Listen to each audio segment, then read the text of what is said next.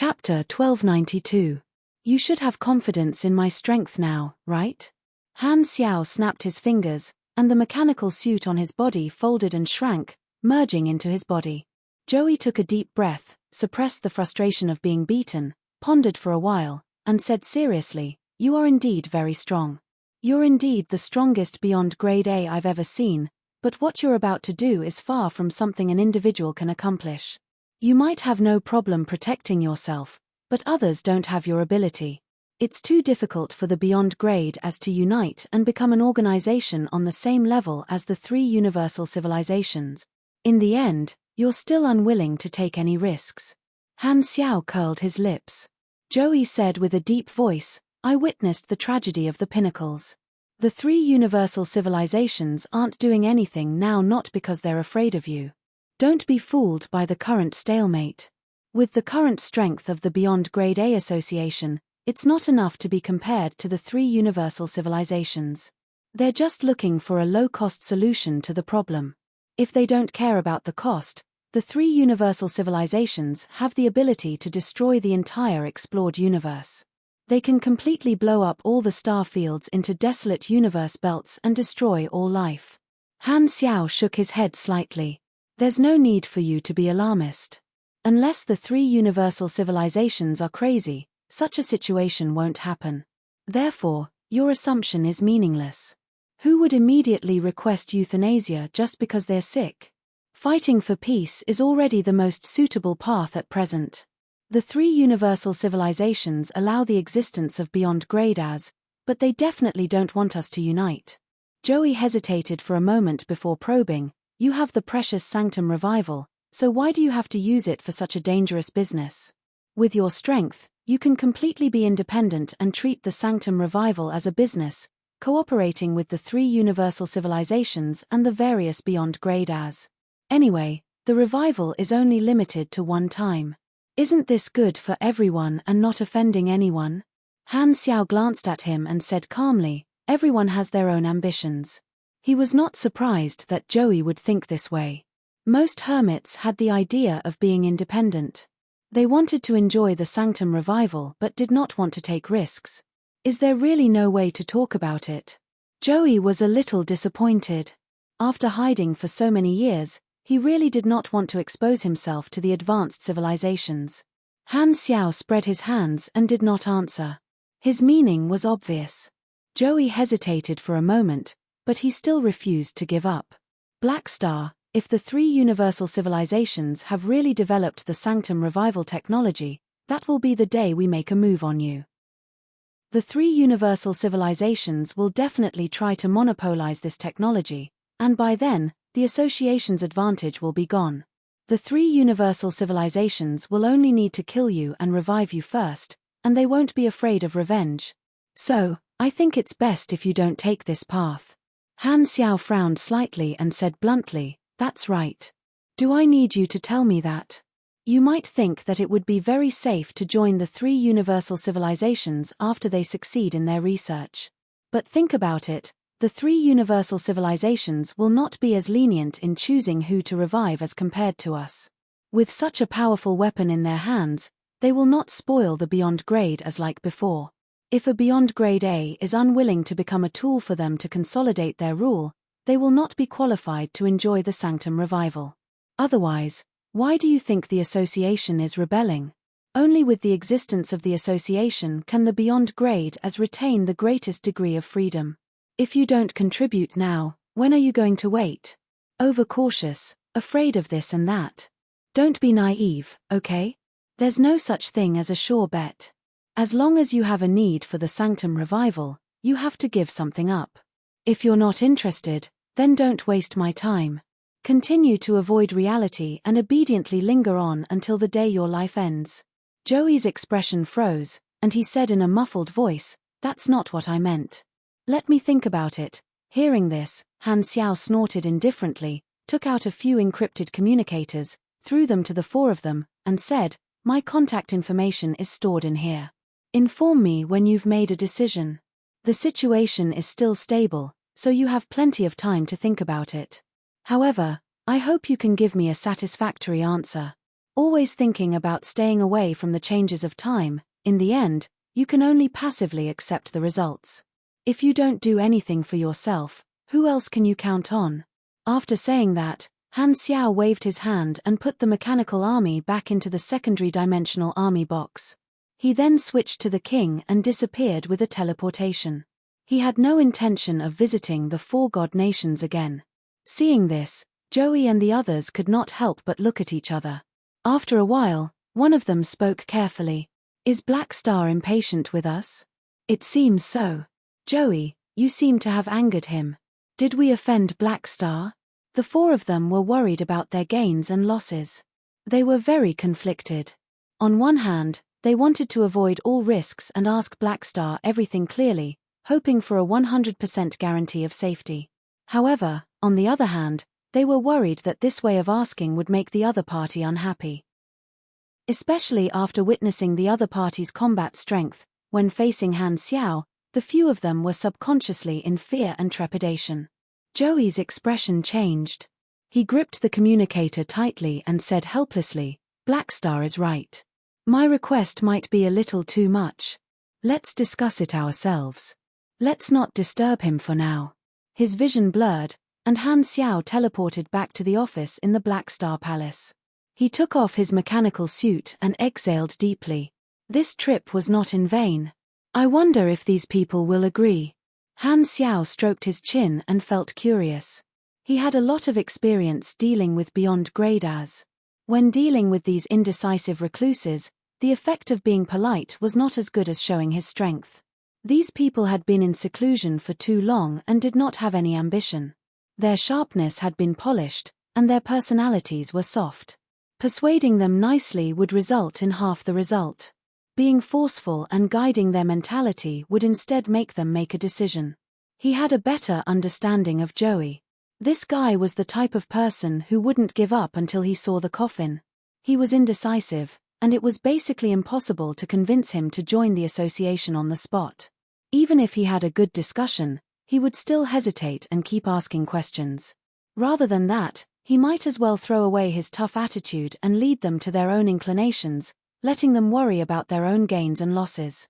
After all, the association was filled with talents and did not urgently need these four people to join.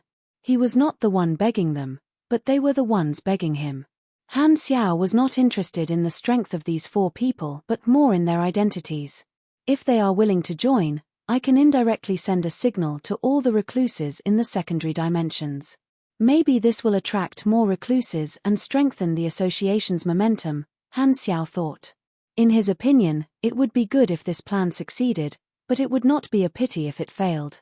Anyway, it would just be icing on the cake. You have received 650 billion EXP. You have received the talent, secondary dimension adapter. The effect is quite good.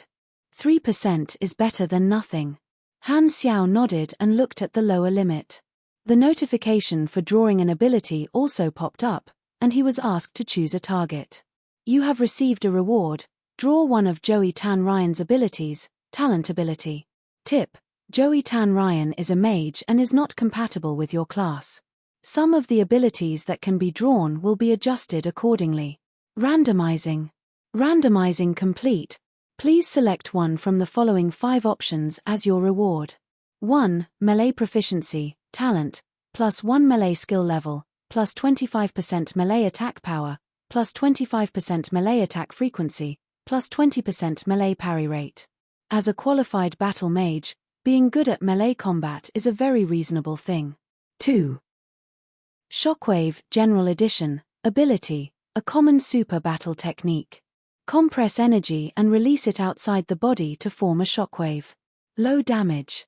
Gives different negative statuses according to energy attribute. If your class is a pugilist, it will automatically be replaced with Pugilist Shockwave Blast. Cooldown, 24s. Costs 120 energy. 3. Chain Stick Attack, ability. When using a stick-type weapon, such as a staff, burst out with continuous attacks in an instant and gain an additional 6% to 12% attack power. The number of attacks depends on DEX. The maximum number is 12. Cooldown, 44s. Costs 80 energy and 270 stamina. 4. Crisis intuition, talent. When you are about to be attacked, you will have a strong sense of alertness. 5. The Ancient One, talent, long life, which gives you precious spiritual wealth. Plus 20% INT, plus 10% MYS, plus 2 all skill levels. This, Han Xiao's mouth twitched. He did not know what to say. The Ancient One, why is it always you? This talent is so persistent. How much do you love me? Do you want me to become an old man so badly? Han Xiao looked at the other options and felt that they were an eyesore. He did not even have the strength to complain that a mage had a talent like close combat proficiency, and did not respect his weak class at all. The 5 options were a bunch of crooked melons. He could only pick the best out of the bunch. There was no need to hesitate at all. You have received the talent, the Ancient One. A refreshing feeling surged into Han Xiao's mind. He felt that his thinking speed had become much faster. It was as if he had just done a massage, and it was extremely comfortable. Compared to the 4 hermits, this talent was the biggest reward of this trip. He had finally gotten the chance to cultivate the Ancient One. This time, he did not need to use Manison's character summon card to reach the level of explosive power. It was like adding wings to a tiger. Furthermore, the character summon card was still effective. It would probably be like double mechanical sense, giving him double the Ancient One. This is not a loss. Han Xiao's face was filled with joy. He then closed the interface and sent a message to Oathkeeper, telling him that the problem had been resolved. The sudden incidents of Kotlin and Joey had given him a shock. Thankfully, the matter had been resolved smoothly, and nothing had been leaked. However, this also increased his sense of urgency slightly. The longer this drags on, the easier it is for accidents like this to happen. I still have to increase the efficiency of harvesting EXP. Han Xiao summoned the army program, looked at the movement of the players, and flipped open leak management. The number of players is too large now, and the army has not made any big moves. The number of daily employment missions is limited, and it won't be easy for the players to accumulate EXP. It seems like it's best to fertilize the players and create more jobs for them to increase the speed at which they gain EXP. At the same time, I have to improve the internal welfare system of the army to better harvest their EXP. Chapter 1293. Short introduction. If you were asked to give up everything you have now and return to 18 years old, would you go back?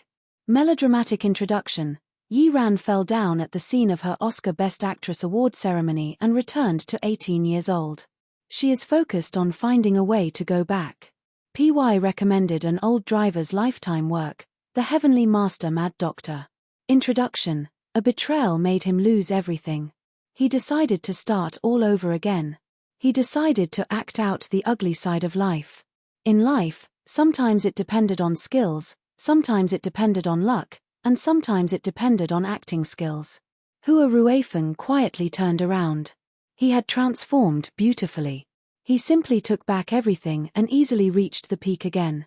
PY recommended a book, Returning to the Ming Dynasty to be a Fatuous Ruler, by Ju Ju. Chapter 1294. Somewhere in the flickering world, a spaceship with the insignia of the Black Star Corps was slowly moving. In the cabin hall, a group of players was busy with their own matters. Some were playing cards, some were browsing the forums, and some were browsing the army store. The IDs above their heads showed that they were all members of the Rivervale Guild. Mad Blade and Maple Moon were among them. This spaceship was filled with the core members of the guild, and they were heading to the mission location. At this moment, in a corner of the cabin, Mad Blade was lecturing the members of the team. After going online, we haven't properly trained yet, and everyone hasn't recovered their condition. Although we're rushing, we can't waste time. Before we reach the destination, no entertainment is allowed. Follow me to clear dungeons and practice tactics. As he said that, Mad Blade took out a few nightmare difficulty dungeon crystals from his pocket. Seeing this, everyone could not help but sigh. Captain, how long has it been since the last Pro League ended? We haven't even had a proper holiday. The new version has just started, and there's still a long way to go before the next Pro League. Should we start working so hard now? Maple Moon complained. Dynasty's King Admiral and Long Sky's Sleepy Winter are about to retire, Madblade explained. Their teams will need to bring in new people, and their strength will most likely weaken. This is a great opportunity, and we have a high chance of winning this pro league. We have to work harder. I feel like you're becoming more and more like Hao Tian. You like to train us every day. Maple Moon curled her lips. This time, Pork Bun chuckled and said, "He's the captain, after all. Rivervale has lived up to everyone's expectations in the past few years and achieved good results. It's definitely related to his seriousness and responsibility. I still remember how terrible Rivervale was during the first Pro League. Luckily, the upper echelons of your club used Mad Blade as the cornerstone to rebuild the team. Reality has proven that your club has chosen the right person, and Rivervale has the reputation of being the 5th largest club in China." Mad Blade felt comfortable and gave him a thumbs up. "You're right. I've agreed to do an interview with you. All right, we got something from the loot. We didn't lose out this time." Bun Hit Dog laughed. While the group was joking around, the guild leader of Rivervale, Thousand River Moon, walked in and stopped in front of Mad Blade. "Frenzied Sword, another NPC force contacted me just now. They want us to leave the army and join them," Lu Li said as he looked at Frenzied Sword. "Again? Who is it this time?" Mad Blade was curious. "They are from the Radiant Federation," Chen Jiangyu said helplessly. Recently, they had received many such private solicitations. There were all kinds of organizations, and all of them were offering generous conditions in hopes that the entire affiliated organization would jump ship and leave the army. It was not just Rivervale. The affiliated guilds of the Black Star Corps were also encountering such situations. "The Radiant Federation is trying to rope us in? When did we become so popular?" Mad Blade muttered. "Don't worry about them. We're not going to change jobs anyway." He was a hardcore supporter of the army. Even if the 3 universal civilizations were trying to rope him in, he was not interested in changing his allegiance. As far as he knew, most of the army guilds had the same attitude and did not care about such solicitations. Recently, the various galactic organizations have been snatching the army's players. They're even more aggressive than in the previous version. I've analyzed the current situation, and a war between the civilizations and the association is unavoidable. Therefore, immortals like us, who are most suitable for the front lines, have become the hotcakes that both sides are fighting over. Otherwise, why would organizations like the 3 universal civilizations send people to rope us in? Maple Moon was deep in thought.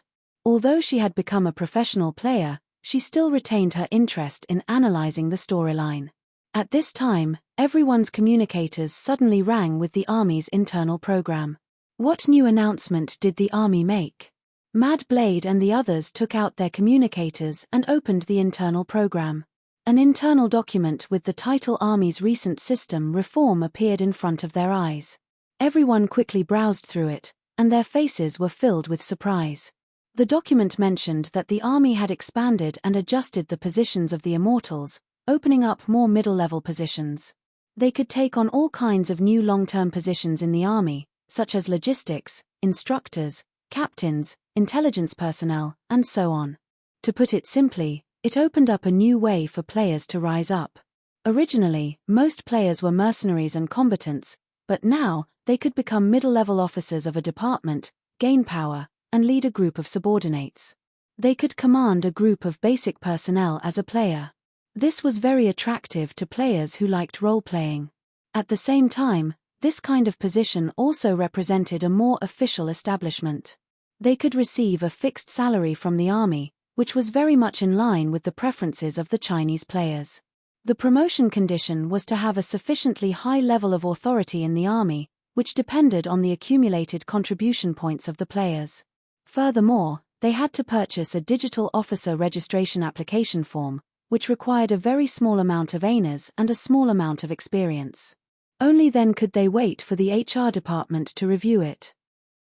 In addition, the army said that in response to the requests of the members, they had introduced a new insurance service called Army Main Force Special Insurance. The content included discounts at the army store, free medical treatment, free equipment repair and enhancement times, discounts on logistics costs, loan eligibility, reduced loan interest rates, reduced spaceship rental fees, and discounts on real estate purchases in the Army's territory. These benefits were divided into different levels according to their level. The higher the level of authority an Army member had, the higher the level of protection they could purchase, and the cost was not a one-time thing. They had to pay for the insurance every once in a while. Not only did the players have to pay money, but they also had to pay a small amount of experience. Just the discount at the faction store was enough to stimulate the players to purchase this special insurance, not to mention the various additional services. Just one look was enough to make one feel that they were making a killing. This was especially so for dungeon crystals, which were currently the main source of experience for the players. Just like the inexhaustible experience ores, this was also to make it easier for the players to mine ores.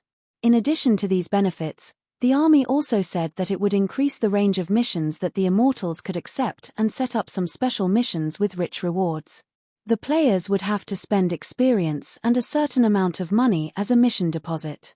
After the mission was completed, the money would be returned, but the experience would not be returned. However, the players would not care about this little bit of experience after receiving the mission reward. The size of the Army was too large, and the amount of experience they could allocate every day was an astronomical figure. Through missions, the experience quota would be distributed to the players, and Han Xiao would harvest it from the players. This positive cycle had been maintained for many years.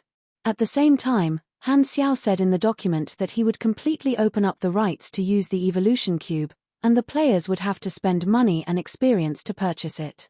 Because the current players could only experience the level 160 promotion in this version, the additional race enhancement of the evolution cube would only be useful before that, and the players' desire to purchase it would not be too low.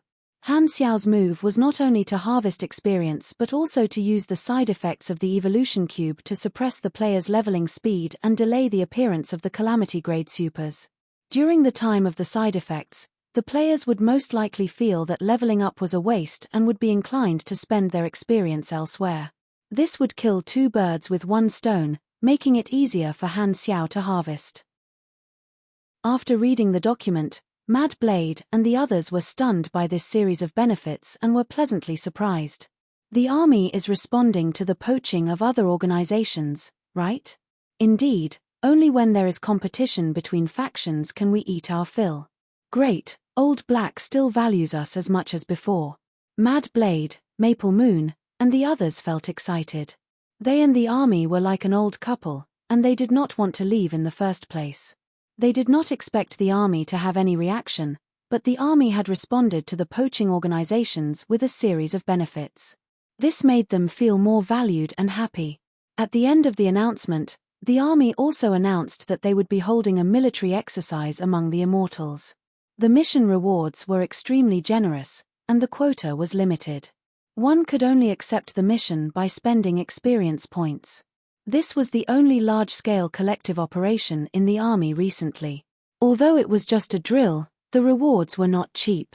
Mad Blade and the others naturally did not hesitate and directly handed in their experience points to sign up. In less than 5 minutes, the millions of slots were snatched up. This showed how popular the Army was at the moment. The announcement of the Black Star Army's benefits made many players from the other factions feel sour in their stomachs, and their eyes turned red. The forums were once again in chaos. Han Xiao did not have to pay special attention to this and could guess how the players would react to these benefits.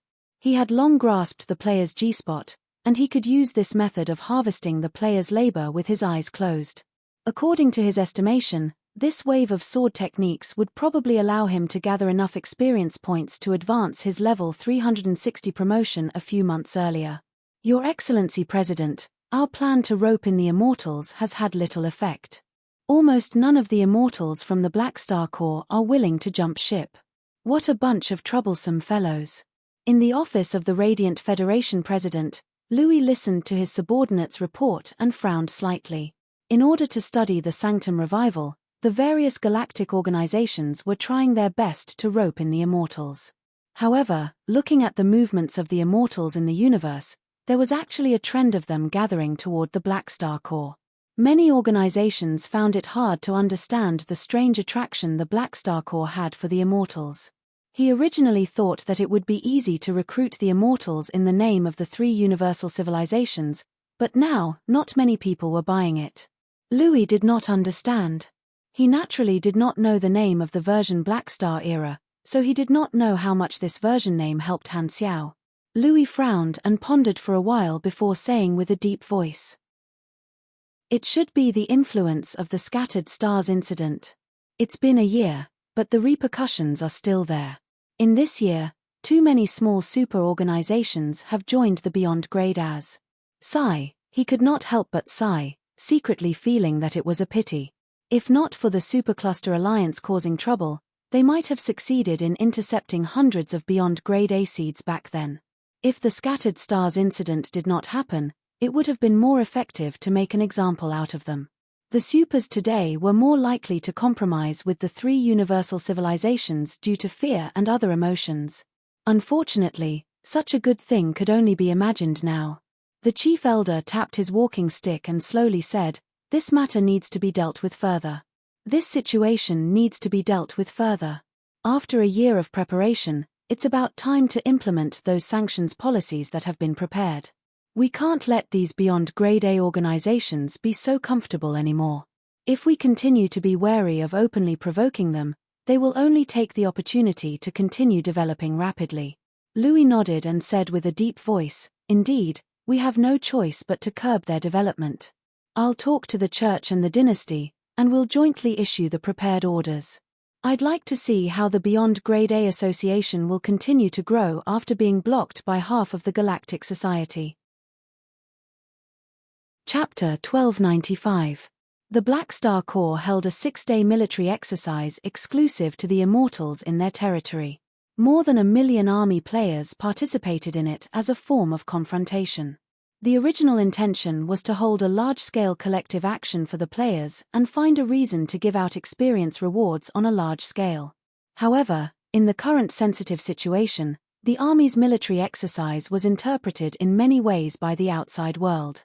On the Quantum Network, many galactic residents thought that the Army's exercise was an indirect demonstration against the three universal civilizations. Many also thought that the Black Star Corps was warming up and would definitely do something big in the near future. All kinds of rumors spread like wildfire. However, despite the rumors, the Beyond Grade A Association remained silent, letting the outside world speculate as they wished. One day, half a month later, just as the enthusiasm of public opinion was gradually dwindling, an unexpected major event suddenly happened. Without any warning, the three universal civilizations jointly issued a Level 2 decree to the entire universe, the content of which was precisely the sanctions against the Beyond Grade A Association. The Beyond Grade A Association and the three universal civilizations had been fighting openly and secretly for more than a year.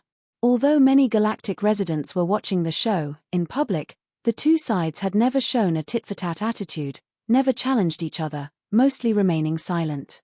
However, until now, the three universal civilizations had suddenly started a conflict in public. This was unexpected to countless people, but it was also reasonable. When the leaders of countless organizations saw the content of the decree, their pupils constricted.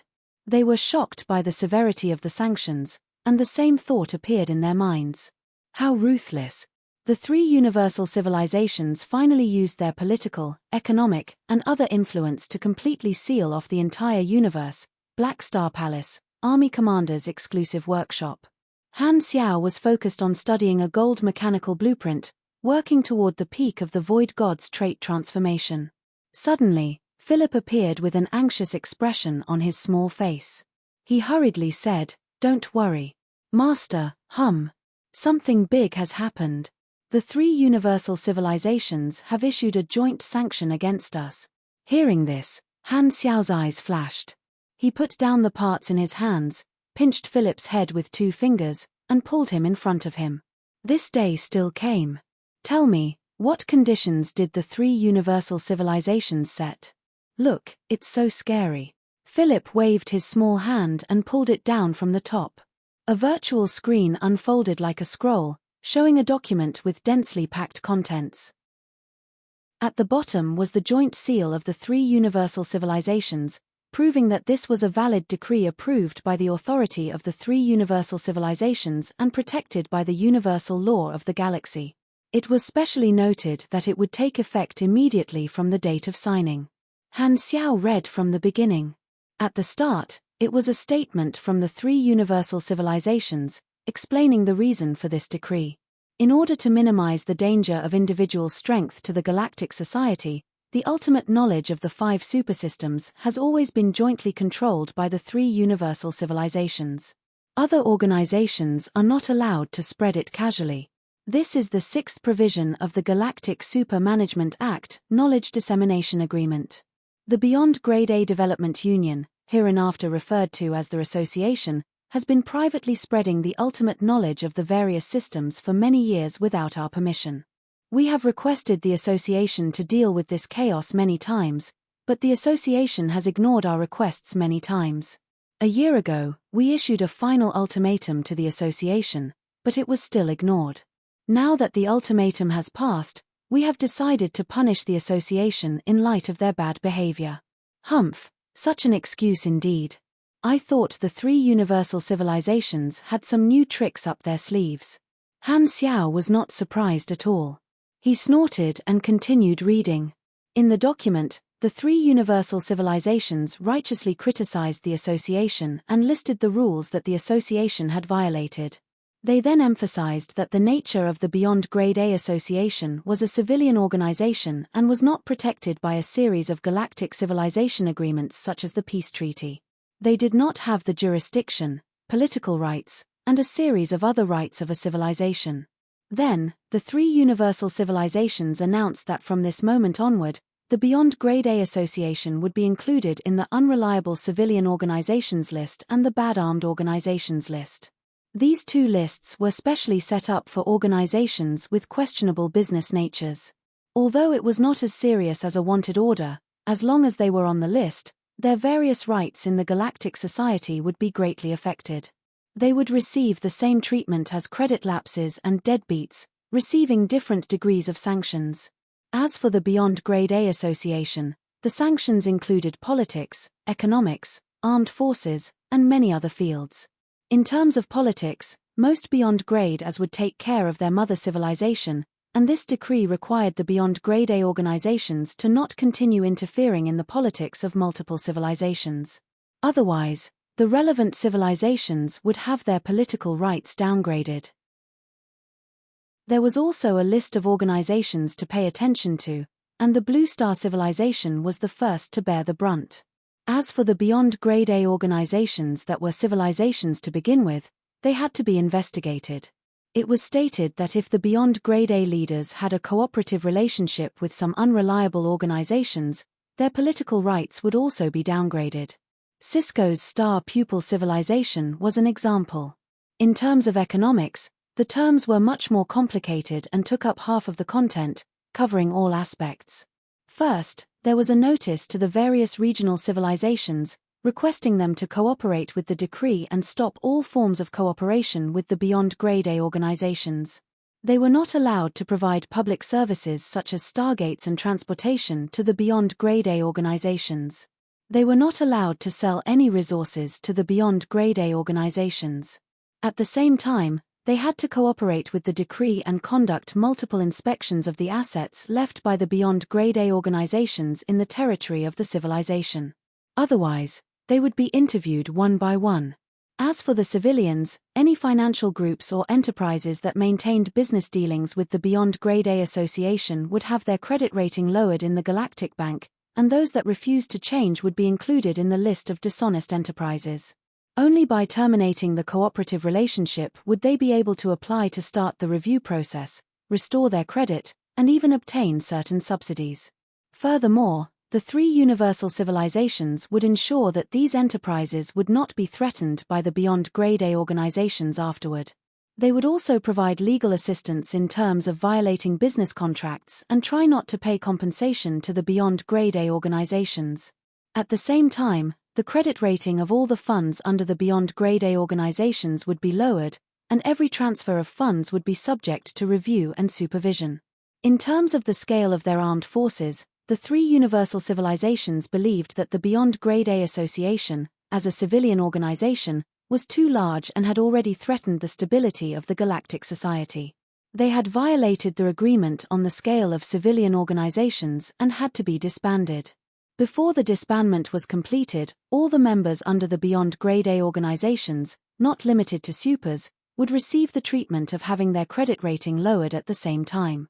This included, but was not limited to, not being able to pass the Stargate review, not being allowed to stop at the transit stations of certain civilizations, not being allowed to cross the borders of certain civilizations, not being allowed to transfer funds from certain accounts, and so on. Other than that, there were many other miscellaneous terms. The three universal civilizations had even attacked their allies this time. However, since more and more of their allies did not listen to the decree, this was not an unexpected situation.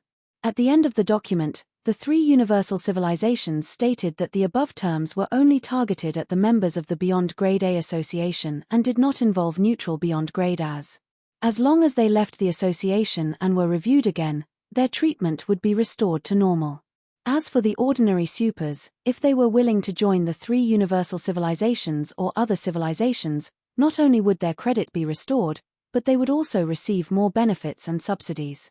After reading the entire document, Han Xiao only had one opinion about this decree: tyrannical. TSK, the three universal civilizations are really ruthless. Han Xiao shook his head. These terms did not beat around the bush. They simply used their power to force the Galactic Society to block the association and restrict its development.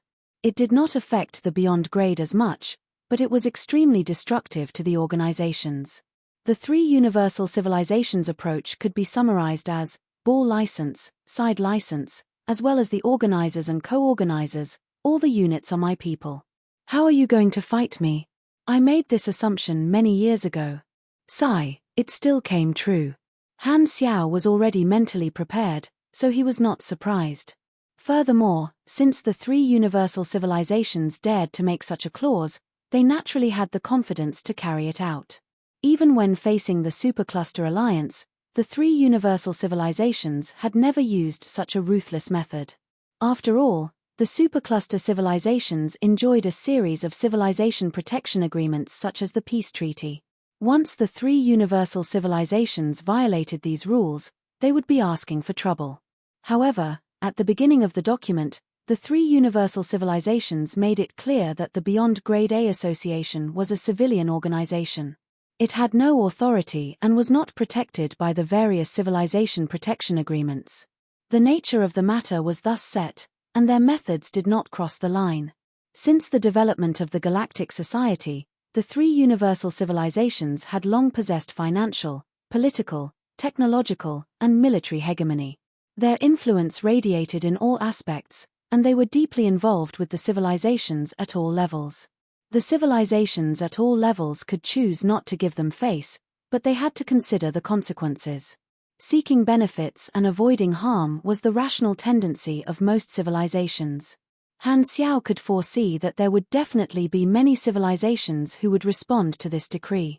As for the civilian organizations and the general public, those who dared to go against the rulers of the universe were naturally the minority. The three universal civilizations' attitude was enough to scare many people away. After all, most people were only doing it for a good job. If they became marginalized people of the Galactic Society because of this, it would not be worth it. Han Xiao pondered. After hesitating for a year, the three universal civilizations still decided to bring the conflict to the surface. I wonder if this was influenced by the players. Starting from this decree, the three universal civilizations have finally openly fallen out with us. The three universal civilizations' sanctions were within his expectations. However, even if he had guessed it in advance, he did not have a good way to resolve it. The full-scale suppression of the three universal civilizations was not so easy to resolve. However, over the years, he had been working hard to improve the independence of the association's interests. In order to deal with such risks, he had secretly made a lot of preparations, so he was not caught off guard. Beep beep. At this moment, his communicator suddenly rang. Han Xiao opened it and saw that it was a call from Bennett. The communication went through, and as soon as Bennett's projection appeared, he could not wait to ask. Black Star, have you seen the sanctions jointly issued by the 3 universal civilizations? Yes. Han Xiao nodded. As he spoke, he sized up Bennett. Ever since he received a wave of vitality, Bennett's lifespan had been extended by a lot. After a few decades, he was still alive, and his body was still quite strong. Every year, when Han Xiao thought that this guy was going to die of old age, Bennett would always jump out and shout, "I'm not dead." At this rate, Nero would probably put on a show of there's no crown prince in the world for 100 years. What do you plan to do? Bennett was worried. Nothing. Han Xiao spread his hands, raised his brows, and said, however, the Blue Star civilization is also within the sanctions. What do you think? Bennett clenched his teeth and said with a deep voice, after some time, Blue Star will withdraw from the Shattered Star Ring Civilization Conference in protest, saying that they will not accept this sanction. You want to walk the path with me to the end? Han Xiao smiled. Bennett said with a serious face, although Blue Star is still very weak, we have our dignity. We will not deny the great people in the history of our civilization because of such an unreasonable request. Han Xiao was somewhat relieved, and he slowly said, that's very thoughtful of you. If you do this, Blue Star's short-term development will suffer a huge setback. However, with my protection, there won't be any danger. What we lose now, we can earn back in the future. That's enough. You know that I've always believed in you. Bennett nodded, deactivated the projection, and ended the communication. Han Xiao exhaled, thought for a while, and contacted Kasui. Very soon, Kasui's figure appeared on the screen with a serious expression. Black Star, I've seen the news. Do you have a plan? Han Xiao stroked his chin and slowly said, since the 3 universal civilizations have done this, we can't be polite. Let's call an emergency meeting. I have 2 things to announce. Which 2 things? First, from now on, the association will not accept any form of help from the 3 universal civilizations. Second, stop the subsidies for the direct beyond grade as of the civilizations in the association, freeze their membership rights, and temporarily deprive them of the right to participate in the regular meeting. Tell the outside world that unless the 3 universal civilizations revoke the sanctions, this situation will continue. Kasui frowned. This won't hurt the 3 universal civilizations at all. At most, we'll express our attitude of not backing down. That's enough. If the sanctions could be resolved so easily, the 3 universal civilizations would have ruled the universe for so many years for nothing. Han Xiao did not mind. Cooperating with the civilizations has always been an important business for many beyond grade as. Now that this channel is broken, the only large channel for the association to obtain resources is the galactic black market. The 3 universal civilizations will definitely focus on this area, and there will be a lot of friction. As he spoke, Han Xiao paused. Also, we might have to contact the Supercluster Alliance. There were no eternal enemies, only eternal benefits. He did not want to help the Supercluster Civilizations rebel, but it was not impossible to consider a simple transaction. His goal was only to control the intensity of the calamity of the supers and stabilize the situation as much as possible. However, he also knew that it was impossible to be peaceful all the time. The 3 universal civilizations would not give up on probing, and the balance would always be swaying. Even if he was someone who sought stability, he had to bare his fangs and brandish his claws. Chapter 1296. Within a few days, the sanctions issued by the 3 universal civilizations directly ignited public opinion in the entire galactic society.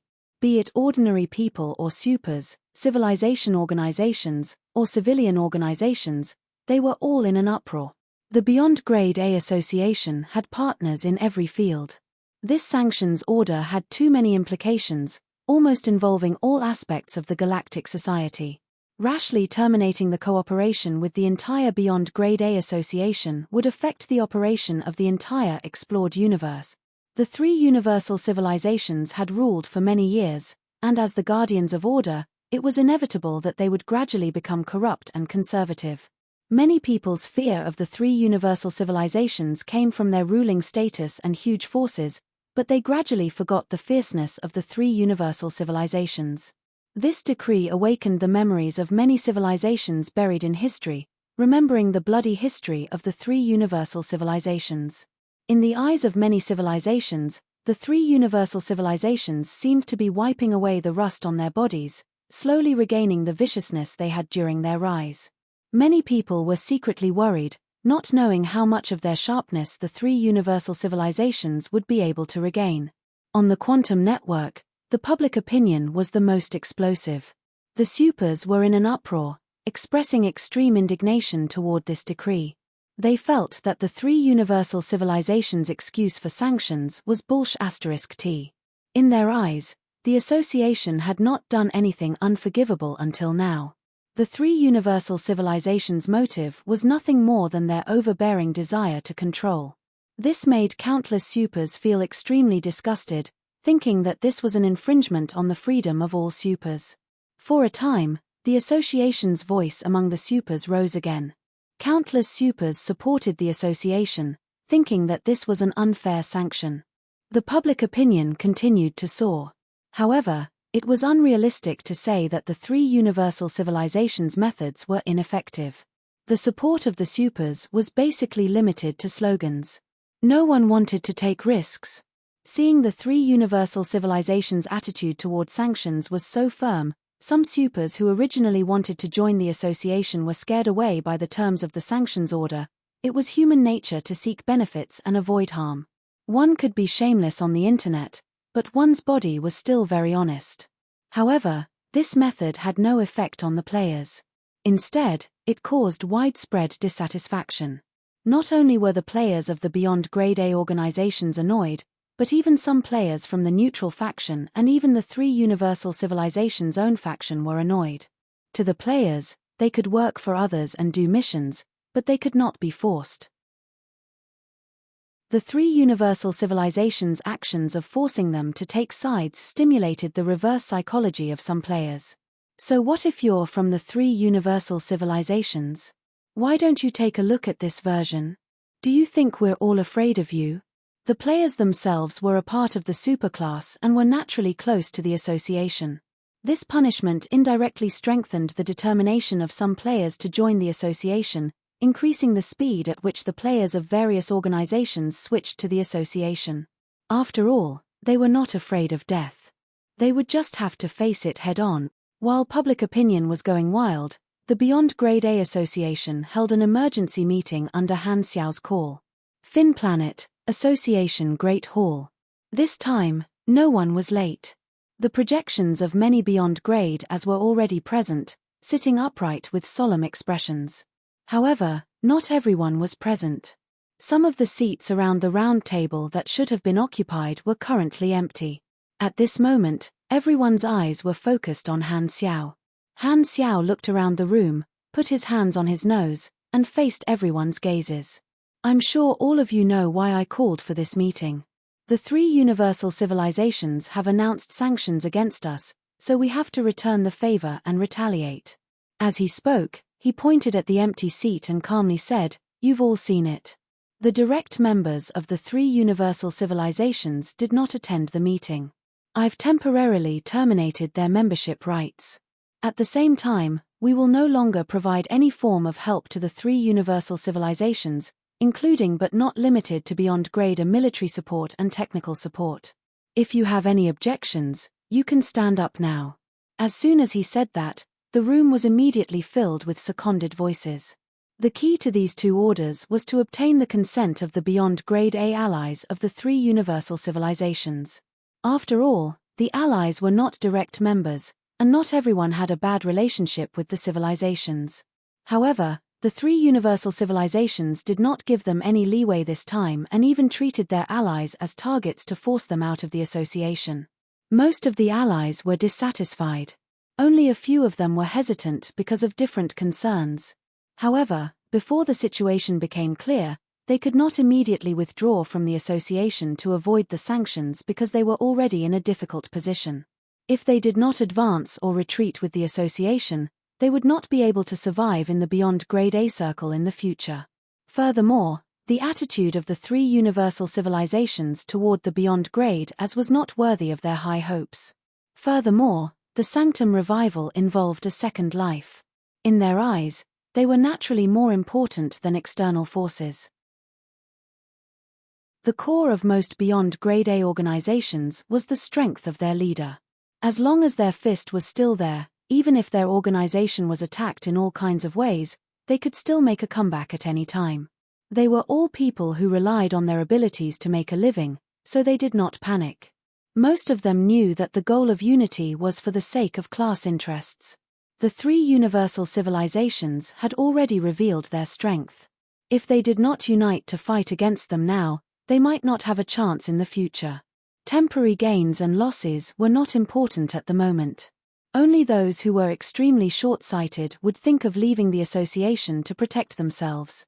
Now, the association had already played the role that they had originally envisioned, becoming the link of the beyond grade A united front. Even if some people had different thoughts, they could only stand on the association's side for the time being and unite closely beside Han Xiao. Since everyone agrees, these two orders will be implemented until the three universal civilizations revoke the sanctions. Han Xiao narrowed his eyes. To be honest, he had long wanted to get rid of the direct members of the three universal civilizations, but he never had a good opportunity. Now, they had given him an excuse. Milizor stroked his beard and said with a deep voice, "No matter what, the sanctions are a problem for us. Blackstar, what do you plan to do next?" Han Xiao tapped the table and slowly said, "Channels, territory, manpower, funds. These are the entry points of the three universal civilizations to suppress us. Resisting the pressure will be the focus of the next step. It is imperative to shrink our business and streamline our scale. Among them, the biggest hit will be the channels. This sanctions has almost taken away our normal trading rights, and we can't buy resources even if we have money. Therefore, the galactic black market is an important area for us to set up. Secret Master, this will require your help." Secret Master nodded slowly. The managers behind the scenes of the galactic black market were all beyond grade as. In the future, the galactic black market would probably serve as the logistics core of the association. There would definitely be a new round of expansion and consolidation of the black market in the entire universe, which would have both advantages and disadvantages for Secret Master and the other managers of the black market. Han Xiao paused for a moment before continuing. Also, not everyone in the universe will carry out the sanctions. These organizations are also the ones we should cooperate with. For example, the supercluster? Someone asked tentatively. Han Xiao glanced at him, smiled, and said, "If the chips are right, the supercluster is also a choice." Hearing this, the eyes of some of the supercluster beyond grade as who were disguised as neutral sparkled, and they were secretly overjoyed. This time, Kasui pondered and said, "The supercluster. It's fine if they cause trouble, but will they be willing to cooperate with us? That will depend on whether both sides can come up with a bargaining chip that both sides are satisfied with. Furthermore, from our standpoint, the Superstar Cluster Alliance also needs us to fight against the three universal civilizations. Although the relationship between the two sides can't be considered to be one of mutual dependence, we're both taking what we need." This time, Man Ison snorted and said, "I have cooperated with the Supercluster Alliance before, and the reaction of the three universal civilizations was not small. If we reach a deal with the Supercluster, the three universal civilizations will definitely be greatly affected, and it won't end so easily." Han Xiao turned around, raised his brows, and said, "Are you afraid?" "Humph, what do I have to be afraid of?" Man Ison did not think much of it. "I'm reminding you of the consequences of this." Han Xiao waved his hands and said, "It's fine. Since the three universal civilizations have publicly sanctioned us, they must have assumed the result of us contacting the supercluster. However, they did not care about this, which means that they are mentally prepared. They might even have the idea of getting rid of us in one fell swoop. But even so, we still have to contact the Supercluster Alliance and let the three universal civilizations know that we are not so easy to deal with. I thought you would always be loyal to the three universal civilizations." Man Ison snorted, still remembering the grudge from the intelligent plague incident. I'm only maintaining order. I've never had any loyalty to the 3 universal civilizations. As long as I can maintain order, it doesn't matter who comes, Han Xiao said casually. Man Ison said calmly, you make it sound nice, but aren't you walking on my path now? Looks like I was right in the end. Han Xiao did not mind, smiled, and said, you used the safety of the Galactic Society to threaten us, and I only made the rulers fear our strength. The two are different in nature. I'm much better than you. Humph, all excuses. Man Ison looked away and did not speak anymore. Things had already developed to this point. The virtual mutiny virus that had been imitated for many years would probably not be of any use. Man Ison could not help but feel that it was a pity. However, the way he saw it, this was a layer of secret insurance. If the association really could not withstand the pressure of the 3 universal civilizations, he would not mind using this trump card to cover for the association and turn it into the situation he had originally envisioned. Han Xiao did not care about Man Ison and explained the next action plan in detail. Now, the association needed everyone to work together and not fight on their own. With his current authority, everyone would listen to him obediently. In the end, Han Xiao paused and said, if we want to resolve this issue, the 3 universal civilizations will have to resolve it. If we want to resolve the situation, we can either get the 3 universal civilizations to revoke the sanctions on their own, or the association will open up a new form of development. Our 2 paths will go hand in hand. However, actions are actions, and we must control it well. Don't implicate too many innocent people. The purpose of the counterattack is to make the 3 universal civilizations feel troubled, not to intensify the conflict and try to avoid a direct armed conflict. The 3 universal civilizations are pressuring us to force us onto the wrong path. If we pose a huge threat to the Galactic Society, it will be even more justifiable for them, so don't get ahead of yourself. Everyone nodded. They also understood this logic. It was normal to fight, but if the bottom line was crossed, even if it was reasonable, it would become unreasonable. This meeting lasted for half a day, and the members all took their own responsibilities. The association was originally a loose alliance, but now, it felt more and more like a whole. After the meeting ended, the projections disappeared one by one, leaving only Han Xiao and Kasui in the room. Kasui's tensed expression relaxed, and he smiled. When are you going to have a showdown with the 3 universal civilizations? They seem to have completely believed that the Sanctum Revival can only be used once. Otherwise, they wouldn't be so radical. He was more confident in this battle than anyone else. With the secret of the unlimited Sanctum Revival, he was not afraid of the 3 universal civilizations' little trick of sanctions. At the same time, Kasui also felt that Han Xiao was right to hide this secret. Otherwise, the 3 universal civilizations would not have used such a radical method of probing. In his opinion, this could lure the 3 universal civilizations into making the wrong decision. No rush, wait for the right time. Han Xiao waved his hand. You know what you're doing anyway. I believe you. Kasui nodded and deactivated the projection. Han Xiao shook his head and smiled, his eyes flashing. I guess those supercluster beyond grade as who are pretending to be neutral have already brought my intentions to the Supercluster Alliance. On the other side, in the Supercluster Alliance, many civilization leaders gathered to listen to the report. Are you sure?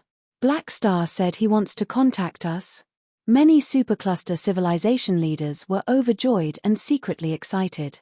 The association is in a difficult situation now and urgently needs a new channel. It also has to fight back against the 3 universal civilizations, so cooperating with us is naturally a very good choice. The Star Arc civilization leader spoke with a deep voice, his eyes shining. Although they had some conflicts with Black Star in the past and did not see eye to eye with each other, that was then and this was now. If they could obtain the help of the Beyond Grade A Association through Black Star, this small grudge was nothing. The stronger the Beyond Grade A Association was, the more uncomfortable the 3 universal civilizations would feel. The Supercluster Alliance was most willing to see a new variable appear in the universe. As for offending the three universal civilizations by violating the sanctions, the Supercluster Alliance did not care at all. The two sides were like fire and water. Even without this reason, the three universal civilizations would suppress them every day. However, the association only turned to cooperate with them now. It was like quarreling with their real boyfriend, the three universal civilizations, and then turning to date the spare tire of the supercluster. Thinking of this, many supercluster leaders felt a little uncomfortable. However, it didn't take long for everyone to feel relieved. Forget it, as long as I can get close to her, I'll be the spare tire. We're happy anyway. Chapter 1297. In the venue of the Shattered Star Ring Civilization Conference, the dome was still a miniature version of the moving starry sky. The round hall was filled with the representatives of the various civilizations in the star field. The conference had been going on for quite some time.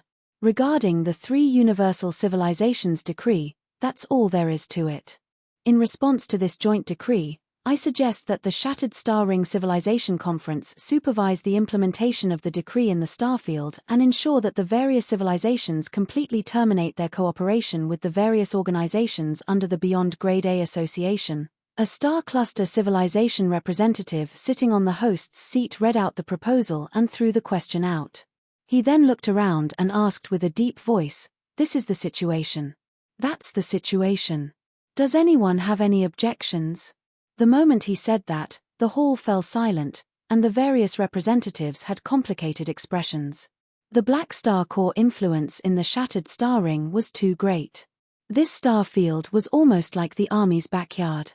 More than 80% of the civilizations present had various areas of cooperation with the Black Star Core, and they had always cooperated happily. This decree was too much for them. However, they did not dare go against the three universal civilizations. In terms of benefits, they were even more intertwined with the three universal civilizations. The 7-star cluster civilizations in power in the Shattered Star Ring had all taken a stand and expressed their support for the decision of the three universal civilizations. No one knew what kind of agreement they had with the three universal civilizations, but there was nothing they could do even if they were unwilling. Agreed. Seconded. Everyone was silent for a while before speaking one after another. Many of them looked in the direction of the Blue Star Civilization with complicated expressions. Some sighed, some felt pity, and some felt joy in their misfortune. The entry requirement for the Civilization Conference was to be a star system civilization, but Planet Aquamarine was an exception. It was only because of Black Star that they were able to enter the conference as a surface civilization. When a Beyond Grade A reached the top, everyone around them would follow suit. For a long time, many civilizations had been envious of the Planet Aquamarine civilization. They could not produce a single Beyond Grade A, but the Planet Aquamarine had produced 3 Beyond Grade As at once. They were so lucky that everyone would crazily eat lemons every day. With the advancement of Hela and Aurora, the status of the Blue Star civilization had been rising in recent years. Even though the civilization was weak, their status in the association was extremely high. Basically, all the civilizations in the Shattered Star Ring usually took care of the Blue Star civilization out of respect for the Black Star Core. Without the protection of Black Star, the Blue Star civilization was nothing in their eyes. Now that Black Star had fallen out of favor, many people present wanted to see Blue Star make a fool of himself. Very quickly, all the civilizations present expressed their agreement or abstention. Only the Blue Star Civilization and the Star Pupil Civilization did not express their opinion. This time, a Star Cluster level director said calmly, "The representatives of the Blue Star Civilization and the Star Pupil Civilization are the only ones left." The representative of the Star Pupil Civilization had a conflicted expression. After a few seconds, he replied with a low voice, "We abstain." Everyone could not help but glance at him, and a look of surprise flashed across their faces. However, they immediately understood the reason behind it and revealed looks of understanding. Only the Blue Star Civilization did not express their opinion. Everyone's eyes were focused on Bennett.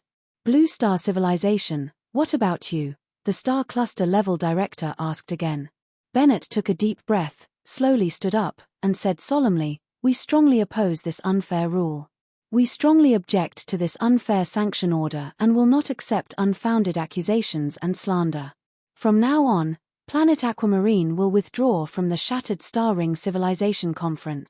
His tone was firm, without any hesitation.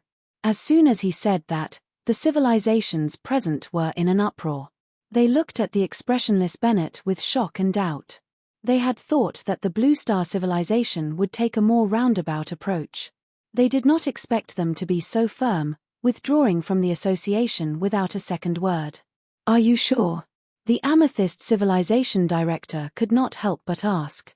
Black Star is one of the greatest figures in the history of the Blue Star civilization. We will not allow anyone or any organization to maliciously slander him. Even the three universal civilizations should not casually slander the great figures of other civilizations. Bennett's tone was firm. Then, he deactivated the remote projection and disappeared from the venue. He used his actions to show that he would not allow anyone to change his attitude. Seeing this, the various representatives looked at each other with complicated expressions. They did not expect the Blue Star civilization to stand by Black Star civilization's side so resolutely, going against the dissatisfaction of the three universal civilizations. In fact, the way they saw it, the Blue Star civilization had a better way to deal with this matter, and they believed that Black Star civilization would understand. However, he had to take such a firm attitude and openly challenge the three universal civilizations. He would probably be treated as a typical example. Many representatives shook their heads and sighed. They could not help but look at the representative of the Star Pupil civilization. In their eyes, the Star Pupil civilization was the smart one, however, in their hearts, they were dissatisfied with the three universal civilizations. Seeing someone stand up for them, they were actually quite impressed. Almost every civilization present wanted to openly oppose the tyrannical policies of the three universal civilizations, but unfortunately, they did not have the confidence to do so. In a place where no one could see, the Star Pupil civilization looked at Bennett's empty seat and silently clenched their fists. A look of shame flashed in their eyes. Blue Star Government Building, Leader's Office. Bennett opened his eyes and looked back at the room. A group of upper echelons had been waiting there, staring at him, waiting for his orders. Bennett sighed softly and said with a deep voice, "We have left the Shattered Civilization. We have withdrawn from the Shattered Star Ring Civilization Conference and announced our decision to the entire civilization." Understood. The upper echelons did not say anything. They accepted the order and left the room one after another. Not long after, this matter spread throughout the entire civilization through Blue Star's official media and online channels. Bennett had been in his office the whole time. After watching the news, he took out his communicator and logged onto the internet to check the public's attitude toward this matter. Very soon, comments appeared one after another. "Well done. I've been unhappy with the three universal civilizations for a long time. How dare they defame our great man? What a bunch of bastards. I support the decision of the federal government. The three universal civilizations are clearly bullying us. Do they think we're scared?" Looking at the comments of the citizens filled with righteous indignation, a smile appeared on Bennett's old face. Hopefully, this is the right choice. On the mother planet of the Star Pupil civilization, Cisco stood in front of the window and looked down at the bustling city. The flaming streams of light from the flying vehicles also flashed across his 7 eyes at the same time, like countless flashing meteors. This time, a few upper echelons walked into the office. "Is everything done?" Cisco asked without turning his head. We've already expressed our attitude in the Senate." The few of them responded softly, seeming to be quite disappointed. Cisco turned around and slowly said, "Prepare for my resignation ceremony as soon as possible." Hearing this, the expressions of the upper echelons became heavier and heavier, with a sense of helplessness and sorrow. Seeing this, Cisco smiled. "You're going to take over my authority very soon. Don't be so down." One of the upper echelons could not help but ask, "Do we have to do this? Can't we oppose the sanctions like Blue Star did?" Hearing this, Cisco was silent for a moment. "I'm not Black Star." He alone can make the three universal civilizations fear him. I don't have that ability. Cisco did not feel good. He shook his head lightly, looked out of the window again, and said softly, the civilization of the civilization wants to escape. I can only step down. At the end of the day, we're all people who have no choice in the current of the times. In the sanctions of the three universal civilizations, it was specifically stated that beyond grade as could not interfere in the politics of the civilization in any way. Even if they had always been the leader of the civilization, they would still be investigated. Cisco valued the sanctum revival, but he could not sit back and watch the star pupil civilization be sanctioned. Therefore, he decided to hand over his authority and step down. As the saying went, there were policies at the top and countermeasures at the bottom. As long as he cut off the political connection between himself and the civilization, the star pupil civilization would not meet the sanction standards, and their political rights would not be downgraded. After becoming a free man, he could also throw himself into the struggle of the beyond grade as alone. At the same time, Cisco did not completely give up. Stepping down was only temporary, to avoid the limelight. If one day, the association and the three universal civilizations reached a balance, he would still have a chance to return and regain power. Furthermore, after leading the civilization for so long, he also wanted to let go for a while. Understood. The upper echelons nodded helplessly. This time, one of them thought of something and asked, by the way, the Shattered Star Ring Council has passed a motion to cooperate with the sanctions. What should we do? Cisco's eyes flashed, and his tone was playful. Do as you see fit. I'll only remind you not to take it too seriously. The civilizations of the Shattered Star Ring may cooperate, but no one will do their best. They're all smart people. They can't afford to offend the three universal civilizations, but can they afford to offend the Beyond Grade A Association? Don't go overboard so that we can meet again in the future. Don't worry, these civilizations are smart. In the Supercluster Alliance's joint conference room, the leaders of the various supercluster civilizations were gathered in the same room. Everyone's expression was extremely serious, showing a dignified bearing. Everyone was so serious because they were waiting for a distinguished guest to arrive. It was Han Xiao. A few days ago, after learning of the association's attitude, the Supercluster Alliance had sent out a private invitation to Blackstar to meet with them. They had received a positive reply from the other party, and the date was set to be today. For today's meeting, the leaders of the various supercluster civilizations had already done a rehearsal. On one hand, they wanted to show their sincerity in cooperating and treat it seriously. On the other hand, they did not want to lose face because of their past grudges, so they wanted to show the magnanimity of a supercluster. To put it simply, they wanted to show off and bootlick at the same time. This was all because of the burden of being an idol. Time passed minute by minute. Suddenly, Han Xiao's remote projection appeared in the room. Han Xiao looked around and greeted. Yo, you're all here? Your Excellency Blackstar. Everyone nodded in acknowledgement. This should be the first time all the upper echelons of the Supercluster Alliance were talking to Blackstar face to face. No matter what emotions they had, the leaders of the civilizations present suppressed them. In fact, most of the supercluster civilizations' grudges with Han Xiao were limited to the friction during the flickering war. They did not have a deep grudge against him, so most of them were still emotionally stable. Only the Modo Three Kings clenched their fists tightly. Their limbs were cold, and they were trembling in anger. They had the most grudges with Han Xiao. They were kicked out of the flickering war by the other party, and one of their leaders was suspected to have died in the assassination of the Blackstar Corps. Even their universal treasure, the Soul Swapper, fell into the other party's hands. It was a bloody history of Modo. If not for the big picture, the Modo Three Kings would have pounced on Han Xiao and choked him to death.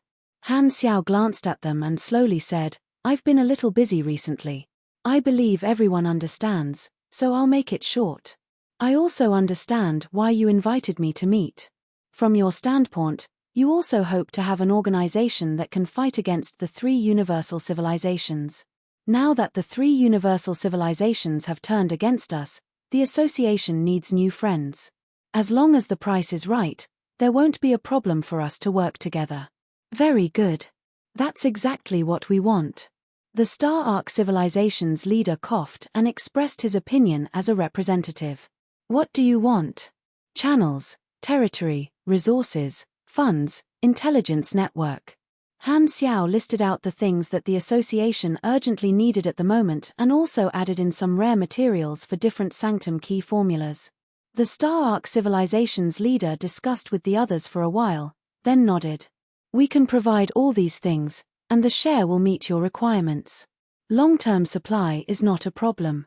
To show our sincerity, we'll let you see the real thing as soon as possible. Then what are your conditions? Han Xiao's tone was calm. First, we hope that the association will continue to fight against the 3 universal civilizations and fight back more. The Star Arc Civilization's leader stretched out his finger. Okay. Second, we hope to receive the assistance of the association's high-end forces from time to time, including military force and technology. Okay. Third, we hope that the association will also take out its own channels and specialties to connect with the Supercluster Alliance and cooperate more closely. Okay. Finally, we hope that you can use the Sanctum Revival to revive all our dead direct beyond grade especially the victims of the tragedy of the Pinnacles. As soon as he said that, everyone's eyes became even more fervent as they stared at Han Xiao. The last condition was their most important requirement. As long as they could revive their direct descendants in history, the Supercluster Alliance would be able to suppress the 3 universal civilizations in terms of high-end combatants. Furthermore, the tragedy of the Pinnacles was their eternal pain. If it could be remedied, it would all be worth it. Han Xiao was not surprised at all. He glanced at everyone and smiled playfully. A cold light seemed to flash in his eyes. The 3 universal civilizations once proposed the same condition, but I rejected it. However, that was then and this is now. It's not that I can't consider it now. It's just that the chips you've taken out don't seem to be enough. Chapter 1298.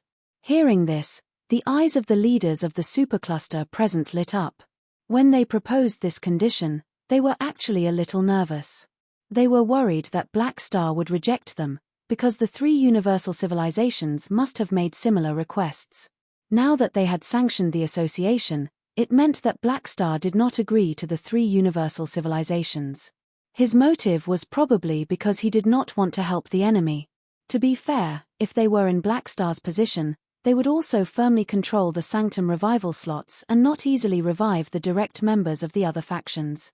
Therefore, they were not confident that Black Star would agree. Now that they heard Han Xiao's answer, they finally heaved a sigh of relief. It did not matter if the chips were too little, as long as there was room for negotiation. These can be negotiated. What are your conditions? The leader of the Star Arc civilization asked. Han Xiao stroked his chin and slowly said, A beyond grade A can only accept the Sanctum Revival once in their lifetime. This is a one-time deal, so every slot is worth a lot. Do you agree? Everyone nodded in agreement. Han Xiao secretly smiled and said casually, Don't expect me to not be able to revive all of you. Therefore, don't expect me to revive all direct descendants at once. I will only do it in batches, and there will be a fixed number of people in each batch. As for who will be revived, it will depend on which civilization can offer me something that can move me. First come, first served. Of course, my needs are different at every stage. Perhaps the further I go, the fewer things that can move me, so I will have to pay more. The expressions of the leaders froze. This was clearly an exorbitant price. Although they were allies, every civilization wanted to revive their own direct members. Black Star's move was undoubtedly to make them bid. This could be considered a simple scheme. Either they did not bid to revive their own direct members, or they were willing to fight. This was how a monopoly business worked. However, the leaders of the supercluster present were mentally prepared for this, so they were not surprised, but they could not help but feel a little pained. Then what exactly do you want? Han Xiao casually pinched his fingers and smiled. High-level blueprints, unique technology, universal treasures, rare resources. That's it. As for the standard, you can weigh it yourselves. After all, I don't know what good things you have. I don't care how you guys discuss among yourselves, but don't try to play tricks. There's no such thing as the highest bidder winning. You have to satisfy me first. Of course, I also welcome people to find me and make a private bid. I still have some integrity and will not easily reveal your bids. In short, it depends on how much you are willing to pay. Hearing this, the leader of the Star Ark civilization exchanged glances with everyone. Then, he took a deep breath and nodded on behalf of everyone. All right, we accept this condition. Then I'm very happy to have reached a consensus with all of you. I look forward to working with all of you in the future. I hope to see substantial support from all of you for the association as soon as possible. Han Xiao smiled and said a few pleasantries. After confirming that the discussion was over, he deactivated the remote projection and disappeared from the room. Seeing that Black Star had left, the leaders of the supercluster relaxed, feeling rather helpless. Black Star's appetite is quite big. Mph, he's raising the price on the spot. What can we do? The Sanctum revival is unique. Let's discuss what chips we should take out first. Everyone had different feelings. Currently, they could only follow the other party's rules. They did not dare to play tricks. It was not easy to open this channel. If they caused trouble purely to reduce costs and accidentally offended Black Star, causing the opportunity to revive the Sanctum revival to slip away, it would be a big loss for a small gain. Universal treasures, unique blueprints. Although it pained them to take out these things, they were still able to afford it. They planned to discuss who would revive first and who would revive later. They did not want to blindly bid and hurt the harmony. At the same time, Han Xiao deactivated the communication and returned to his office. His eyes flickered. I wonder how many good things I can get this time. Although the Supercluster Alliance is a bit of a scam, they have a lot of treasures in their inventory. Han Xiao picked up a fruit candy from the snack jar on the table and popped it into his mouth. His mouth and heart were filled with sweetness. Back then, he had thought that trading with these organizations that had the need to revive others was the right way to maximize the benefits of the Sanctum revival. Previously, in order to maintain the mystery and stabilize the situation, he did not do this business. Now that the situation had changed, he planned to adapt to the changes and adjust his strategy. The Sanctum revival was a rare commodity, and Han Xiao was not worried that the supercluster would not agree. To him, this was actually a wave of empty promises. He would continue to pretend that there was only one chance for the Sanctum revival, raise the price, and trick the supercluster into taking out some gold blueprints and universal treasures to exchange for the precious one-time slot. As for how and when to revive, these were not up to him. Just saying the time is not right could easily block the supercluster's dissatisfaction. These leaks had no other choice but to wait. However, Han Xiao was not completely extorting them. It was not impossible to revive a small portion of the supercluster's direct descendants. This move could let the Supercluster Alliance taste the benefits and deepen their cooperation. It could also make the three universal civilizations angry, causing the two sides to go against each other. Furthermore, as long as the number of revivals was not high, the situation would still be under the control of the Association and the Holy Covenant. After all, the supercluster was different from the three universal civilizations. The more experts the three universal civilizations had, the more they would definitely want to monopolize. However, the more high-end combatants the supercluster had, the more they would not be able to carry out the elimination plan. Instead, they could pressure the three universal civilizations and restrain them, which was indirectly beneficial to the association's career. Therefore, Han Xiao would only do this deal with the supercluster and not the three universal civilizations. Otherwise, it would be helping the enemy, and it would also make the three universal civilizations feel that the sanctions were very effective, successfully forcing the association to admit defeat. However, if a world tree war broke out, it would be a different situation. If the situation was not good, Han Xiao would not mind reviving a large number of combatants to deal with the invasion of the World Tree civilization. The main thing was to act according to the situation and adjust his strategy flexibly. Just as he was deep in thought, Philip popped up from the table and held up a virtual screen that was several times larger than his body with both hands. He said in a childish voice, "Master, Master, many civilizations in the Shattered Star Ring have sent communication requests. Do you want to accept them?" Han Xiao came back to his senses, looked at the caller ID on the screen, and curled his lips.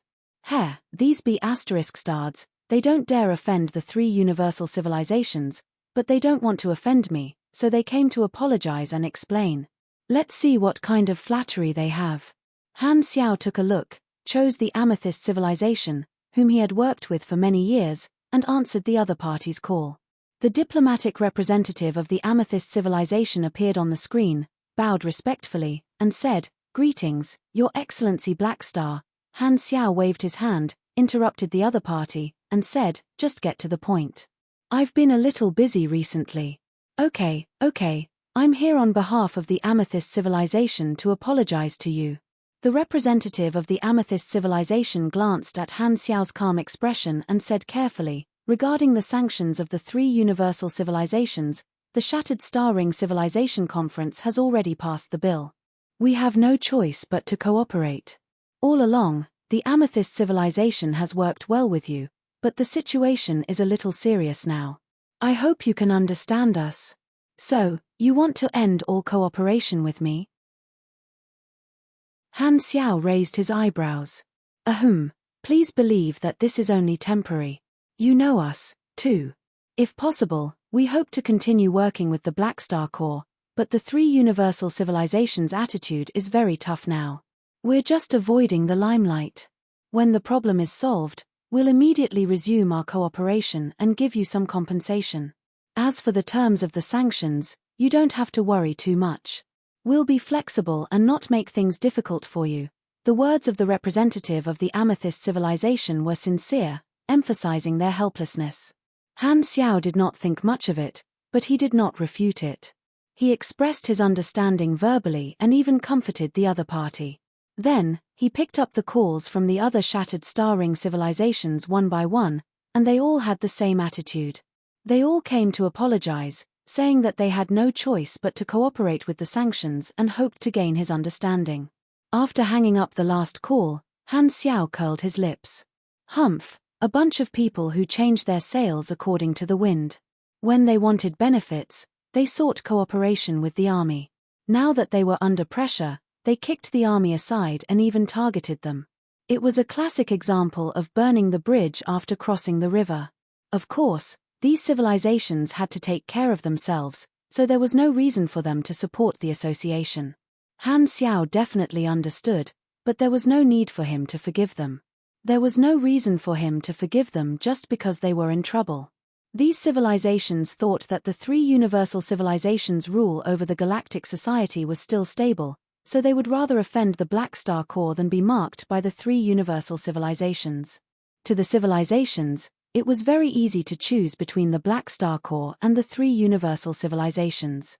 Therefore, Han Xiao could not be bothered to force these civilizations to choose a side, or else they would only fall out with him. It was better to maintain the current relationship and make them feel like they owed him. Although it might not be useful, it was better than falling out with him. He chewed the candy in his mouth and chuckled. "After solving the sanctions of the 3 universal civilizations, I'll make you bleed." These civilizations still think that the galactic society will remain stable under the rule of the 3 universal civilizations. When the enemy invades, they will know how fragile this peace is. Let's see if the 3 universal civilizations you trust have extra energy to protect you. After complaining for a while, Han Xiao calmed down and called the officer to deal with the handover procedures of these civilizations. Then, he opened the organization distribution version of the star map and pondered. Expanding and controlling the galactic black market is the focus of the association's next step. The 3 universal civilizations will definitely not sit back and watch. It might be another secret war, and the death rate will definitely not be low. Therefore, the players are the most suitable to be in charge of dealing with the black market. Their strength is already not bad, and they are not afraid of death. They are enough to take on this mission.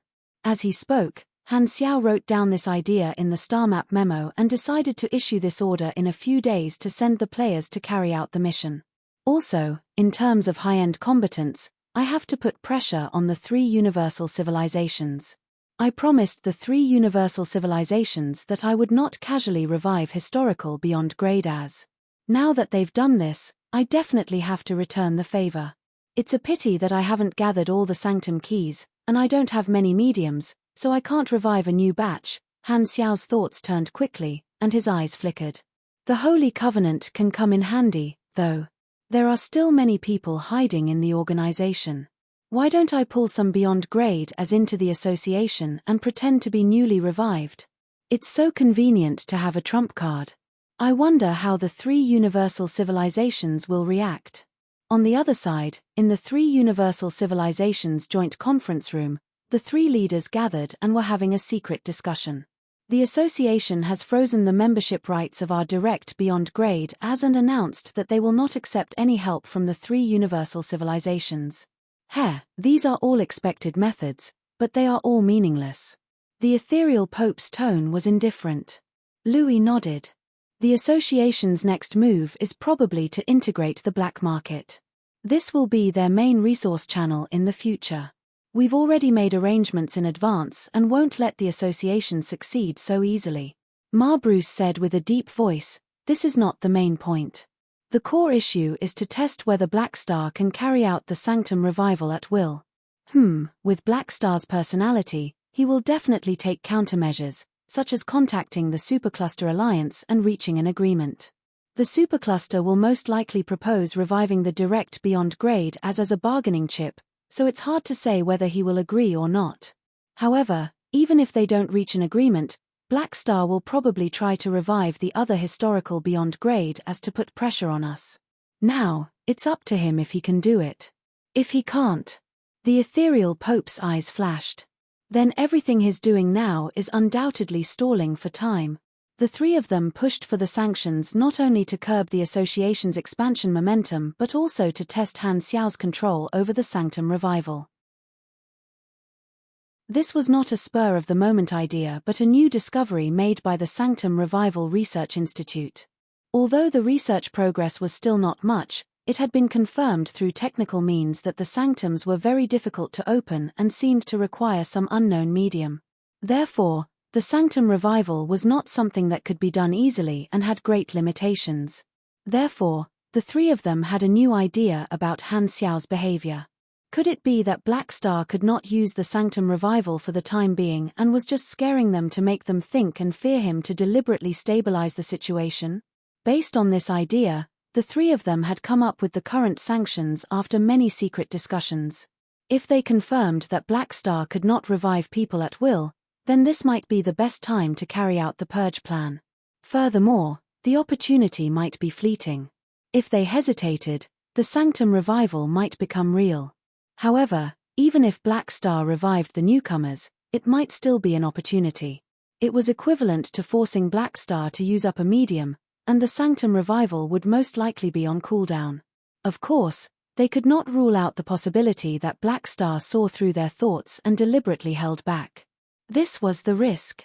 This was undoubtedly an extremely risky behavior that required a huge price to pay. It did not meet the needs of the 3 universal civilizations to maintain order.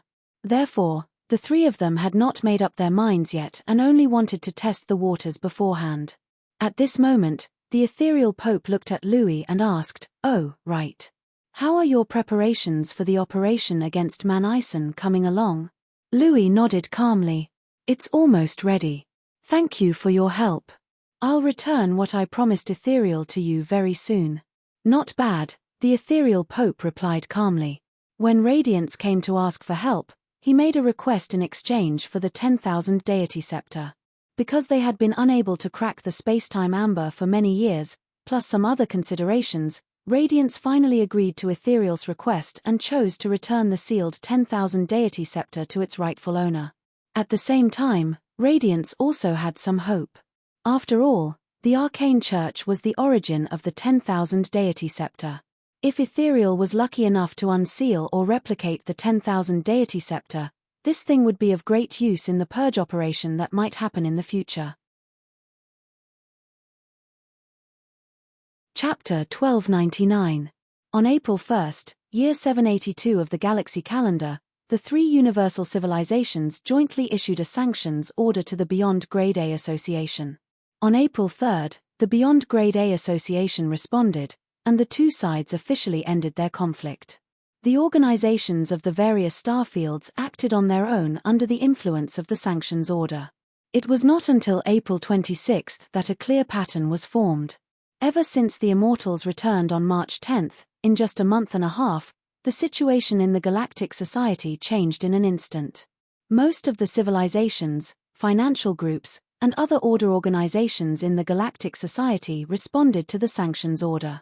The Beyond Grade A Association found a new friend. The supercluster opposed the sanctions and issued a righteous criticism, believing that the three universal civilizations were abusing their power, so they turned to support the association. At this point, the association and the three universal civilizations formed an open confrontation. Because of the response of the various civilizations, many Beyond Grade A organizations began to shrink. The branches and bases built in different civilizations were forced to move. Some moved to the desolate universe belt, and some moved to the flickering world to move their industries. This way, the Beyond Grade A organizations with territories in the flickering world became popular, and the Beyond Grade as in the universe showed signs of gathering. Among them, some of the Beyond Grade A allies who had established organizations in the three universal civilizations were more troubled. Their industries and bases were temporarily sealed, which made them feel very pained. The three universal civilizations mobilized the Galactic Society to block the development of the Beyond Grade A Association. A large number of Beyond Grade A organizations were hit, and their scale more or less shrank. The stock prices of the financial groups under them also plummeted, proving that the market was not optimistic. At the same time, all the organizations that supported the association were targeted by the three universal civilizations. Blue Star was caught as an example, and their diplomatic relations were basically cut off. They could only be self-sufficient, and the weaker the organization, the more severe the targeting. On the other hand, advanced civilizations like the supercluster did not feel much, or perhaps they were already used to being targeted. Some public opinion believed that the goal of such sanctions was to cut off the wings of the Beyond Grade as. Without followers and industries, the influence of the Beyond Grade as would be minimized, and they would be isolated from the Galactic Society. However, some public opinion also believed that although the three universal civilizations' move was decisive, it did not solve the root of the problem. They could not deal with the Beyond Grade as themselves, so it was meaningless to attack their organizations. Both opinions had a large number of supporters. No matter what perspective one had, the smell of gunpowder in the Galactic Society was an indisputable fact. As the situation became more and more sensitive, the emotions of the galactic residents gradually became fanatical, incited by public opinion. Out of the eyes of most people, the galactic black markets in the various regions almost became secret battlefields. Conflicts frequently broke out, and a tug-of-war for control of the galactic black market was ongoing. On a certain neutral transit planet in the shattered star ring, between the rows of skyscrapers, a few low-altitude vehicles were flying at a high speed, roaring and shuttling in the city. They disrupted the traffic flow that was moving according to the traffic system and caused frequent accidents. These vehicles clearly belonged to two groups of people. One vehicle was frantically escaping, while the other vehicles were chasing from behind. The driving skills of the fugitives were very exquisite. They constantly used all kinds of difficult maneuvers to avoid the obstacles along the way, and drove very fast in the complicated road conditions. It was extremely thrilling. "Hurry up, they're catching up. Shut up, don't distract me." In the fleeing vehicle at the front, a lizard man covered in red scales was jumping up and down anxiously, constantly looking at the rearview mirror. A burly man wearing a mechanical suit was operating the vehicle with a solemn expression, and a group of passengers in the cabin behind were swaying left and right. This group of people was a local black market operator. On the surface, they had a legal shell company, but in reality, they had a few secret black market business channels in their hands. They were considered a society-like group and had a name in the black market organization as a lower-level distribution channel. They had been entrenched on this neutral planet, enjoying life like gods. However, not long ago, the society was infiltrated by spies from an unknown organization. Their territories and industries were attacked by unknown armed forces one after another, and they suffered heavy losses. The core members were also hunted down and had been hiding everywhere. However, just now, their hiding place was discovered, and they hurriedly escaped in their vehicles. A few armed groups chased after them relentlessly, and both sides were playing a life-and-death battle in the busy city. Where did this group of people come from? When we fought before, they were obviously well-trained and didn't look like stragglers. It's very likely that they're a professional armed group. Why would such people come after us? The burly man's tone was solemn. The lizard man was burning with anger. What the hell do I know? This group of people appeared out of nowhere, and I don't even know when we've provoked them. Could it be that a competitor hired a mercenary group? Who cares? I only care about whether we can escape or not, the lizard man shouted. Just as he finished speaking, the flying vehicle just happened to pass by an intersection. Suddenly, a pursuer that had circled around the front of the vehicle directly crashed into it. Bang! There was a violent tremor, followed by a sudden huge force.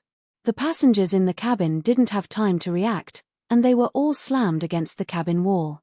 The high-speed vehicle was knocked over in the middle of the waist by the other party, and it flipped a dozen times in the air before smashing into the outer wall of a building. Sparks flew everywhere, and the metal was torn apart. The vehicle was embedded in the wall, and black smoke billowed out. The anti-gravity engine flickered a few times, and with a hum, it died. Everyone was dizzy from the fall. The muscular man covered his head and got up. He kicked open the collapsed cabin door and saw that the pursuers had already surrounded them. The two sides of the enemy's vehicle were mounted with live ammunition rapid-fire cannons, aiming at the immobile target. The traffic accident here attracted a lot of onlookers, and they all drove their vehicles to watch from afar, forming a circle. The pursuers didn't move at all, as if they didn't care about shooting in a busy city at all. They didn't care about the security forces of this planet at all.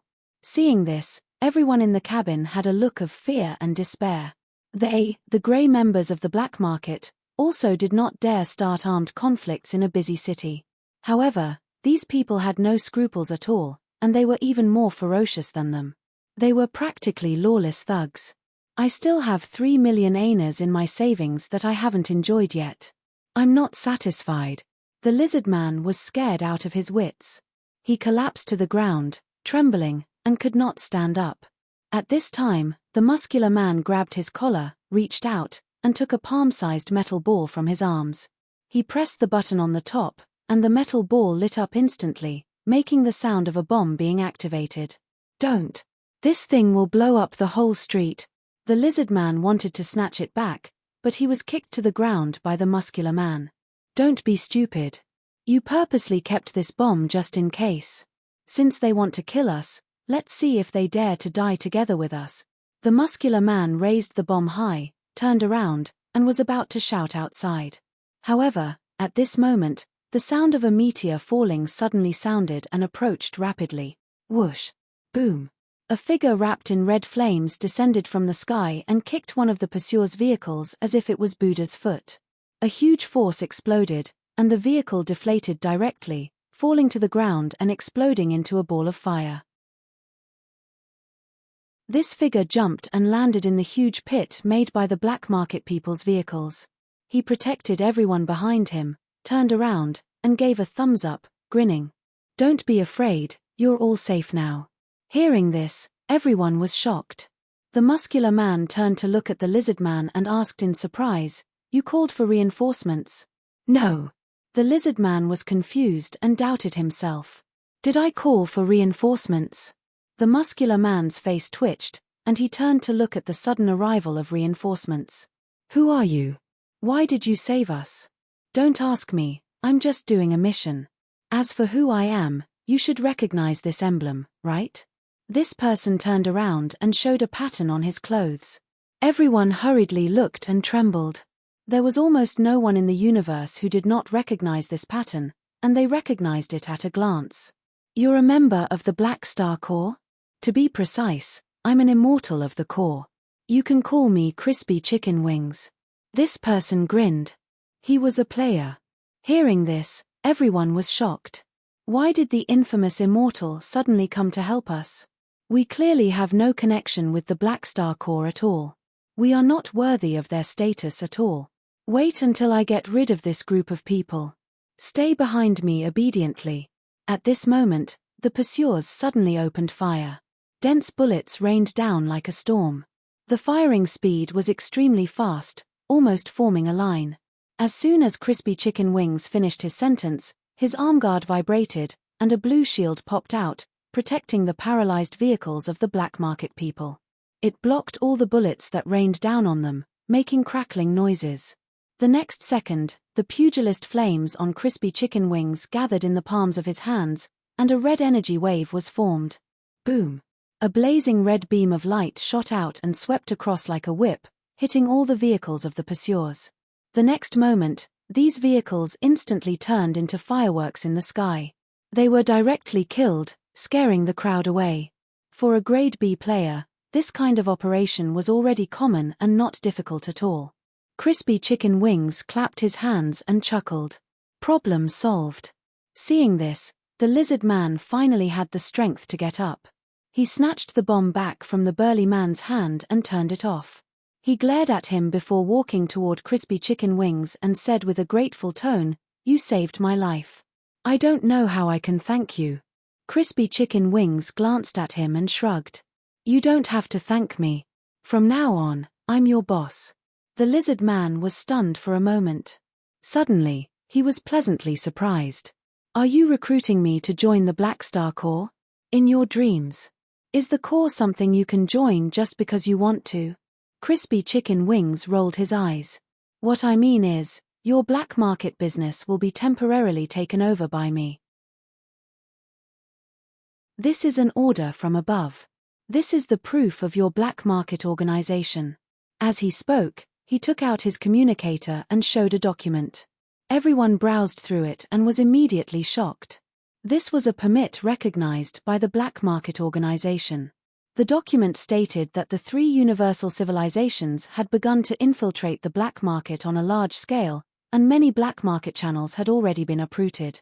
Therefore, in order to maintain the overall stability of the galactic black market, the black market organization would be sending some people to temporarily take over the black markets in various places and ask them to cooperate. Normally, black market organizations would not interfere with ordinary black market operators. However, this time, they made a rare announcement. These people who would be taking over the black markets were all members of various beyond Grade A organizations. The players of the Black Star Corps were one of them. While everyone was shocked, Crispy Chicken Wings opened the interface and looked at the mission list. Army Transfer Order, Take over the Black Market, 1, Mission Introduction. Due to the sanctions of the 3 universal civilizations, the Beyond Grade A Association plans to further control the galactic black market. The Black Star Corps has decided to send you to take over and integrate the black market channels of a planet. However, your target seems to be in danger and needs your rescue. First round mission requirements: rescue the black market operator who is being hunted. This mission is a series of missions. The reward depends on the mission rating. Current mission status: completed. This was a mission issued by the Black Star Corps not long ago, and many players accepted it. They split up and went to different planets to take over the local black markets. The players rarely had the chance to take charge alone, so they found it interesting. Furthermore, compared to exploring the flickering world, taking over and integrating the black market of a planet required more consideration. The mission environment was more complicated, which was more challenging for the players. This was just a corner of the black market. Similar things were happening on many planets in various star fields. The players have already entered the black market. The situation is not bad. In the office of the Black Star Palace, Han Xiao looked at the star map, monitoring the movements of the many players, and nodded. The galactic black market was currently the focus of the battle between the Association and the 3 universal civilizations. Now that the three universal civilizations did not personally take action, the people they sent to infiltrate the black market were not their direct members but the people of their subsidiary organizations. They had already clashed with the many managers sent by the Beyond Grade A Association, and there were casualties on both sides. Among them, the progress of the army was the smoothest. The players were as useful as tools as always. The other organizations were not as luxurious as the Black Star Corps, having tens of millions of undying Grade B combatants. Han Xiao gave this mission to the players. On one hand, it was to fertilize them, and on the other hand, it was to let the players enter the front lines of the battle, keeping them interesting.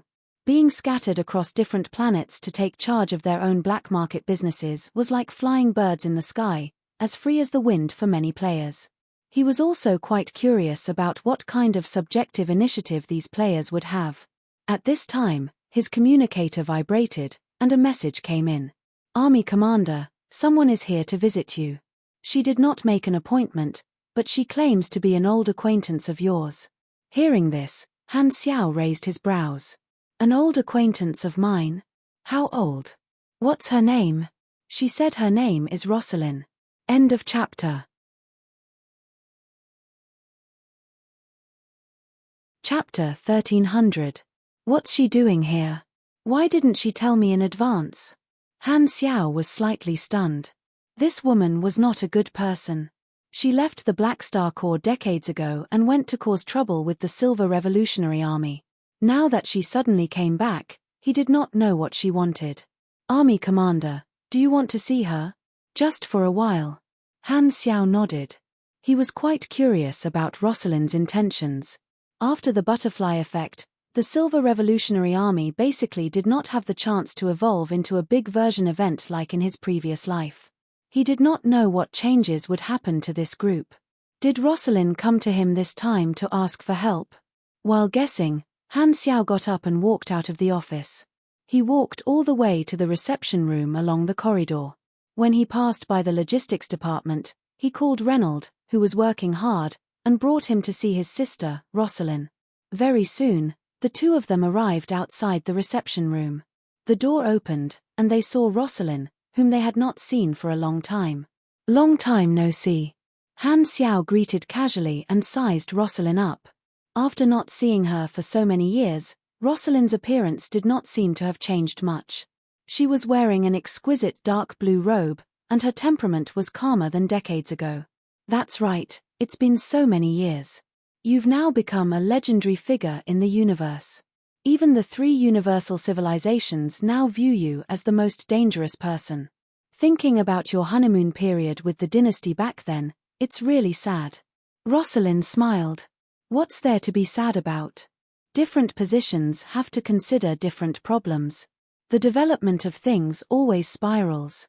It's normal to have ups and downs." Han Xiao sat opposite Rosalind and replied casually. "This isn't a spiral, is it? If you didn't create the Sanctum revival, this era wouldn't have become what it is today. As expected of you, you easily completed what I couldn't do. Your ability to subvert the current situation is much stronger than mine. Do you feel any sense of accomplishment?" Rosalind blinked and said in a teasing tone, "You're not worthy of giving me a sense of accomplishment." Han Xiao laughed. Rosalind was not angry. She smiled and turned to look at Reynold as if she had just seen him. She pretended to be surprised. "Hey, stinky brother, you're still alive. I thought you'd died of overwork. Leonard, although you are my sister, if you continue to spout nonsense, do you believe that I will give you your favorite big mouth slap?" Han Xiao shook his head and smiled. "Let's not talk about me first. You, on the other hand, haven't done anything for decades. You only did me a small favor in Modo. How's your so-called career? There's no improvement. The things you've done have indirectly hindered our business. What else can we do? But that's none of my business. I've already quit." Rosalind shrugged and said in an indifferent tone, as if she did not care about the decades of futile effort.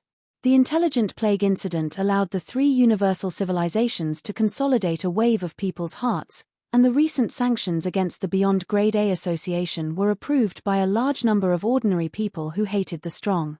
The Silver Revolutionary Army really could not move the ordinary people of the three universal civilizations, so their cause had come to a standstill. Han Xiao narrowed his eyes. This woman actually left the Silver Revolutionary Army. This was a little out of his expectations. So why did you come back to find me today?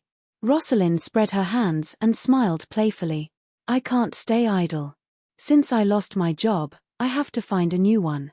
How about it, Army Commander? Will you still take me in? If I say no, what will you do? Han Xiao raised his brows. Then I can only pester you. Rosalind rolled her eyes and pretended to cry. With our relationship, you can't bear to see me fall in love with someone else, right? Speak properly, don't talk about such incomprehensible things. Han Xiao coughed. Now that the three universal civilizations are sanctioning us, you suddenly came back. I'm afraid you have other intentions. Rosalind clapped her hands twice symbolically and smiled. I really can't hide from your eyes. You also know that my goal is to deal with the three universal civilizations, but recently, I suddenly realized that to fight against the three universal civilizations, joining the association's faction seems to be more promising. Han Xiao was speechless. It seemed to be true. To a certain extent, the Beyond Grade A Association had achieved a part of the Silver Revolutionary Army in his previous life. Now that they had formed a faction to fight against the three universal civilizations, the commotion they caused was not much smaller than the Silver Revolutionary Army. However, the Silver Revolutionary Army did not improve at all, causing Rosalind to feel that her future was bleak. Thus, she came back to join her old employer and changed her way of dealing with the three universal civilizations. Her goal did not change. With her personality, she was indeed capable of doing such a thing. However, if this key figure left, the Silver Revolutionary Army would only have a few big cats left, and there would be no chance for them to rise up. This meant that although he did not deliberately target the Silver Revolutionary Army, the butterfly effect that he set off had indirectly killed the Silver Revolutionary Army. It was quite a bit of a disaster for the innocent. So, was this considered Rosalind abandoning the dark and joining the light? Han Xiao shook his head and said with a heavier tone, Fine. Since you're willing to return to the army despite the limelight, I can give you a way out and take you in. However, from now on, you can no longer have any contact with the Silver Revolutionary Army. If you leave the army again, even with Reynold around, I won't give you face and let you come back. Do you understand? He did not mind recruiting Rosalind again. Although this woman's thoughts were dangerous, her abilities were indeed rare and strategic. She was a trump card that could topple a ruler. It was best to keep such a talent in his hands. All right, I won't leave you this time. Rosalind blinked and said with a flirtatious tone. Reynold frowned upon hearing this. Something is wrong with this woman. Is she trying to seduce Blackstar and turn the army commander into his brother-in-law? Phut, shameless. Han Xiao was not moved. He stood up and said, All right, I'll get someone to arrange your position in the future. You two haven't seen each other for many years, so you should have a lot to talk about. I still have things to do, so I'll be leaving first. As he spoke, he turned around and walked out of the guest room, leaving behind a burly figure. After watching Han Xiao leave, Reynold turned around and stared at Rosalind. He frowned and said, I'm warning you, if you still have any bad intentions when you come back this time, I'll be the first to catch you. You don't trust me that much. Rosalind raised her eyebrows slightly. Humph, I know too well what kind of person you are. Reynold crossed his arms and said expressionlessly, Also, I advise you to be more respectful to the army commander. Subordinates should behave like subordinates. Yo, we haven't seen each other in a few decades, and you're already so loyal to Blackstar? Rosalind was amazed. Suddenly, she thought of something, lowered her voice, and chuckled. How about it? Do you want a brother-in-law? What do you want? Reynold's eyebrows furrowed even tighter. I think a man like Blackstar who can topple the universe is very compatible with me. What do you think? Rosalind said in a teasing tone. Reynold snorted in disdain. Those who covet Blackstar's body can circle the base 6 times. You! Go line up. P.S. I went out early in the morning for a meeting to discuss some things. I was a little busy, and I'm a little tired after being outside for half a day. Also, I bumped into a writer. I originally wanted to take a leave, but after thinking about it, I still wrote some. The word count might be a little low.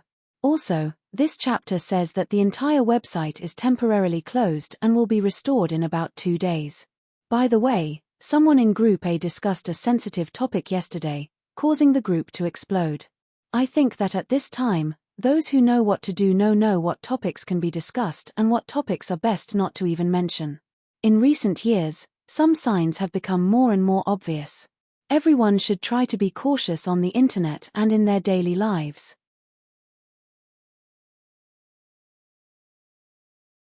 Chapter 1301. Rosalind's return was just a small interlude. Han Xiao left it to his confidant to make the arrangements and temporarily threw this matter to the back of his mind. Returning to his office, Han Xiao installed the program to monitor the army players entering the black market. He then opened the forums to check the reactions of the players. The forums were very active now, and the topic of taking over the black market occupied a large number of pages. The situation on every planet was different. The environment, characters, and events were all very different, causing most people to encounter different situations. Some people saved their targets in time like crispy chicken wings and obtained a group of professional assistants. They could continue to develop according to their original black market channels. Some players came too late and did not manage to connect with the black market personnel. They might have to build a new black market channel from scratch, causing them to be at a loss. Many army players were sharing the situation they encountered. There were also many confused posts asking for help. A small number of players who had started to come into contact with the black market also shared their experiences and insights on the forums. When Han Xiao issued this mission, he had set it as a collective mission with an overall completion rate. It depended on the overall trend of taking over the black market. The results of each player's mission would be counted into the overall completion rate. Therefore, it was not enough to do the mission alone. If the players wanted higher rewards, they needed others to do the same. Therefore, many pioneers were happy to share and help the other army players take over the black market. It was good for everyone. The current trend seems to be more optimistic than expected. With the current model, the players might inject a new vitality into the galactic black market and help the black markets connect with each other. Han Xiao's eyes sparkled. Due to the fact that they could not see the light of day, there were very few large-scale black market organizations that could cross star systems and star clusters. Furthermore, a leader at the level of a black market manager like Secret Master was even rarer. Most of them were small black market organizations that were limited to 1 or 2 planets or 1 or 2 star zones. Even though there was a black market organization that managed the black market in name, the overall structure of the galactic black market was still very loose. As for the local black market forces, their partners were basically fixed for a long time. Most people only knew their own territory, and it was difficult for them to expand. There were many factors, and one of them was that the small black market forces in different areas were limited in the flow of information and the difference in information. In Han Xiao's opinion, if the players took over the black markets on a large scale, with the convenience of information on forums and private channels, they might become catalysts and become the glue of many black market forces. With the incentive of the overall mission progress, most players should be very willing to cooperate with other players. Then, in the regional black market led by the army players, there might be a chance to build a bridge of cooperation with each other, which would be much easier than using the normal method. In this way, the goal of integrating the galactic black market that he had proposed at the association could be quickly advanced. That's a good move. His maximizing the player's characteristics and hitting several birds with one stone, the corners of Han Xiao's mouth curled up. At this point, he had already advanced to become the chess player behind the scenes.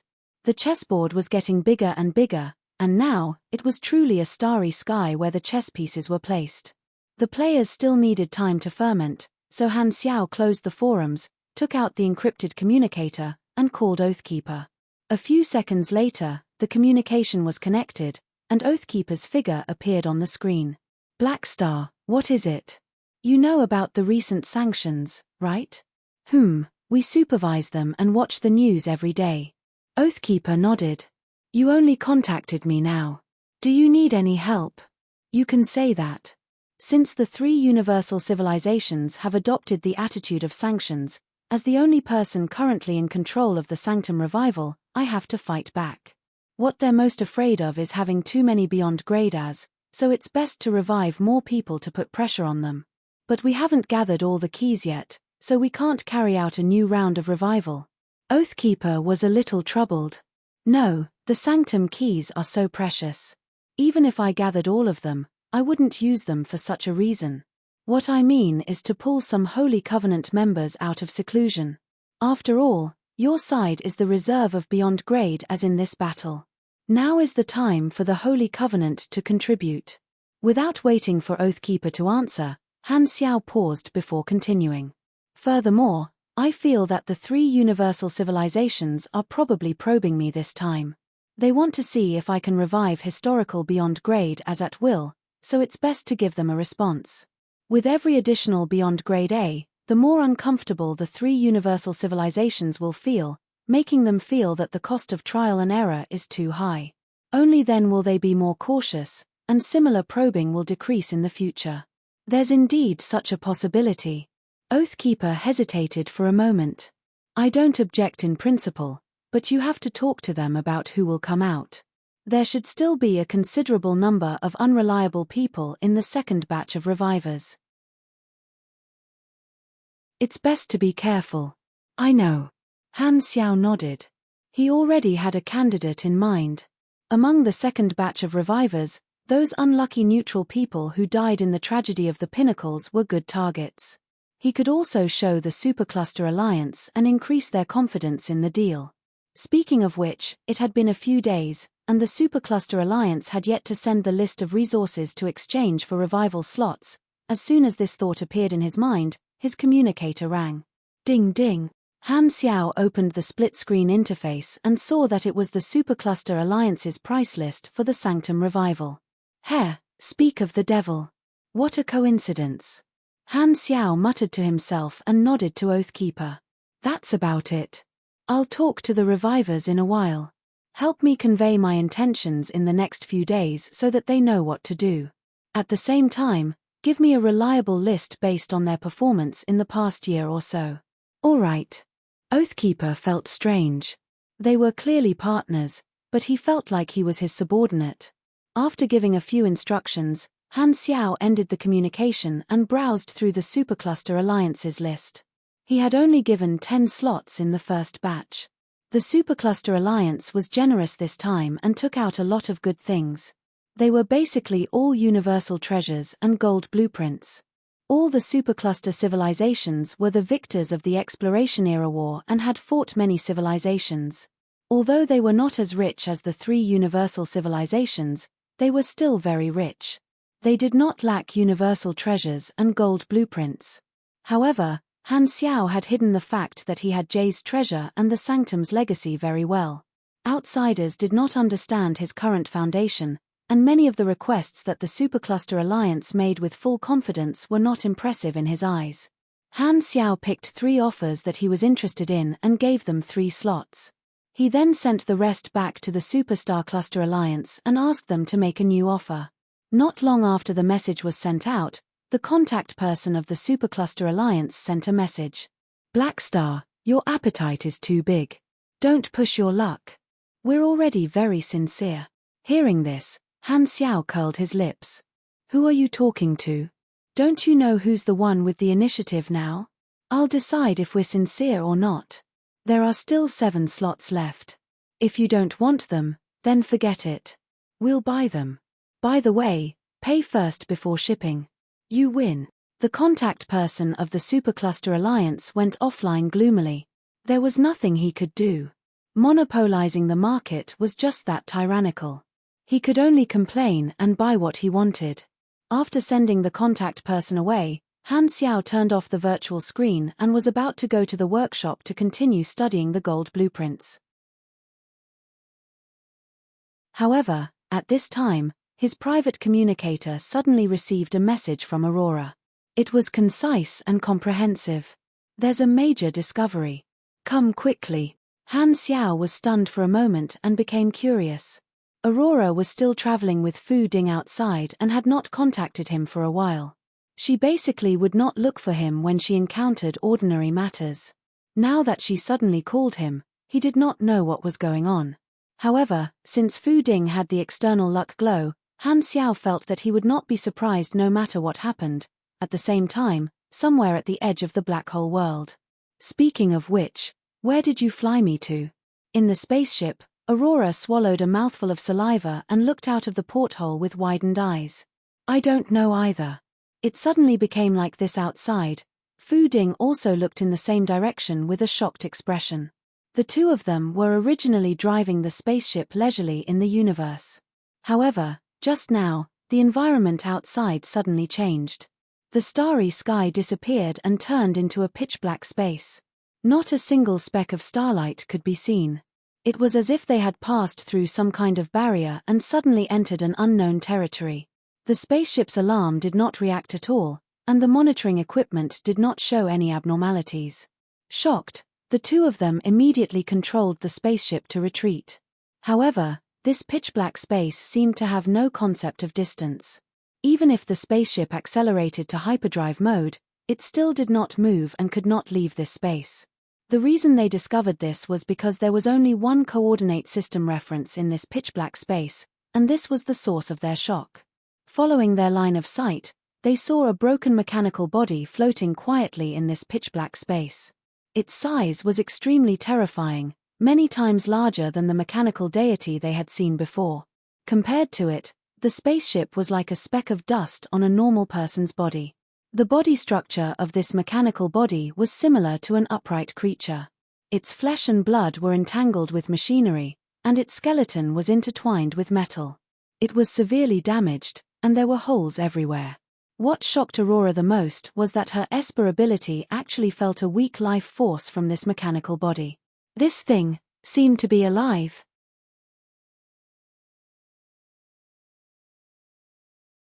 Chapter 1302. At this time, the throne in the cabin suddenly flashed, and Han Xiao, wearing the king mechanical suit, appeared. The helmet opened, revealing Han Xiao's face. His tone was curious. He asked curiously, "What important discovery made you call me over?" "You're a mechanic expert. Quickly take a look at that big guy outside." Aurora pointed outside the window. In fact, there was no need for her to remind him. The moment Han Xiao asked the question, he noticed the abnormality of the environment. Following Aurora's finger, he saw this strange mechanical body. Yo, it's so big. A combination of living creatures and machinery. It's a bit like Cloak, but it doesn't seem to be the case. What is this? Where did you find it? With just a glance, Han Xiao was shocked. He did not know what this thing was, but it looked many times larger than the normal size of his mechanical deity. It was covered in wounds, as if it had experienced all kinds of cosmic disasters. We suddenly encountered this. This space seems to be a sealed domain, Fu Ding explained the ins and outs from the side. Han Xiao nodded, stroked his chin, and pondered. It sounds like this mechanical body has been maintaining a strange domain, and you accidentally broke in. If it's mechanical technology, it should be a high-level application of space technology, creating a constant folding field around the mechanical body, or changing some physical constants in this field. It's very high-end technology. But the detection equipment of the spaceship didn't react. Aurora patted the console. Let me see. Han Xiao checked and found that the equipment was operating normally. His eyes flashed. Either the equipment was affected by virtual interference, or the other party has some kind of amazing concealment technology. No matter which it is, the technology is not ordinary. Aurora's spaceship had gathered a lot of technology from Jay's technology treasure, but it was actually deceived at this time. Han Xiao immediately took it seriously. Could it be a space wonder phenomenon? Fu Ding was curious. Don't jump to conclusions so early. Han Xiao waved his hand and took the lead. Since the spaceship can't retreat, let's try to get closer to this big guy. Are you sure? Aurora was a little hesitant. I sensed a weak life signal from it, but it didn't respond to any of my messages. Is this big guy alive? Han Xiao stared blankly for a moment before his interest was piqued. He was very familiar with Aurora's abilities, so he wouldn't make a mistake. Originally, he had thought that this was the remains of a giant mechanical body that some civilization or mechanic did not care about public morals and casually threw around. However, this mechanical body was alive, so things were a little interesting. Let's go and take a look. Han Xiao only hesitated for 2 seconds before making a decision. He steered the spacecraft forward. Sure enough, in this pitch-black domain, one could only advance and not retreat. The spaceship slowly approached its target. The closer they got, the stronger the contrast in size. The detailed outline of the mechanical body was constantly magnified in their vision, making them feel small. After a while, the spaceship stopped at a long and narrow hole on the mechanical body's finger. It was like a super-large cave that extended more than 1,000 meters into the mechanical body. The hatch opened, and the few of them walked out of the spaceship and stepped onto the rugged ground. The flesh on the ground was entangled with the mechanical body, and one foot was hard while the other was soft. It was very uncomfortable to step on it. Han Xiao squatted down, inserted his finger into a piece of flesh, and experienced the feeling. He then observed the muscles and veins and nodded. There are muscles, tendons, and fat. The texture looks like normal biological tissue, not artificial biochemical tendons. As he spoke, he exerted some force with his finger, and this piece of flesh actually oozed out a little blood. Han Xiao looked up and saw that there were traces of dried blood around the flesh. It looked black and appeared to be sputtering like blood that had suddenly sprayed out from a slash. His eyes flashed, and he suddenly thought of old Manison's felon technology. This mechanical body was similar to the felon's biological modification and biochemical prosthetics. At this time, Fu Ding's voice suddenly sounded. Black Star, I'm not feeling well. Han Xiao and Aurora turned around and saw Fu Ding clutching his chest with a frown. He seemed to be in pain. What's wrong with you? Han Xiaoxin's heart tightened. He reached out and poked Fu Ding, triggering the combat notification. After seeing it clearly, his expression changed slightly. In Fu Ding's status bar, there was an additional negative status called dissolve. The effect was to lose 0.1% to 0.5% of his health, energy, and stamina every second. However, under the influence of his luck glow, he only suffered the weakest negative effect. Why didn't I have such a reaction earlier? Could it be that this is the result of entering this body? Han Xiao's eyes narrowed, and he opened the interface to take a look. He realized that he did not have the dissolve status, and there was not even a notification.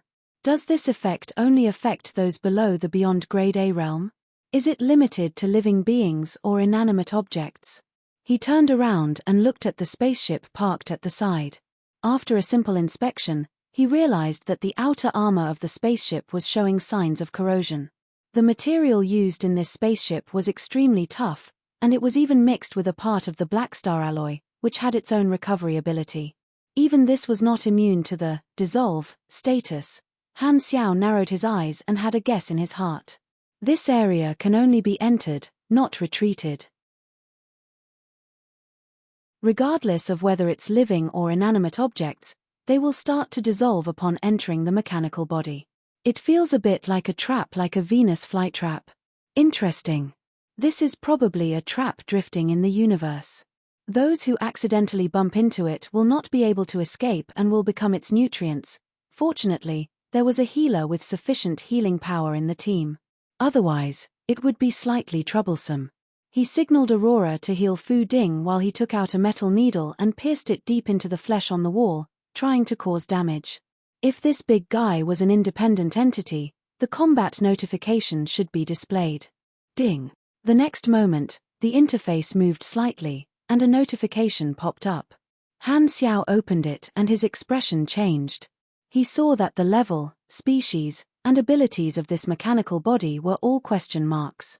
Only its name was not a question mark, but there was no difference. It was called unknown aggregate. This thing's level is actually so high. Even people like Manison and Sorokin, whose total level was higher than his, could only see a portion of their information. However, the information of this mechanical body was almost all question marks, which could only prove that the level difference was too great. In the current explored universe, Han Xiao estimated that only Warnos had such a high level. What is the origin of this thing? Han Xiao's curiosity grew stronger. There was indeed no impression of this mechanical body in his memories. Logically speaking, such a strange thing should not have been unknown in his previous life. He did not know if it had not been discovered or if it had been secretly hidden by someone. Han Xiao did not have the time to care about Aurora and Han Xiao. He focused on studying. He tore off a lump of flesh from the ground and broke off a few mechanical parts. Then, he activated the matter detector on the mechanical suit and scanned and analyzed these two things. Not long after, two analysis reports were out. The first was the analysis results of the mechanical parts. It showed that the microstructure was very novel. There was no matching material in the database, which proved that the material of this mechanical body seemed to be some unknown alloy. The second document was the analysis of the flesh. There was no matching biological gene, which proved that the source of the flesh was most likely not a known species in the explored universe.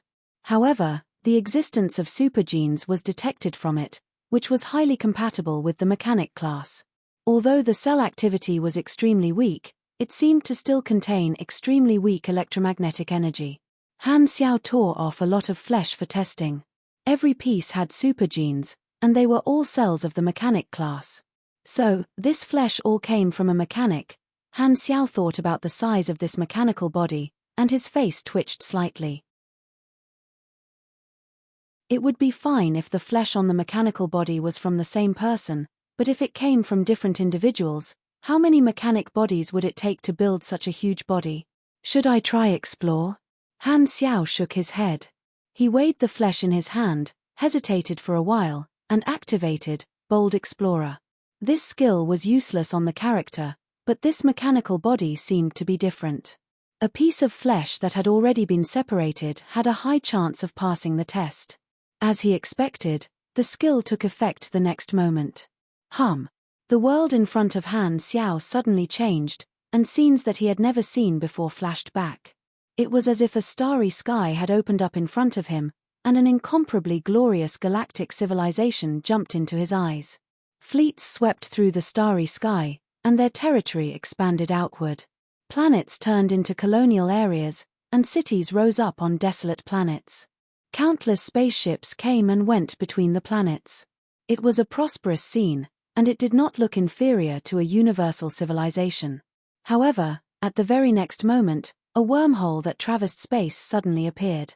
An unknown fleet that stretched as far as the eye could see invaded en masse, spilling the flames of war onto this peaceful civilization. Blood, slaughter, and screams replaced the prosperity that had been there before. As the invaders advanced, illusory dark green roots extended out from the void and stabbed into the planets that fell into the hands of the invaders like straws. These planets melted, shrank, and withered at a speed visible to the naked eye. In the end, they all turned into liquid-like nutrients and were sucked away by the roots, leaving nothing behind. Han Xiao's pupils constricted. He was too familiar with this scene. It was like a replica of the World Tree War. The invaders of this unknown civilization were the World Tree civilization.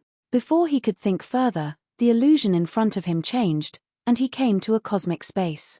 A large number of mechanics were gathered there, sitting cross-legged in the starry sky. Behind them were their respective mechanical armies, forming a spectacular formation. Outside them were ring-shaped mechanical devices that covered this area.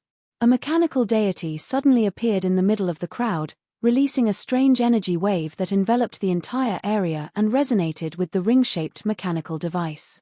All of a sudden, the bodies of all the mechanics in the area exploded, turning into pure flesh and blood that mixed with their respective armies.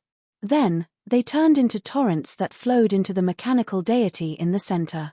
This mechanical deity's body grew larger and larger until it finally became an enormous mechanical body. Its flesh and blood merged perfectly with the metal, and its appearance looked like a mechanical biomass giant that could support the heavens and the earth. However, before Han Xiao could be surprised, the next second, the scene changed again.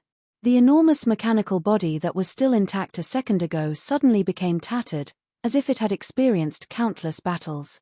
Its appearance was very familiar. It was the mechanical body that Han Xiao and the others had encountered. This damaged mechanical body seemed to have been scrapped. It lost all its power and slowly drifted in the universe. In the end, it was captured by a huge black hole and swallowed, disappearing without a trace. At this moment, the view became macroscopic again. The territory of the unknown civilization had completely turned into darkness, almost cleaner than a desolate universe belt. There were no more stars. The fleet of the World Tree civilization was like a satisfied customer, retreating in satisfaction, leaving behind an empty, pitch-black universe. This was the last scene of the illusion. Han Xiao shuddered. The effect of the skill disappeared, and the illusion disappeared. His vision returned to normal.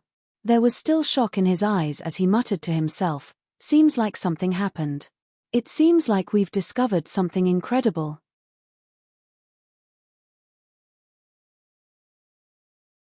Chapter 1303. The fragments of the past revealed by Bold Explorer brought a huge amount of information.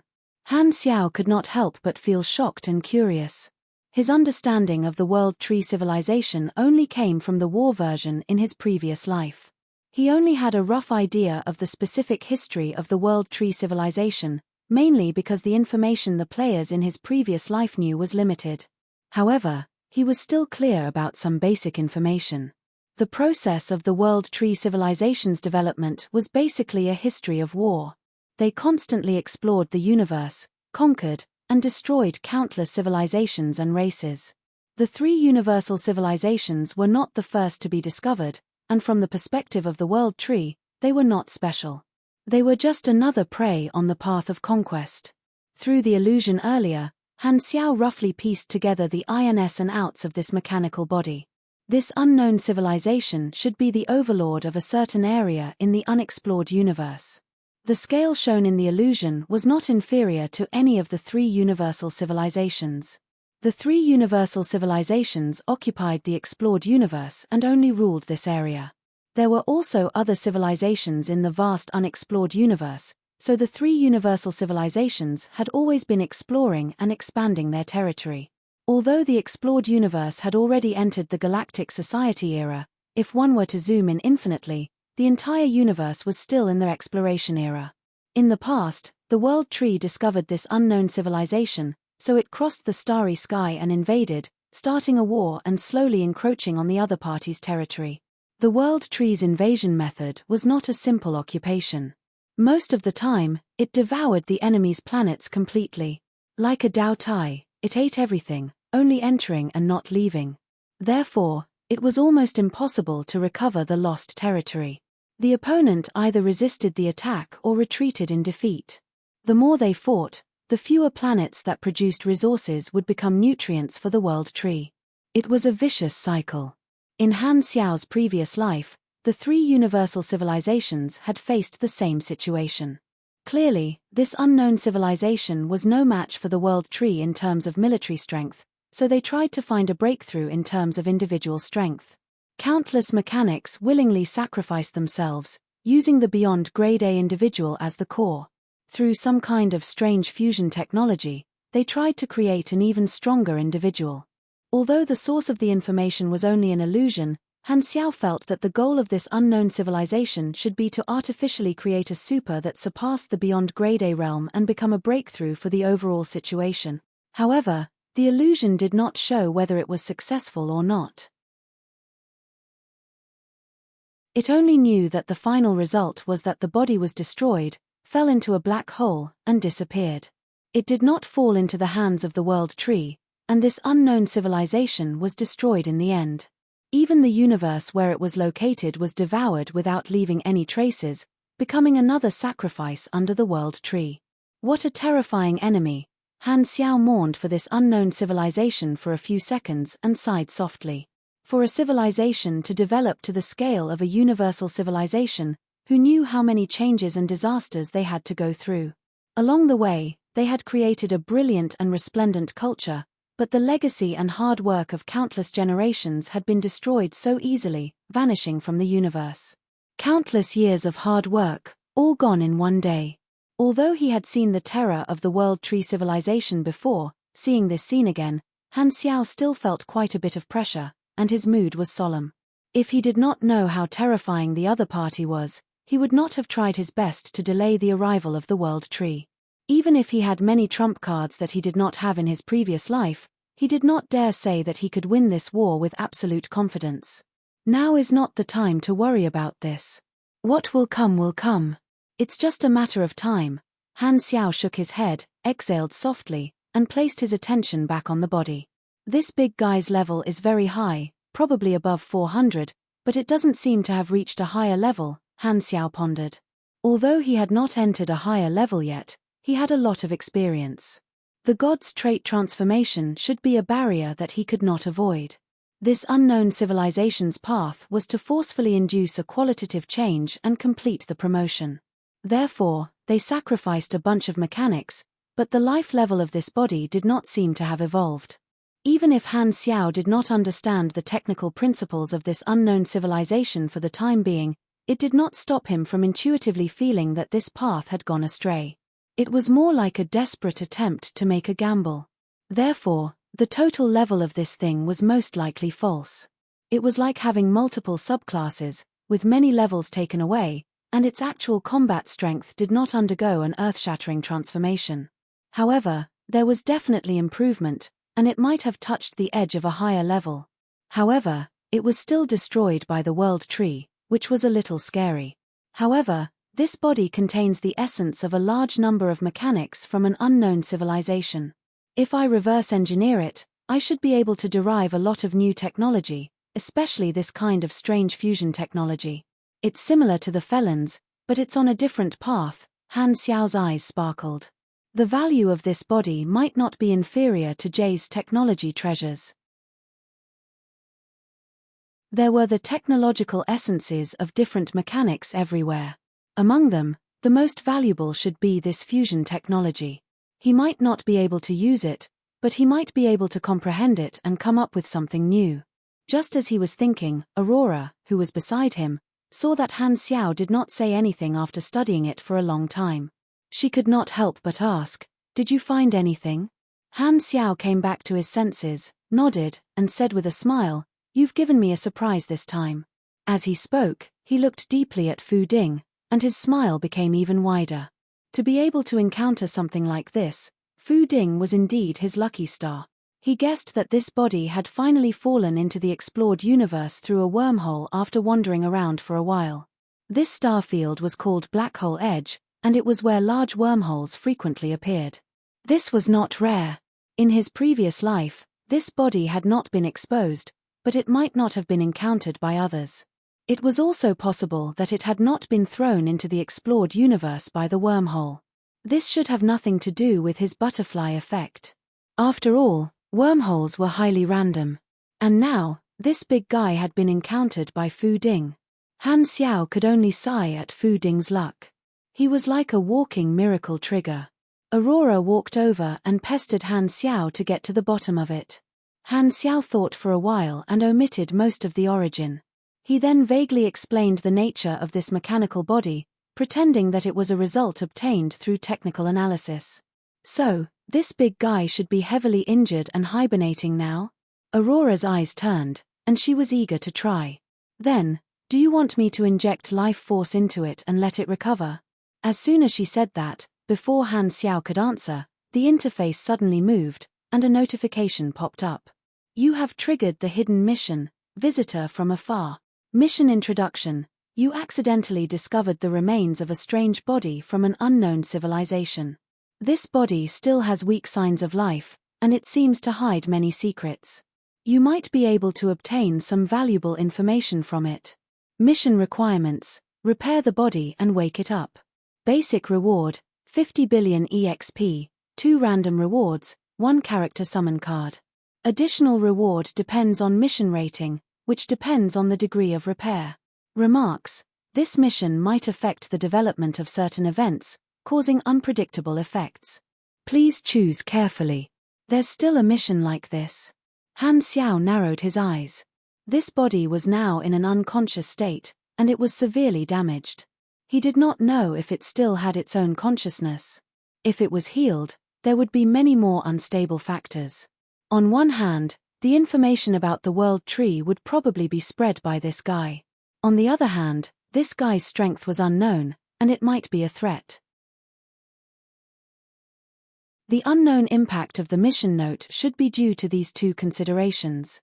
Furthermore, this body had recovered its ability to move, so how was he going to reverse engineer it? Of course, a body that could not move was the most convenient to study.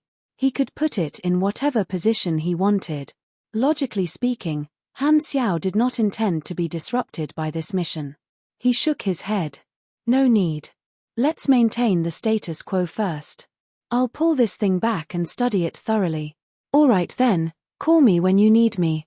Aurora did not have any objections. Although she was the first person to discover this body, she did not mind letting Han Xiao handle it. The situation was sensitive now, and she did not want to cause trouble for Han Xiao. Han Xiao nodded, came to the edge of this long and narrow wound, and tried to open the secondary dimensional army box outside. Mechanical force arcs jumped and flashed like golden snakes dancing in the sky. A space door was opened, and a large number of mechanical soldiers flew out. This strange domain only sealed the movement of the main universe environment and did not seal the secondary dimensions like the Celestial Star Alliance's dimension. Very soon, these mechanical soldiers spread out and moved on the surface of the body like ants, looking for the core device that maintained this domain. Han Xiao planned to retrieve this body first to prevent it from drifting in the universe and being discovered by someone. This space sealed the normal movement, but it did not seal the quantum network. Otherwise, Aurora would not have been able to send news back so easily. Scan reports were sent to Han Xiao one after another. Not long after, the entire body was scanned. Most of the mechanical devices in the body were dormant, and only a small area deep in the chest was still operating. One of the devices was the device to activate the domain. The mechanical soldiers quickly drilled a hole in the body's chest and turned off the device from the inside. Buzz. The next moment, the domain closed, and the dark space around disappeared, returning to the normal starry sky. It's unlocked. Han Xiao nodded, summoned the construction machinery team, and set up the wormhole guide, setting the coordinates to the mechanical life civilization in the Black Star core territory. After a while, a huge wormhole appeared in front of him, and the mechanical army pushed the body into the wormhole. A few minutes later, Han Xiao received a message from Psionic Prime confirming that he had received the goods. Only then did Han Xiao recall all his troops and clean up the scene. He then turned to look at Aurora, nodded, and smiled. Your discovery this time is very helpful to me. I'll remember it. Aurora's eyes sparkled. Is there any reward? What do you want? As long as it's not too much, I can agree to anything. I haven't thought about it yet. I'll tell you when I've thought about it. Aurora giggled. All right, I'll take it as I owe you a request. Han Xiao shook his head helplessly, changed into the king, and teleported home. He could not wait to study the technological secrets of the polymerized body. He had a feeling that he might be able to obtain unexpected gains from this body. Aurora and Fu Ding remained where they were and stared at each other. After half a minute, Aurora said, "What are you looking at? Why aren't you driving the ship? Are we still going to continue traveling?" Fu Ding's mouth twitched. Of course. This time, I've helped Blackstar again. Who knows, I might find something new next time. Aurora was very excited. She had lived under the protection of Blackstar and Hela for too long, and she had always wanted to help Han Xiao. Now that she had finally made a contribution, she felt very motivated, and her passion for exploration continued to rise. Can we switch Nero over? Fu Ding said weakly. He had already followed Aurora outside for more than a year. He had a home but could not return, so he had learned to be Yu the Great. If he had known that he would be used as a tool by Aurora for so long, he would not have separated Chen Xing from him. What was supposed to be a good relationship had now become a long-distance relationship. If one were to ask how he felt, he would say that he regretted it. Today, The mechanic class has finally risen to the 4-star Hall of Masterpieces after about a year. It's too stable. Thank you for your support tilde, asterisk asterisk.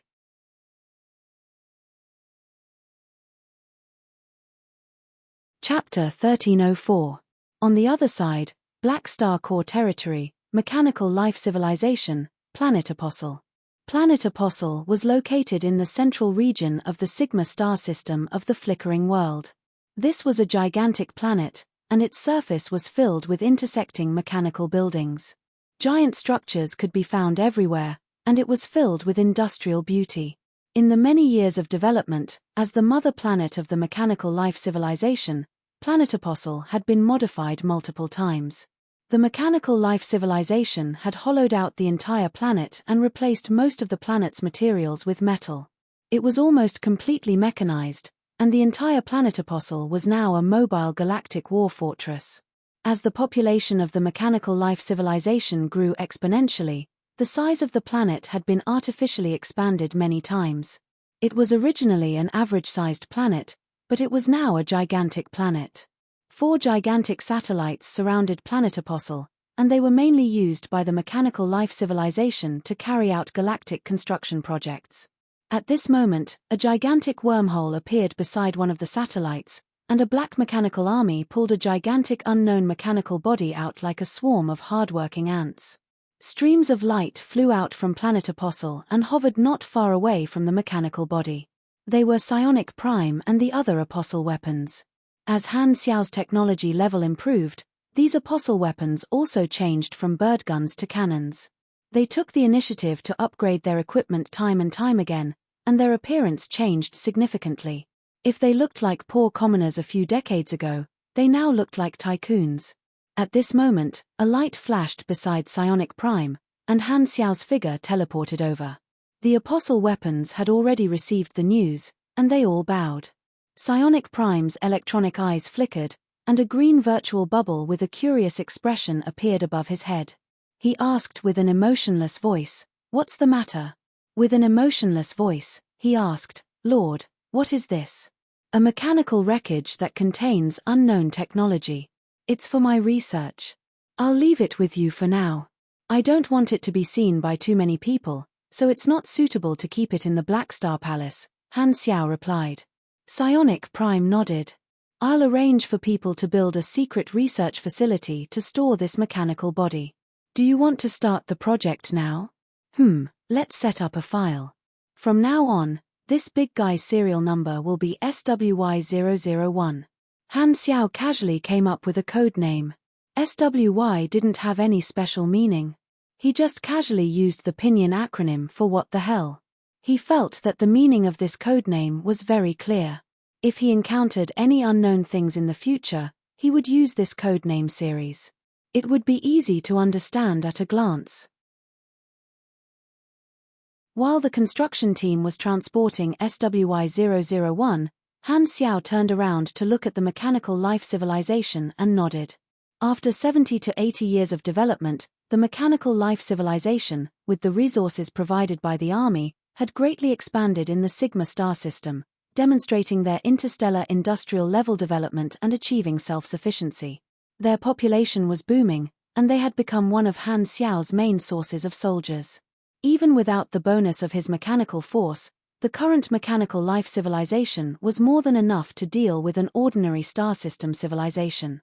After all, the greatest advantage of a mechanical civilization was the high efficiency of resource allocation, the high uniformity of thinking, the almost zero physiological and entertainment needs, and all the citizens were soldiers.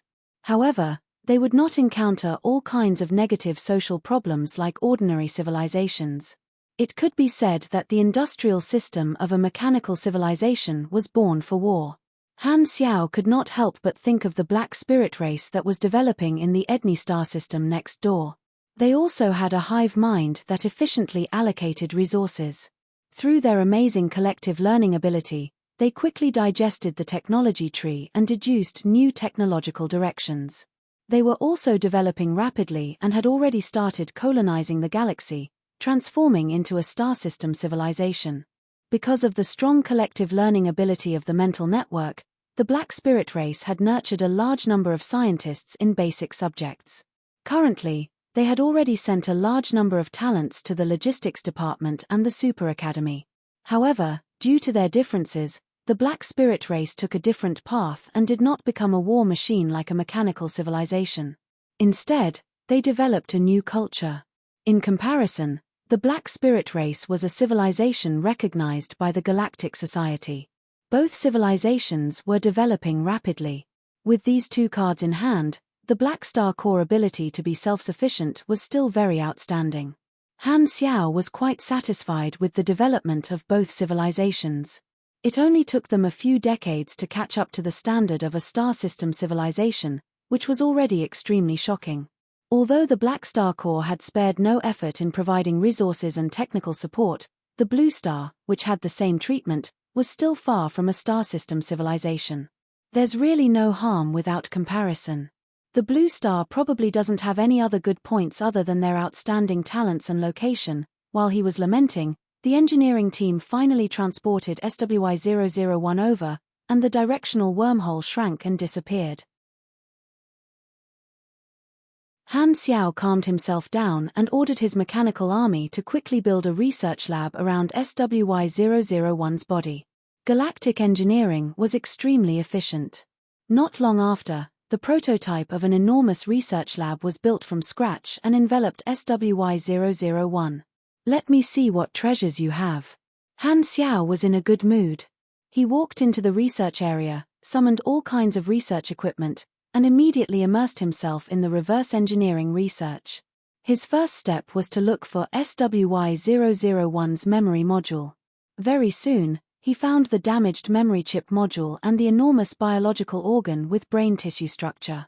However, be it mechanical technology or biological technology, they were all within the scope of his technology. Han Xiao ordered his mechanical assistants to take off the memory chip module, put it into a data analysis device, and started reading the data inside. At the same time, he ordered another batch of assistants to take out a set of needle-like cables and insert them into the pale white brain fluid of the biological organ. The cables were automatically attached to the memory synapses and analyzed the memory information stored inside. Very soon, reports were displayed on the screen one after another.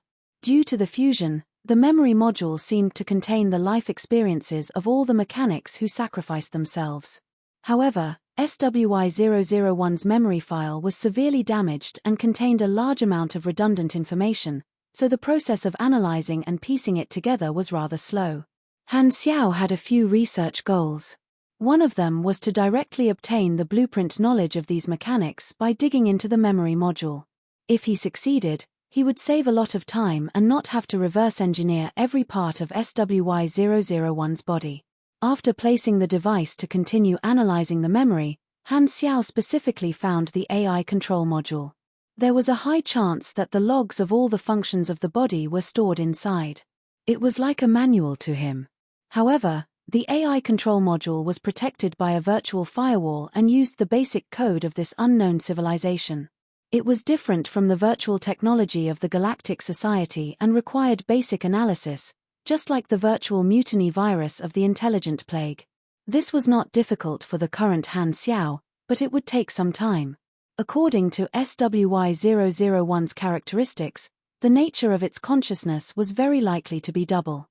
One was the soul consciousness sleeping in the creature's brain, and the other was the AI consciousness stored in the mechanical memory device. It was a combination of a normal life form and a mechanical life form. Therefore, as long as he could break through the firewall and rewrite the AI program, there was a high chance that he could achieve the effect of brainwashing. After all, Han Xiao had also mastered the felon technology, so he was not unfamiliar with this kind of thought modification. You have gained some insights from your current research. Plus 16. 4% unique talent research progress. Current progress, 61. 1% he triggered another exclusive skill. Today is really my lucky day. Han Xiao paused for a moment, and his eyes sparkled.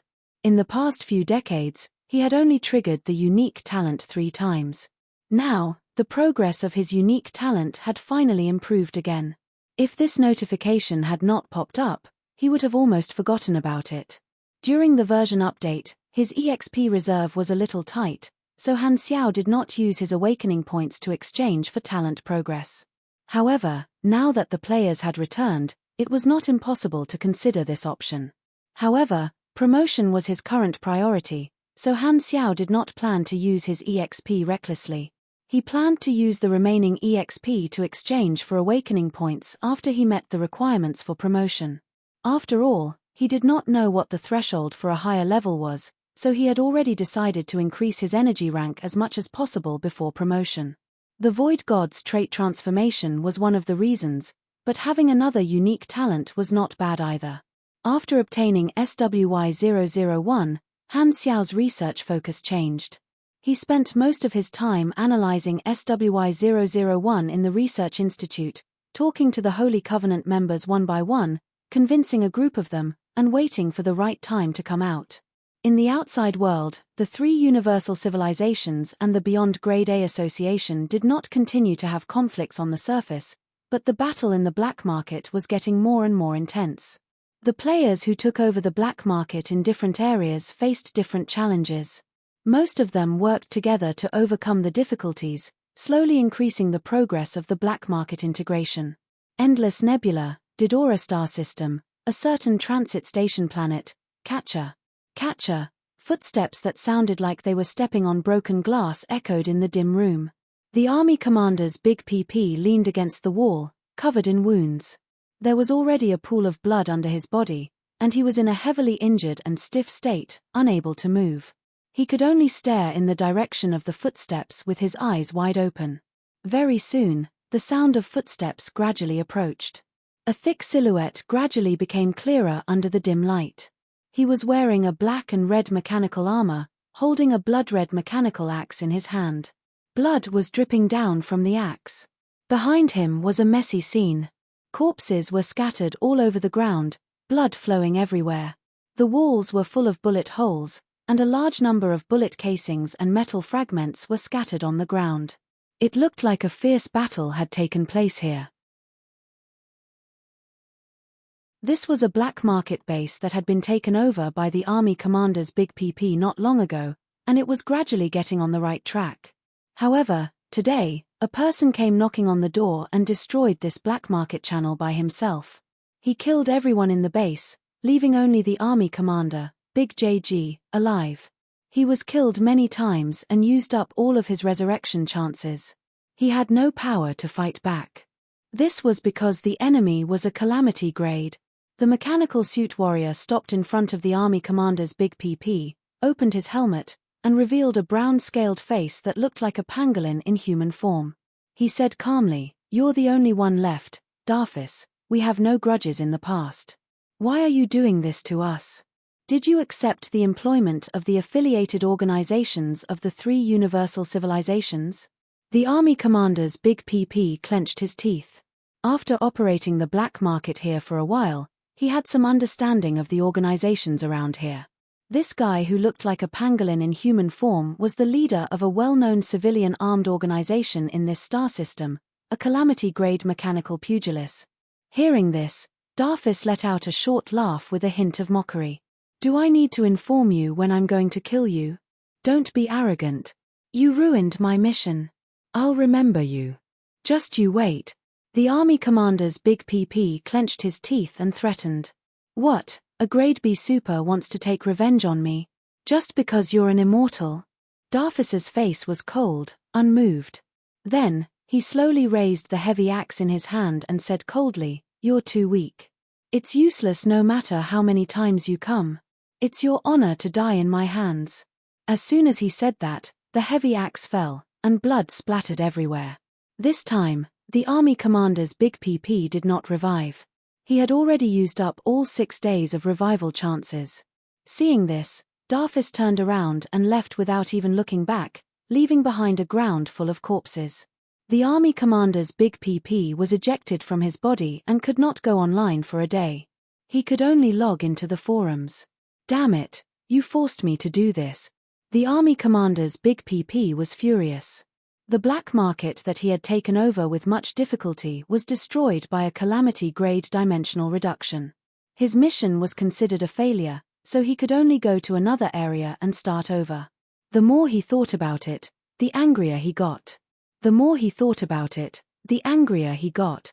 He was so angry that he clenched his teeth and opened the built-in group chat function of the forums. He sent a message in the army channel. My black market was destroyed by someone. The other party is a calamity grade. Brothers, we've been quiet for so long. Are you interested in opening a boss and making the army commander proud? I'm willing to pay. There was a moment of silence in the channel. Then, messages flooded the screen like a waterfall. In summary, there was only one sentence. Who was it? Where was it? When was it? How much was it? A cloud-piercing arrow, and thousands of soldiers came.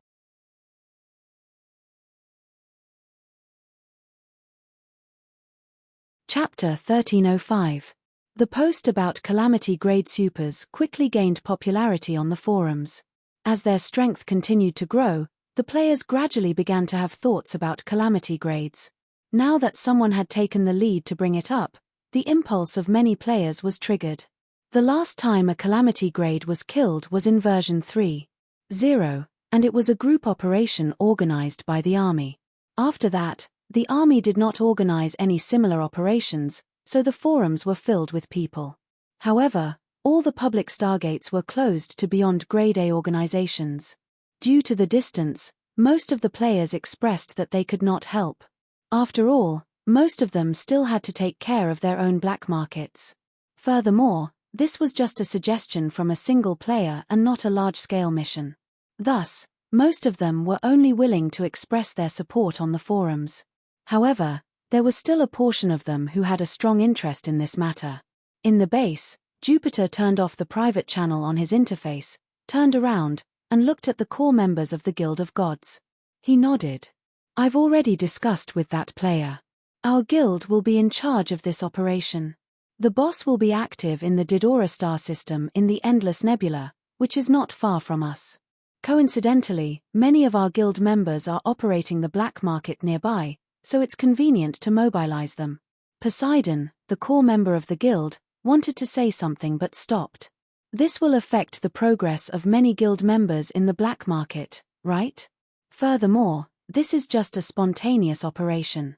Is it worth it for us to make such a big fuss? Jupiter nodded. Of course it's worth it. This is a good opportunity to make a name for ourselves.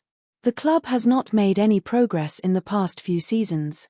If we can make some achievements and increase the popularity of the club, everyone will get a bonus. The Guild of Gods was a professional guild under the Temple of Gods.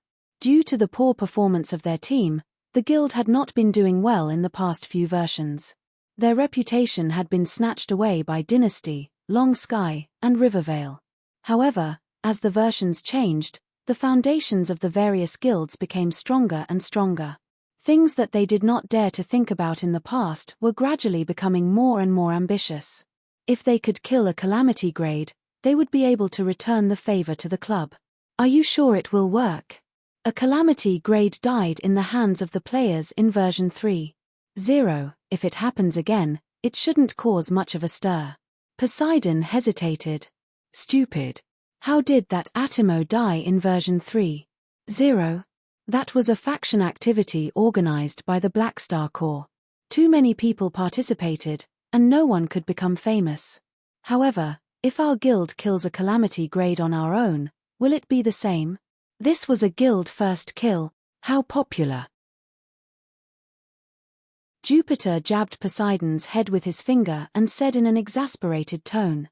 Hearing this, the core members of the guild present deeply agreed. Although the army had long ago allowed the players to kill a Calamity Grade super, the significance of an independent guild first kill was different. It was definitely sensational. The next level of honor would be the first blood. However, everyone present knew that there was no one capable of such a feat among the current players. President, isn't this a little risky? Can our guild deal with a Calamity Grade super?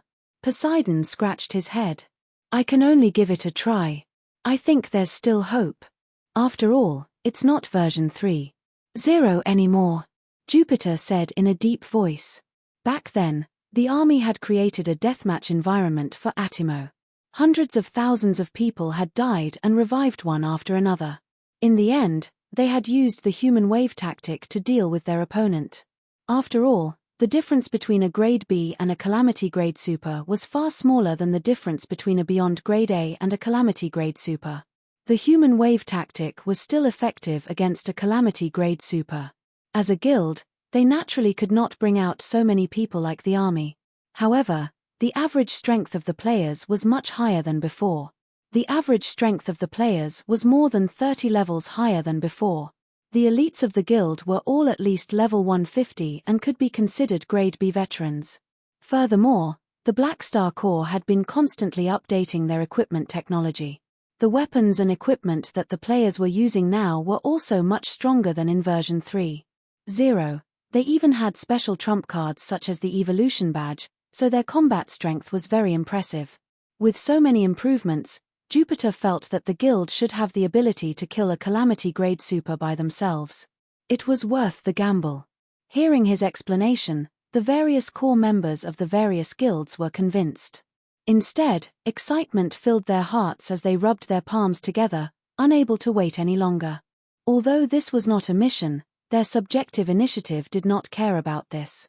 Jupiter looked at everyone and said loudly, "Everyone, no objections. Since no one has any objections, let's go fight the boss now. Let's go." Endless Nebula, Didora Star System, Heavy Iron Guard's main base. This was an enormous galactic fortress. It looked like a wooden base made of countless cuboids of various sizes. The structure was very neat and tidy, with clear edges and corners. On the front armor of the galactic fortress was an enormous engraving that looked like a heavy armor helmet. This was the organization emblem of the Heavy Iron Guards. The Heavy Iron Guards was a well-known civilian armed organization in the Didora star system. Most of the members of the organization were mechanical pugilists. On the surface, they were a civilian armed organization, but it was said that their background was not ordinary. They had an unclear relationship with the Feni civilization that ruled this star system.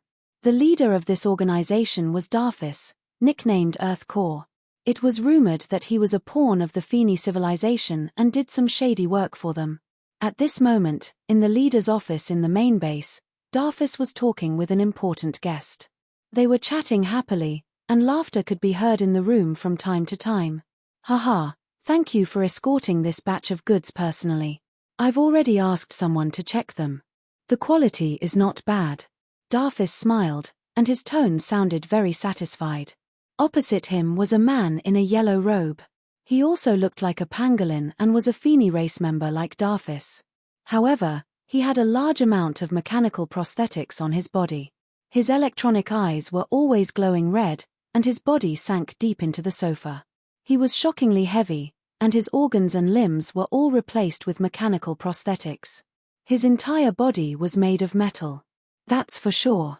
When have we ever shipped you goods of poor quality? This batch of mechanical equipment is the latest military weapons made by the government. The military specially approved them for you. Others can't buy them even if they want to." This artificial spoke with a voice device in his throat, simulating a passionate tone. He was an emissary of the Feni civilization and had always been the person in charge of contacting the Heavy Iron Guards on behalf of the upper echelons. The two sides did have a cooperative relationship, exchanging resources for Darfis. The Feni civilization had a soft spot for mechanical prosthetics. It had always been a hot market for mechanical prosthetics. Almost everyone had been modified. Many civilians even only kept their biological brains and replaced their bodies with different types of mechanical equipment. Most of the supers in the civilization were mechanics, and mechanical pugilists were the main trend in the civilization. "Don't worry. I know why you're here.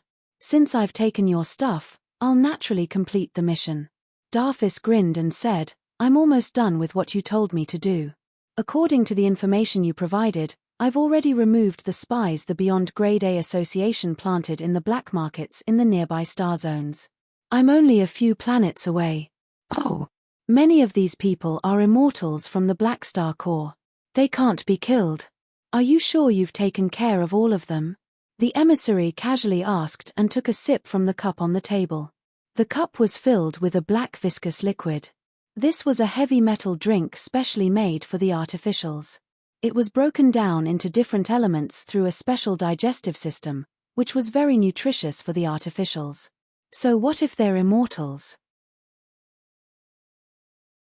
As long as we destroy the black market channels in their hands, they'll have to start all over again or leave with their tails between their legs. Darfis did not think much of it. The emissary put down the cup and asked curiously, I heard from your subordinates that some of the immortals you killed are going to take revenge on you. Aren't you afraid? Do they have the ability? These people can't even withstand a single blow. They only dared to speak such arrogant words because they can't die. Otherwise, they would have been scared witless by me. If they dare to come for revenge, I'll kill them one by one. If two come, I'll kill a pair. Darfis snorted. While expressing his disdain, there was also a hint of jealousy in his tone. He was confident in his strength. Unless it was someone of the same level or a beyond grade A, he would not take them seriously. However, any super would be jealous of the immortality of the players. He was no exception. He would be jealous just by looking at them, so he did not hold back. It was precisely because he couldn't obtain it that he developed a different kind of resentment and contempt. He couldn't help but have a sour attitude of what's so great about him. Then I'm relieved.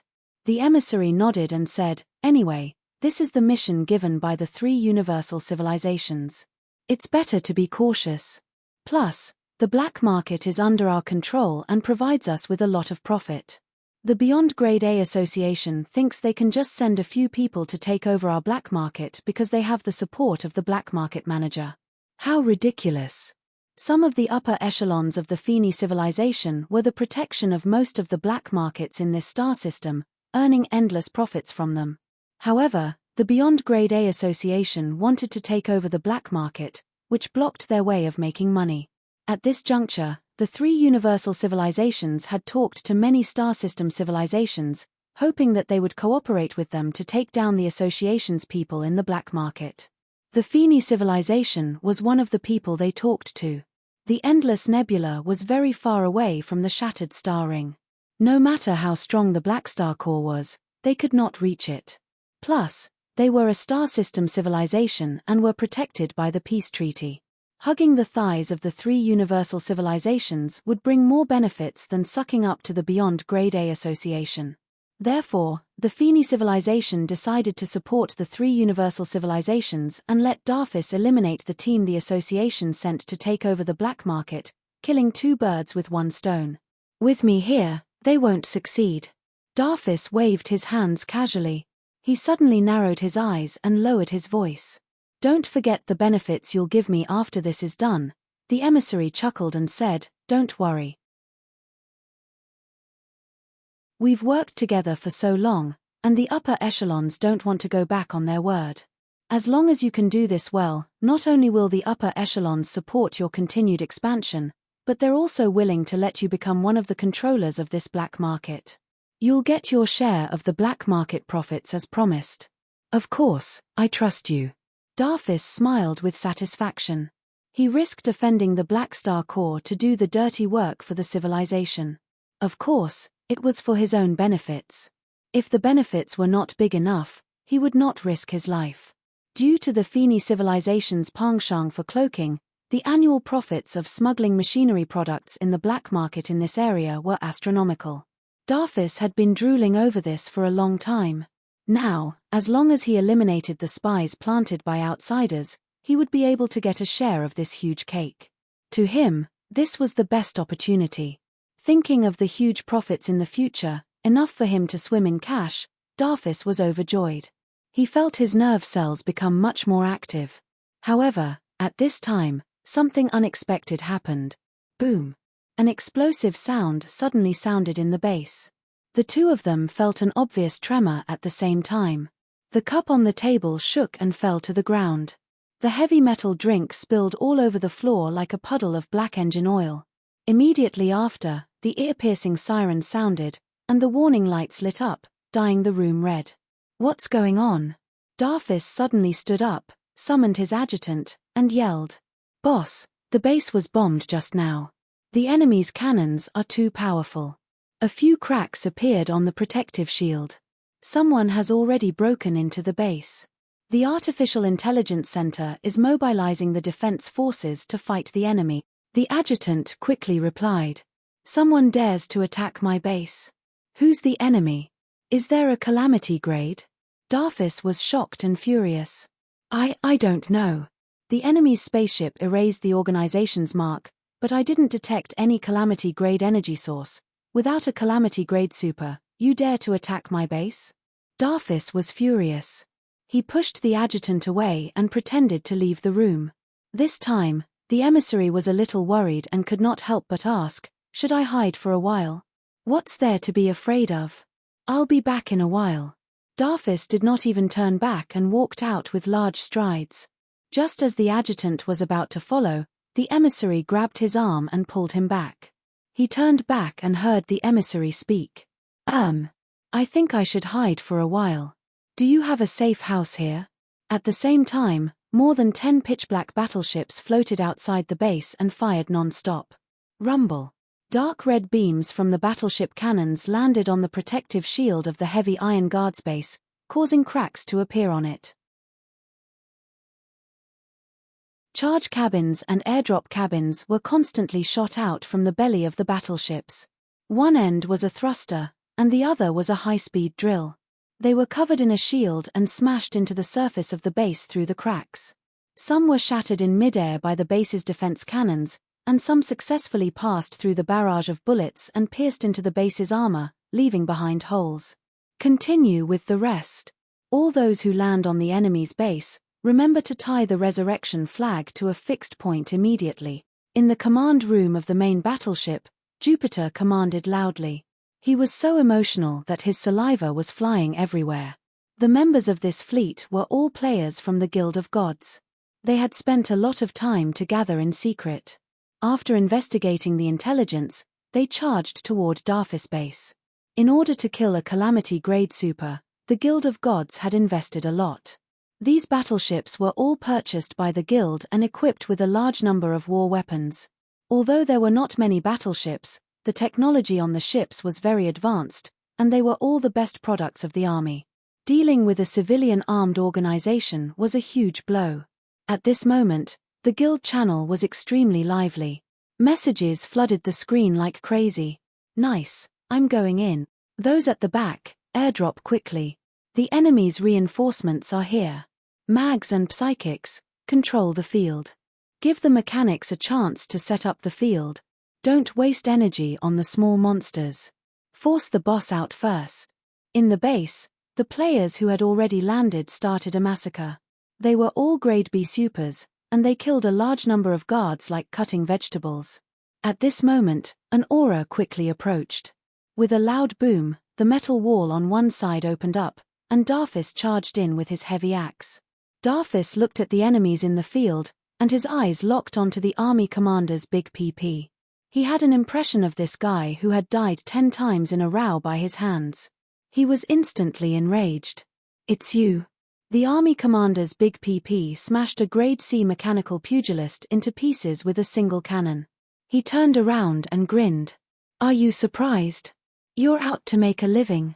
If you say you're going to call a truckload of breadmen, you're going to call a truckload of breadmen. Without waiting for Darfis to reply, the army commander's big PP pointed his gun at him and yelled, "Brothers, it's him. Get him." The next moment, everyone's eyes landed on Darfis, and the excitement of seeing prey burned in their eyes. Even though Darfis had been through hundreds of battles, being stared at by a bunch of grade B supers still made him shudder instinctively. However, right after that, his anger suddenly swelled. He raised his mechanical axe and charged into the battle. With a powerful swing of his axe, he sent 2 players in front of him flying. You're courting death. On the players' side, they said almost at the same time, "Main tanks, go."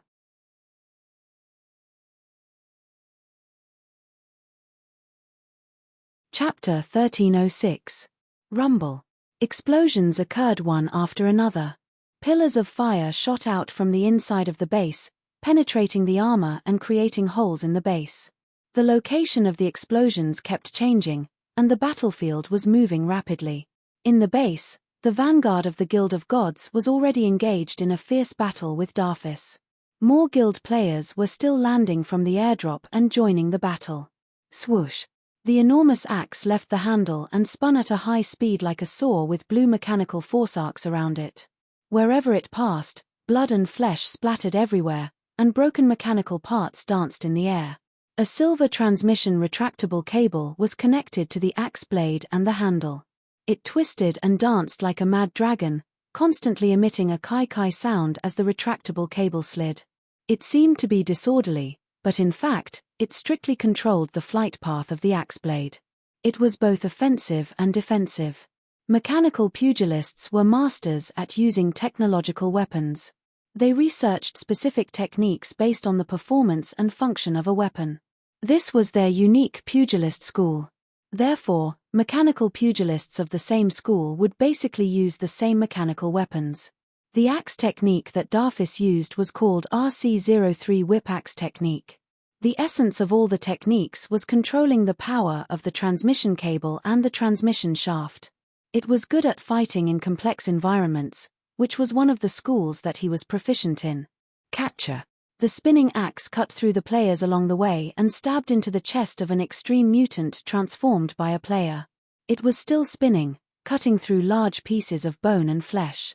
I've got him. This player adjusted his pain threshold to the lowest, so it was not painful or itchy at all. He grabbed the axe with both hands and did not care about his hands being cut and bleeding. The extreme mutants of the main tanks all pounced forward. Each of them grabbed a section of the cable and pulled with all their strength to control it. Meanwhile, the teammates of the damage output team all fired at Darfis. Darfis twisted his hips, and a yellow energy shield flew out and protected him. The attacks of the players all landed on it. In a series of colorful explosions, the shield was quickly filled with cracks. Taking advantage of the brief moment, Darfis issued an order in his brain, and his neuron signals entered the axe's control module through the transmission line. In that instant, the cable tightened with a bang, and a plasma current flowed along the cable, bouncing away the hands of the many ultimate aberrations. Then, the transmission device instantly overloaded, and with a bang, the speed of the axe soared, cutting off the hands of the player at the end. As the cable retracted, it cut all the aberrations along the way in half, and finally returned to the handle. Then, Darfis spun around, and the axe slashed out a wide silver shockwave surrounded by electric arcs, sending a few pugilists who wanted to take the opportunity to get close to Eula and beat them up. Although the players had the numerical advantage, a Calamity Grade Super had a crushing advantage over a Grade B Super. They could only use their lives to exhaust Darfis' status. Before he was completely exhausted, the players would not be able to catch his weakness. Continue. Secondary T-Team, push up. Pay attention to pulling. Damage output team, spread out. Outer team, block the small monsters. Don't let them come in and cause trouble. The Guild of Gods was forced back time and time again, and their formation was disrupted time and time again. However, they were not afraid of death and continued to surround Darfis after getting up. The captain excitedly gave out orders in the team channel. To the players, the most unbearable part was that there was no aggro mechanism. In order to control who Darfis attacked, they could only let the MTS block him and use their bodies to form a line of defense. Even so, Darfis would still choose to go around the MTS and attack the weaker damage output team. Most of the time, they could only improvise and let the squishy players take the damage. Thankfully, the standard armor of the Black Star Corps was very sturdy, so the squishy players would not be killed instantly. At this time, in the sky above the base, the fleet of the Guild of Gods was already exchanging fire with the fleet of the Heavy Iron Guards. Due to their numerical disadvantage, the fleet of the Guild of Gods was at a slight disadvantage. However, with their superior performance, as well as their high-tech virtual interference and radar jamming, they were able to disrupt the enemy's formation and encroach on the enemy. The command room kept vibrating. Jupiter pressed his hands on the control panel and stared at the battlefield surveillance footage of Darfis. He said in a deep voice, "No, the efficiency of the siege is too slow. If this continues, We won't be able to last much longer. Ignore the enemy fleet and aim all weapons at the boss. Support him with firepower. What about the people surrounding him? Poseidon asked. We can't care about the casualties. Tell them to dodge. There's nothing we can do if they get killed, Jupiter said decisively. All right, Jupiter said decisively. Once the order was given, more than a dozen guild battleships simultaneously shifted their cannons and locked onto Darphis, who was moving around inside the base. A light cannon and a trapezoidal homing missile shot toward him. Darphis' mechanical suit's built-in radar rang with an ear-piercing warning. He cursed in his mind and hastily dodged. Beams of light pierced through his previous position like spears and chased after him. Many players had already received the news and dodged early. However, there were always a few who could not dodge in time and were turned into dust. If the enemy was only a group of Grade B immortals, it would not be a problem for Darphis. However, with the accurate firepower support of the fleet, he was immediately restricted. The players were not afraid of being killed, but he was not. A normal calamity grade would not be able to withstand too many high-energy ship cannons. Furthermore, he was a mechanical pugilist with average defense, so he did not dare take the risk. Everyone fought fiercely, and the base was in ruins. The Guild of Gods fleet was pinned down by the enemy ships and could only occasionally break through the defense line to provide support. The shockwaves of the bombardment also gradually injured Darphis. Seeing another small group of immortals being killed by the firepower of his teammates while the rest were still yelling and charging, Darphis' eyelids twitched. TSK, these lunatics. He could not help but feel like he had poked a hornet's nest. He could not help but feel a little regretful. Strange, I'm not the only calamity grade that the 3 universal civilizations bribed. There are calamity grades hunting the players in every area, and I've never heard of anyone being targeted. Why am I so unlucky? Darphis dodged the 5 explosive fireballs. Looking at the corpses of his subordinates all over the ground, his face became darker and darker. Although he was not afraid personally, the others in the base were not as strong as him. Grade B supers were already the backbone of the heavy iron guards, but under the siege of the Guild of Gods, they were almost nothing. A bunch of officers who had followed him for many years were killed. They were all talents that he had spent a lot of effort to recruit. It was a huge loss. This group of immortals came prepared. If this continues, my strength and stamina will continue to decline. When the time comes, it won't be good. Moreover, they came for me. If I continue to fight here, my casualties will only increase. Darphis' eyes were uncertain. After hesitating for a while, he took a deep breath and made the final decision. The next moment, the energy in his body boiled.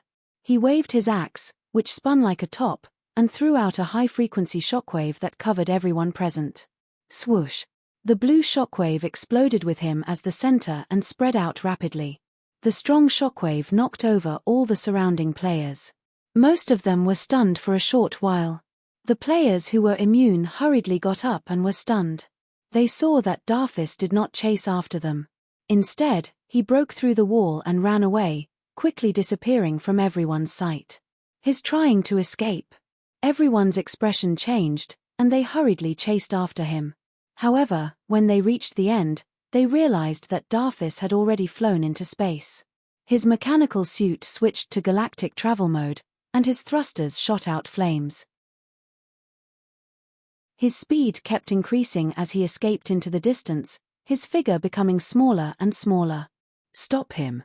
Jupiter's expression changed. He hurriedly commanded the fleet to break through the heavy Iron Guard's defense line without caring about the damage they would suffer. However, at this time, the radars of all the battleships suddenly sounded an alarm. A small fleet appeared at the edge of the battlefield, rapidly approaching. The Feni civilization's logo was on the exterior armor. It shouted in the public channel, "This is the Feni civilization's security patrol team. We've detected an abnormal energy reaction here. Everyone, stop where you are and be inspected. The security team is here too." Darphis, who was running away, had a thought. His base was in the Feni civilization's territory. Of course, there were security patrols. They usually minded their own business. He did not know if the security team asked him to stop. While Darfis was pondering, his mechanical suit suddenly received a communication. It was the Feni civilization emissary who came as a guest. The background was the base's safe house. "Don't stop. Leave this place quickly. The security team won't trouble you." The emissary did not hesitate and went straight to the point. "You called the security team?" Darfis understood. "Of course. Why else would I need you to protect me?" The emissary's expression was dark. "I'll get the security team to stop them for a while. Run as far as you can. If they continue to chase after you, I won't care anymore." He was only here as a guest.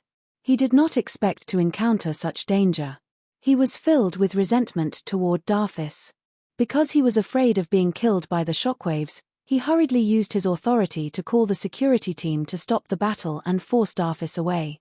In his opinion, since these immortals were here for revenge, as long as Darfis was far away, the enemies would be lured away too. That way, he would be safe. "I'll leave now." Darfis nodded. He originally intended to cooperate with the security team to annihilate the enemies, but now he had no choice but to agree to run. He did not want the emissary to be harmed either. The emissary hesitated for a while before saying with a deep voice, "Planet Burger is nearby. It's a colonial planet where low-value citizens live. I've already talked to the planet manager. You can go to Planet Burger and wait there. Although there aren't many defense forces there, those enemies won't dare violate the peace treaty and attack a colonial planet." "Okay." Darfis hung up and accelerated at full speed. Although the Guild battleship had placed a space-stabilizing anchor that limited hyperdrive, his normal flying speed was not slow either. He turned into a stream of light and quickly disappeared from sight. Seeing this, Jupiter immediately became anxious. They had only fought a small part of it, and the boss had already run away. What should they do now? Poseidon slapped his forehead and complained, "Aya, I've miscalculated. I knew your plan was unreliable. If they can't beat us, won't they run away? Do you think we're in a dungeon?" Although they could weaken a calamity grade with their lives and even have a chance to kill it, if a calamity grade wanted to run away, it would be very difficult for them to stop it. After all, the desperate situation that Atomo was in was very difficult to replicate. Furthermore, Darfis was not an ignorant native. He would run away immediately if he saw that the situation was bad. He would not stand there and fight a bunch of immortals head-on. "Shut up." Veins popped up on Jupiter's forehead as he cursed. He then turned on the public channel and yelled at the security team, "The Black Star Corps is doing something. Please give us some face. I don't care who you are. This is the Feni civilization's territory. No one can do whatever they want. Stop the ship immediately for inspection. Otherwise, it'll be considered a violation of the Feni civilization law. Your record will be recorded." The security captain received the emissary's order and continued to command the troops to stop the guild fleet. "Then why didn't you stop the one that ran away?" Jupiter was furious. He marked Darfis, who was getting further and further away. "What does it have to do with you? I'm giving you an ultimatum right now. Stop the ship immediately," the security captain yelled. Jupiter clenched his teeth. After spending so many resources, it would be a huge loss for the guild if they gave up halfway. He was the one who planned this operation, so he had to take the blame. He immediately made up his mind. "No matter what, we have to kill the boss today. Charge. Cripple anyone who dares to stop us." As soon as he said that, the guild fleet did not hesitate anymore. They did not care whether it was the heavy iron guards or the Feni civilization law enforcement team in front of them. They fired at all the enemies, trying to kill their way out. Some of the players who were still in the base were pulled back through the tractor beam, and some of them simply bombarded the area and killed themselves after using up all their energy, reviving back to the ship. After fighting for a while, most of the players returned to the ship. Only a few people were left in the base. The army commander's big PP was one of them. F*CK, you ran away. Don't even think about your hometown anymore. Failing to stop Darfis, the army commander's big PP was enraged. He took out a black, ball-shaped portable bomb. This was a small dark energy annihilation bomb that he had spent a lot of his savings to buy. Before the Guild of Gods contacted him, he had planned to use this thing to die together with Darfis. Now, he just detonated it. In the next moment, a dark red lava flow erupted. Boom! The ball of light expanded rapidly and swallowed the entire base. Every inch of metal was annihilated. The emissary who was waiting for the law enforcement team in the safe house did not even have time to react before he was turned into dust by the explosion of dark energy. He died on the spot without any pain. Not only him, but all the members of the heavy iron guards in the base were also turned into dust. No one survived. The captain of the security forces was shocked. Are these people crazy? How dare they use such a dangerous weapon in a civilized area? The dark energy annihilation bomb was the same as the psionic bomb. It was also a dangerous weapon banned by most civilizations. Once discovered, it would be severely punished. Even some wanted criminals did not dare to do this. Isn't the Black Star Corps from the lawful faction? Why are they so reckless? Aren't they afraid of losing their reputation? For a moment, the security captain was terrified. Since the emissary was already dead, he told the fleet to make way for them, afraid that these lunatics would also use a dark energy annihilation bomb on him. Without the obstruction of the security team, the guild fleet broke through the encirclement, shook off the enemies, and chased after Darfis. The battleship was designed for interstellar travel, so it was even faster than Darfis. The distance between the two gradually decreased. Darfis also noticed the pursuers behind him. Frustrated, he cursed the security team for not even being able to delay him. He had no choice but to continue running. After leaving the space stabilization anchor zone, both parties entered hyperdrive mode at the same time. They were like two streams of light, one thick and one thin, one chasing and one escaping. Not long after, a planet appeared in their vision. It was the low-level colonial planet of the Feni civilization, Planet Burger. The residents on this kind of colonial planet were all leeches who did not want to work. They only accepted welfare to maintain their lives. Every civilization had a planet like this, so they would not be valued. Usually, no outsiders would visit them. We're here. Darfis was overjoyed. He hurriedly sent a landing request. Because the emissary had already informed them, Planet Burger was a special case and approved his request instantly. The planetary defense fleet outside the atmosphere did not stop him. Seeing this, Darfis broke through the atmosphere without hesitation and landed in one of the cities. At this time, the Guild of Gods fleet finally caught up and stopped outside the planet. The small defense team of the planet gathered and stopped them from moving forward. Their spaceship suddenly received a message. Another artificial appeared on the screen. It was the manager of Planet Burger.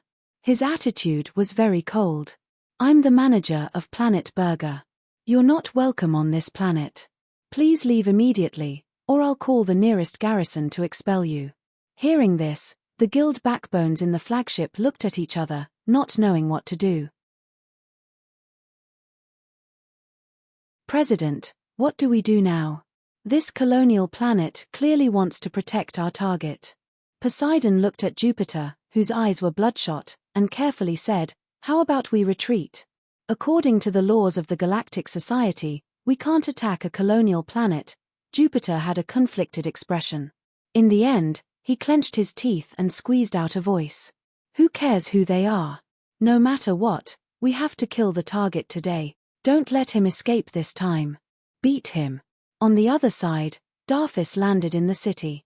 Only a few pedestrians were on the deserted streets, looking at him in shock. Darfis did not care about the pedestrians. He looked up at the fleet hovering outside the atmosphere, frustration and anger flashing in his eyes.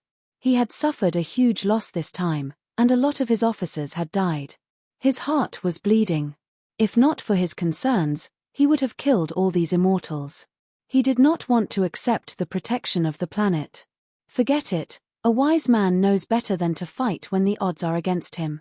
I'll let these people go today, and I'll deal with them one by one in the future. I'll deal with the Black Star Corps slowly. Darfis clenched his teeth, took out the communicator, and contacted the emissary. He had run very fast back then, so he did not know that his base had been blown up. He dialed the number, but there was no reply. Just as Darfis was confused, he suddenly felt a sense of danger and hurriedly retreated. Rumble. The next moment, dense light cannons rained down from the sky like a storm, shattering the entire street. What? Darfis' expression changed drastically. He looked up at the fleet firing at the city in disbelief. Just to kill me, they dared to fire at a colonial planet without caring about civilian casualties. What kind of behavior is this? Don't they know? Even the Beyond Grade A Association, which was currently fighting against the 3 universal civilizations, would not do such a heinous thing. A chill ran down his spine and into his brain. His anger was instantly frozen. At this moment, Darfis was only filled with horror. These people are completely lawless.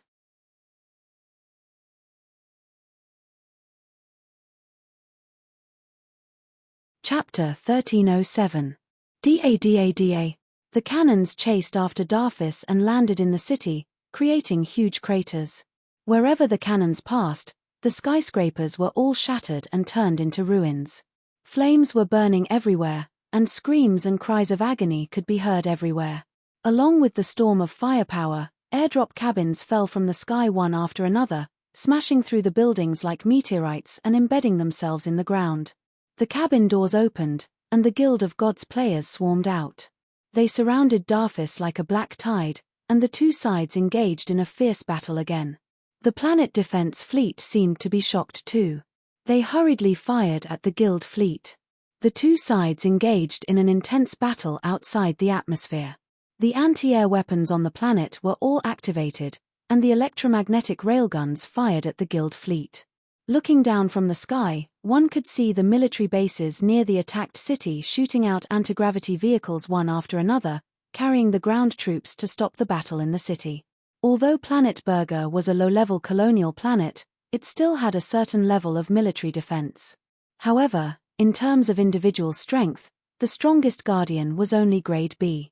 After all, the Feni civilization was only a star system level, and they only had a dozen or so calamity grades. They were not so extravagant as to send a calamity grade to guard such a borderline colonial planet all year round. That would be no different from sending them to prison. On the communication screen of the Guild main ship, Planet Burger's manager's expression changed drastically. He was both shocked and furious. How dare you violate the peace treaty? Do you want to become enemies with the Feni civilization? I demand that you stop immediately. Without waiting for him to finish, Jupiter slammed the button and hung up the call. His eyes turned red, and he yelled, "All backup teams. All of you, get into the Vanguard cabins and take over the defense fleet of this planet with a gang jump battle. We'll attack anyone who dares to block our way." Since he had made up his mind, he might as well go all the way and attack the troops on the colonial planet as well, eliminating all obstacles in the way of the Guild's first kill. Although the Guild did not have as many battleships as the planet defense fleet, their biggest advantage was their individual strength. As long as 1 or 2 players boarded the enemy's battleships, they would be able to kill all the crew members and take over the enemy's battleships. After all, a low-level colonial planet like this was not extravagant enough to send a Grade B super to every battleship. His anxious, Poseidon mumbled on the side, expressing the thoughts of the Guild core members present. Jupiter turned his head abruptly and stared at him. His eyes glinted dangerously as he said, one word after another, "What did you say?" "Brothers, let's charge together." The lines on Poseidon's face suddenly became firm and resolute. He waved his hand and led a group of elites to the charge cabin. His back was filled with a chilly aura, and his mood had changed very well. Very soon, assault cabins carrying players shot out like missiles and bit the enemy's battleships. The defense battleships quickly fell under the control of the Guild of Gods. They turned around and continued to provide support to the ground, making Darfis' situation even more dangerous. Some airdrop cabins even smashed toward the base that controlled the anti-air weapons. Teams of players went forward to paralyze the armed forces of Planet Burger. Outer space and the surface of the planet were divided into many battlefields. Explosions occurred non-stop, and the cities turned into ruins one after another. The sky and the ground were in chaos. The manager of Planet Burger was furious and panicked. He hurriedly asked for help from the nearest galactic garrison base. At the same time, he sent the information of the planet being attacked to the Feni civilization's artificial intelligence center through the emergency military channel and forwarded it to many key departments. Only 2 or 3 minutes later, he received a serious call from the upper echelons. What exactly happened? Who are the enemies? The enemies are a group of immortals. According to the report from the security team, they claim to be from the Black Star Corps and are chasing after a calamity grade. The manager of Planet Burger hurriedly explained the situation, saying that it was because he received a message from the emissary asking him to protect Darfis. He did not know the relationship between Darfis and the Feni civilization, but the emissary's authority level was higher, so he could only obey. His words implied that he was just following orders and was not at fault. After hearing the explanation, the Feni civilization's upper echelon looked gloomy and solemnly said, "I understand the situation. Now, you restrain the attackers. The nearest garrison base will be dispatched immediately to arrest them." After hanging up, the manager of Planet Burger heaved a sigh of relief. Under the protection of his bodyguards, he quickly walked toward the safe bunker while signaling his secretary to contact Darfis. At the same time, in the city that had already turned into a battlefield, Darfis was suppressing the shock in his heart and fighting the Guild of Gods players. In order to avoid the spaceship cannons that fell from the sky, his hands and feet were tied. He already had thoughts of retreating. He was already shocked by the lawless behavior of the players. In his opinion, it was unwise to continue tangling with this group of lunatics. As the saying went, the unreasonable were afraid of the reckless, and the reckless were afraid of the reckless. Darfis regretted provoking these people more and more. At this time, the mechanical suit's internal communicator suddenly rang. It was the manager's secretary, relaying the manager's message. Hearing this, Darfis' eyes flashed. He repeated the other party's message. "You said that the regular army is already on the way, so you want me to hold back these immortals here and wait for reinforcements to come so that we can capture all these brutes?" "Yes, the upper echelons have already mobilized the garrison. Reinforcements will be here soon." The secretary was very respectful. Although Darfis was the one who caused this, he was the only calamity grade present and also a member of the Feni race. Planet Burger needed his help for now. "Okay, I'll hold them back." Darfis hesitated for a moment before agreeing in the end. It would not be easy for him to escape now. The mechanical suit's speed was not as fast as the guild fleet. If he left Planet Burger, he would have no helpers, and the risk would increase. He felt that it would be better to cooperate with the Feni civilization here and wait for the regular army to arrive so that they could capture all these immortals. Anyway, he was still in good shape, so these enemies would not be able to threaten his life for a while. Plus, he had lost a lot of his subordinates, so he was furious and could not suppress his desire to fight back. After hanging up, Darfis no longer thought about retreating. He yelled, swung his mechanical axe, and charged into the formation of the players. Lightning danced in the sky, and blood spurted everywhere he passed. At the same time, in the Black Star Corps territory, SWI-001 Research Institute, Master, something happened. Han Xiao, who was studying the nervous system of SWI-001, received Philip's message. He looked away from the experiment report and turned to look at Philip. What happened? In the endless nebula starfield, a group of immortals is attacking a colony planet of a star system civilization, Philip switched to the surveillance screen and quickly reported the situation. What? Challenging a calamity grade on their own? Hearing the whole story, Han Xiao narrowed his eyes with a complicated expression. This day still came. He knew that as the average strength of the players increased, they would challenge a calamity grade on their own sooner or later. This was an inevitable trend. The players were always the representatives of chaos. The more power they had, the more uncontrollable they would be, and they would gradually ignore all kinds of restrictions. The reason why they had always been relatively obedient was that they were not strong enough to take too much initiative in the past, and it was also because he had managed it well. Now, in version 5.0, the player's obedience had finally reached its limit, and their chaotic tendencies started to rise. In his previous life, this was one of the important fuses for the calamity of the supers. Even with his influence now, it was impossible to change the nature of the players. TSK, this is bad. Han Xiao shook his head helplessly. He already knew the cause and effect. The other party was an enemy that prevented the players from taking over the black market. There was no problem for the players to gang up on him, so Han Xiao naturally would not object. However, they were openly violating the conventions of the Galactic Society, and this was what made his balls ache.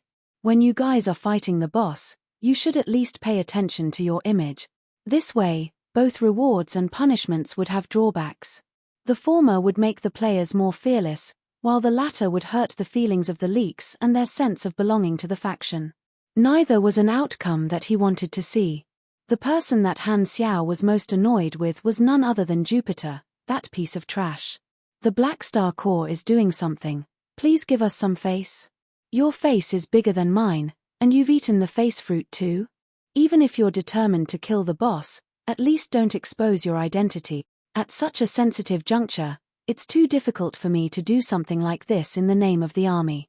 Han Xiao was speechless for a while before he sighed and slowly said, too reckless. No matter what, I won't take the blame for this if I can. The most important thing now is to clean up the evidence and clean up the mess for these B** stards. As he spoke, Han Xiao pressed his forehead and entered the quantum network vision. The data stream quickly arrived at the guild battleship with Philip as the transfer station. The battle on planet Burger was getting more and more intense. The defense forces of the planet were basically destroyed by the Guild of Gods, and a large number of battleships were also seized by the Guild of Gods, which strengthened the enemy's fleet. The battlefield kept moving on the surface, and 4 cities had already been razed to the ground. Darfis ran for his life while dealing with the guild players' relentless attacks. His energy and stamina were greatly depleted, and injuries appeared on his body. His condition gradually deteriorated, and his combat ability inevitably decreased. Boom! Darfis turned around and slammed a pugilist onto the wall with his axe.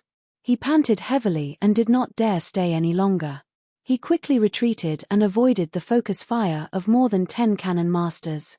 The place where he was standing earlier was blasted into a deep crater. Not only were his muscles sore, but his brain was also in pain. Mental attacks were not the strength of mechanical pugilists, after all.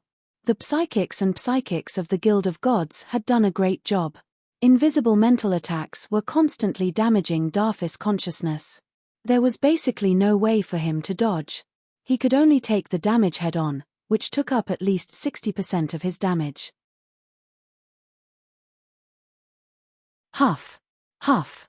Are the reinforcements not here yet? Darfis sensed the terrible state he was in, and his face was green. The moment his condition deteriorated from its peak, it was the beginning of a snowball effect. He was already at his limit from being attacked by the players. Without personally experiencing the feeling of being ganged up on by players, it was difficult to understand the horror. Darfis finally felt it. He originally thought that he could hold on for a long time, but now he realized that he had completely underestimated how difficult it was to deal with these lunatics. He misjudged the strength of both sides. If the reinforcements don't arrive in time, I'm afraid I'm really going to die here. Darfis was shocked. The thought of retreating appeared in his mind once again. However, at this time, he suddenly felt something. He looked up at the atmosphere with surprise. They're finally here. An enormous fleet was rapidly approaching. It was the military group sent by the Feni civilization as reinforcements. There were close to 2,000 battleships. The size was not something a guild fleet could compare to. Planet Burger's manager, who was taking refuge in the bunker, was overjoyed when he saw the battlefield. The army is here. Ha ha ha, these brutes are done for. Inside the guild's main ship, Jupiter also noticed the hostile army. His heart quickly sank. *T, this looks like the regular army of the local civilization. It took too long. Looks like I still underestimated the difficulty of the boss. A free calamity grade is way too difficult to deal with. Is this operation still too difficult for the guild? Looking at the enormous reinforcements, Jupiter felt a little hopeless. However, he clenched his teeth and ordered the fleet to continue firing at Darfis. President, are we still not retreating? Poseidon asked in the channel. Why should we retreat? We've already fought to this point. How can we give up halfway? If we leave now, the resources we spent will really be wasted. Everyone, listen up. Even if we have to give up all our revivals today, we have to kill the boss. Jupiter clenched his teeth and ordered his troops to be on standby, ready to exchange fire with the reinforcements. However, this enormous army suddenly stopped at the edge of the battlefield, not moving at all. Not only did they not fire, they did not even move forward. Time passed second by second. Darfis, Planet Burger's manager, Jupiter, and the other players were all dumbfounded. Wait, are these reinforcements here just to watch the show? The Guild of Gods was confused. They did not know what was going on. Since they were not attacking them, they would not attack them either. They quickly increased their firepower and focused on attacking Darfis. On the other side, Planet Burger's manager panicked. What are they waiting for? Hurry up and suppress the enemy. Planet Burger's manager was at a loss. He tried to contact the reinforcements many times, but there was no response at all. On the battlefield, the joy on Darfis' face gradually froze. He was shocked and confused, not understanding what was going on. In shock, he could not help but let his imagination run wild. Why aren't the reinforcements firing? There's a huge problem here. If not for the fact that he was waiting for reinforcements, he might not have stayed to stall the enemy. Now that the reinforcements were here, they were just watching coldly without any intention of interfering. Could this be the Feni civilization's plan to use this as an excuse to keep him here, killing two birds with one stone and using the immortals to get rid of me? Could it be that they think I know too much and think I've lost my value, so they're not saving me? Darfis was shocked by his own guess. His mind was in a mess. No, it'll be over if this continues. I can't rely on the Feni civilization. I can't stay here. Darfis clenched his teeth and unleashed overload. The surging energy blew the players around him away. He took a bunch of focused fire head-on and shot into the sky. The mechanical suit's thrusters were operating at full power. He turned into a stream of light and flew toward outer space, trying to escape the battlefield. However, at this moment, the Feni civilization's reinforcements at the edge of the battlefield suddenly fired. Their target was Darfis, who had just escaped the atmosphere. What? Darfis was shocked. He hurriedly turned on his shield. The next moment, his body was drowned by the cannon fire. He took a lot of damage this time. Boom. Boom. After a series of explosions, he fell from the sky and smashed into the ground with a loud boom. Dust filled the air. Crack. Crack, crack. The heavily damaged mechanical suit could not take it anymore. It shattered into pieces and scattered all over the ground. Darfis lay in the middle of a huge pit on the ground with blood gushing out of his mouth and nose. His body was covered in burns, and many parts of his body were already charred. His bones and organs were a mess. He was heavily injured. A large group of players rushed over from afar and surrounded him. Seeing this, Darfis clenched his teeth and dragged his heavily injured body to stand up. He was wobbling and had yet to recover from the dizziness from the heavy blow. He could not even stand properly. Looking at more and more immortals gathering, Darfis sensed his terrible physical condition. A bitter smile appeared on his unrecognizable face. Cough cough. I didn't expect to be tricked by the Feni civilization in the end, Darfis coughed painfully. He knew that today was probably the day he died. Once the rabbit was killed, the hound would be cooked. Thinking of the bright future the Feni civilization promised him, Darfis only felt regret. He made the wrong choice after all. Taking a deep breath, Darfis felt like a hero at the end of his rope. Feeling tragic, he roared at the immortals around him. If you want my life, then come. I won't just sit back and do nothing. Without waiting for him to finish his sentence, the players present began to attack. All sorts of attacks came at him from all directions. Rumble. A series of explosions drowned Darfis instantly. The moment he lost consciousness, Darfis was only left with a strong sense of unwillingness. "Can't you let me finish my last words?" The explosions lasted for more than 10 seconds before everyone stopped. The dust slowly settled, and their vision became clear again. They saw a charred body on the ground, no longer showing any signs of life. Seeing this, the crowd of players paused for a second before suddenly cheering and jumping for joy. "Awesome! We finally killed him. We got the first kill. First kill. I'm so tired. F***ck. This boss even knows how to add scenes for himself. I was almost stunned. Who recorded the whole process? Send me a copy." Inside the guild main ship, Jupiter was finally able to relax after witnessing the guild kill Darfis with his own eyes. The anger that had been pent up in his heart was finally vented, and he no longer had to worry about it. Getting the first kill of the guild, this trip was worth it. The resources he spent were not wasted. Then, Jupiter looked at the Feni civilization's army, whose target was unknown, and frowned again. They killed the boss without caring about anything, but the consequences seemed very serious. Now, they had to think about escaping. This army probably wouldn't just let them escape. Just thinking about it made him feel like the possibility of escaping was extremely low. Jupiter scratched his head. "How about, we just die together?"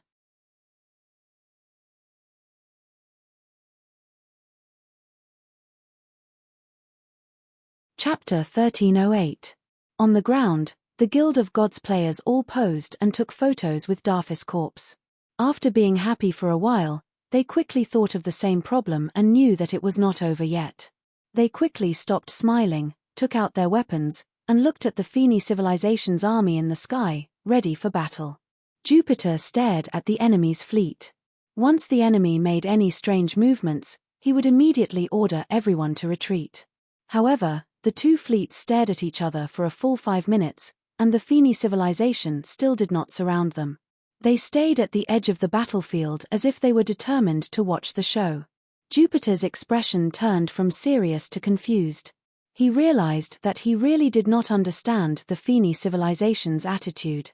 At first, they protected Darfis, but after the regular army arrived, they did not help him and even opened fire on Darfis, hammering a few nails into his coffin to help them complete the kill. Now that the dust had settled, the regular army was still watching on the side, not intending to capture them. "Which side are you on, President? They're all stunned by your dominance." Poseidon's flattering voice sounded in the channel.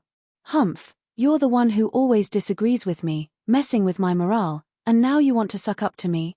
Too late." Jupiter snorted in his mind, thought for a while, and said, "Recall the players on the ground. Pay attention to the enemy's fleet. If the situation is not right, kill yourself immediately and revive on the ship." After the order was given, the guild fleet started to recall the airdropped players with tractor beams. They paid close attention to the Feni civilization's army. Once they showed any intention of stopping them, they would turn around and run. However, the Feni civilization's army did not react at all. They just stood there and watched the Guild of Gods clean up the battlefield and recall the players.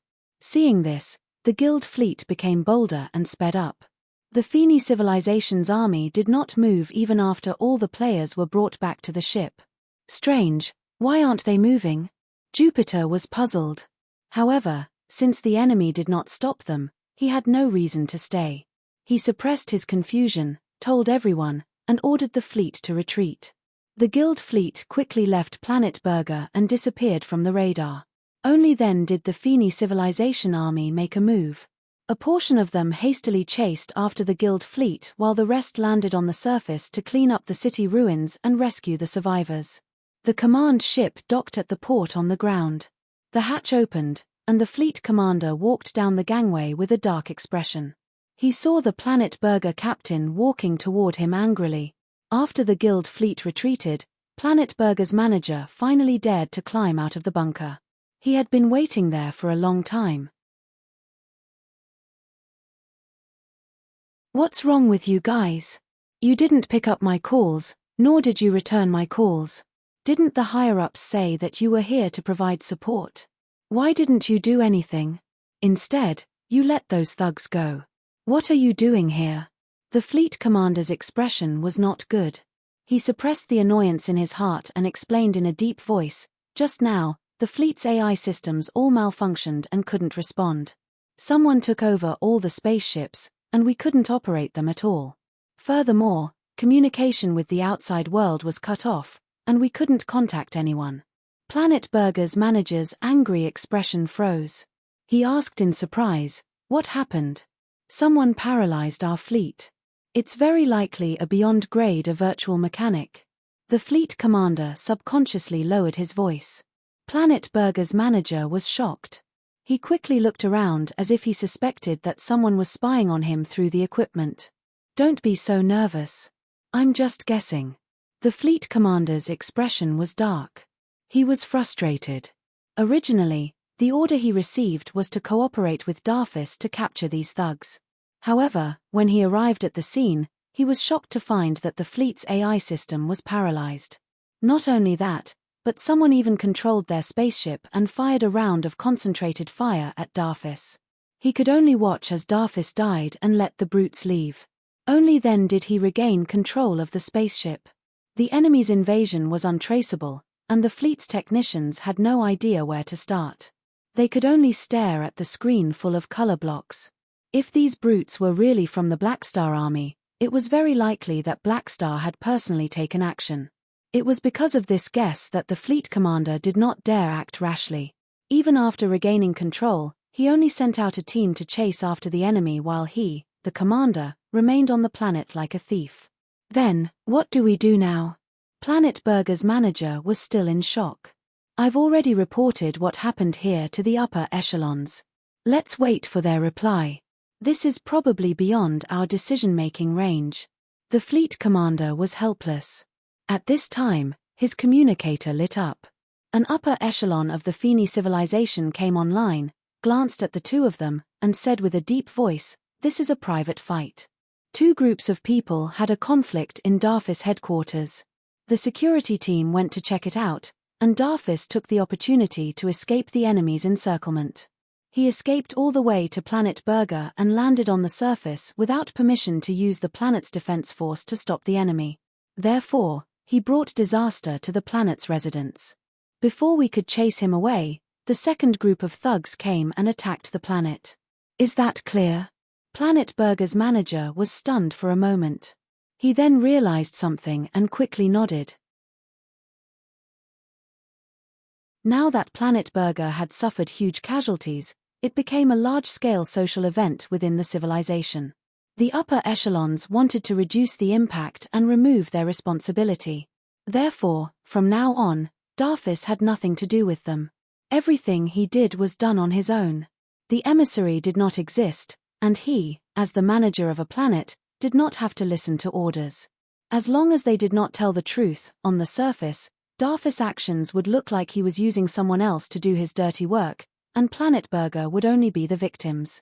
This way, the anger of the Feni civilization's residents would only be transferred to these thugs, and the upper echelons would not have to take the blame. "What about us?" the fleet commander asked. The upper echelon glanced at him and slowly said, "Your mission was to prevent this disaster.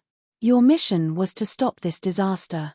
Because Darfis attracted the disaster, the army made him a priority target, and successfully killed the ruffians who caused this. The second group of thugs was allowed to leave because they took the Planet Burger's residents as hostages. Therefore, the army temporarily let them leave the scene before chasing after them and moving the battlefield. This is to reduce the casualties of the civilians. Do you understand?" "Understood." The fleet commander sighed in relief and gave a thumbs up in his mind. The situation was still the same, but it felt completely different with a different explanation. Not only did they remove most of the responsibility, but they also emphasized that they cared about the safety of the civilians. "Great." This time, the upper echelon changed the topic and said with a deep voice, "Of course, this is just to appease the civilians. Of course, this is just an explanation to appease the people. We'll just deal with it. As for those immortals, we'll publicly condemn them, provide ammunition for public opinion, and report it to the Civilization Conference to seek justice from the three universal civilization. Emphasize that they're from the Black Star Corps? Planet Burger's manager asked. No, we can only say that they're suspected to be from the Black Star Corps. Just emphasize that they're immortals. The upper echelon clenched his teeth. The fleet being controlled in an instant was most likely the work of a beyond grade of virtual mechanic. Furthermore, it was not an ordinary beyond grade A but Blackstar himself. The reason the Feni civilization was not afraid of offending the Blackstar Corps was partly because the army was too far away from the endless nebula starfield. Now that they were suspected to have appeared in the dark, they were a little more cautious. However, the Feni civilization would not take this lying down. Their civilians suffered heavy casualties. As the victims, they were naturally on the side of reason. They would definitely make a big fuss and seek justice.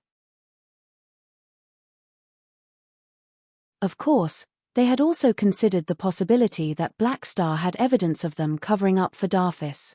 However, this risk was not enough for them to be afraid. The Feni civilization knew very well that even if the evidence was leaked, they would still be on the side of reason. The ones in the wrong would always be the ones who took the initiative to kill civilians. The main responsibility would still not be their covering up but the fact that the other party did not retreat. This was the universal value of the Galactic Society, the rule of the Galactic Convention. In fact, the upper echelons really wanted to directly insist that these immortals were from the Blackstar Corps. However, when they tried to collect evidence earlier, they realized that many of the evidence pointing to the army had disappeared. This made these immortals who had given themselves away a lot of clues turn into a ghost army of unknown origins. These upper echelons knew that someone had done something, but while they were frustrated, they could not do anything to Blackstar. However, the immortals themselves were a clue. After all, the entire universe knew that the organization with the most immortals was the Blackstar Corps. They were just borrowing the power of the three universal civilizations to provide ammunition for public opinion. As long as it really happened, the plan could be carried out regardless of whether there was solid evidence or not. A few days later, an announcement from the Feni civilization in the Endless Nebula caused an uproar in the Galactic Society. The content of the announcement was about the Planet Burger massacre. A large number of citizens had died. The Feni civilization strongly condemned this atrocity and expressed their anger, saying that they would pursue the matter to the end. With some people adding fuel to the fire, the news of the immortals who were suspected to be members of the Blackstar Corps attacking a colonial planet spread like wildfire and attracted a lot of attention. If it was a wanted criminal attacking a colonial planet, it would at most be a public safety issue. The galactic residents would only curse a little and stop after that. However, the party involved was suspected to be the leader of the Beyond Grade A Association. They were also a large organization in the lawful faction, but they openly violated the peace treaty and killed civilians. In the current sensitive situation, the nature of this matter immediately escalated to a political issue, causing a huge uproar. In particular, the Feni civilization even reported it to the Civilization Conference and tearfully requested the three universal civilizations to uphold justice and hold the Blackstar Corps accountable. They also hoped to start an investigation to find out the truth. Therefore, the matter became even more serious. In the next few days, the three universal civilizations took over the ammunition provided by the Feni civilization and fully activated the propaganda machine. They started to attack the Blackstar Corps in all aspects and expanded the attack range to the Beyond Grade A Association, expressing strong doubts about the foundation and justice of the association. The star system civilizations were within the protection of the peace treaty. Their atrocity of killing civilians on a colonial planet had already angered the public. Even the supercluster civilizations did not dare support the association at this time, so they remained silent. Emotions needed to be vented. Under the influence of the advanced civilizations, although the Feni civilization only claimed that the brutes were suspected to be the Blackstar Corps and did not have any concrete evidence, the civilians did not care about this and directly targeted the Blackstar Corps. The fear and resentment toward supers and immortals that had been accumulated for a long time turned into intense curses. After all, they had the most immortals in the entire universe. Han Xiao himself was the main target of the public's attack.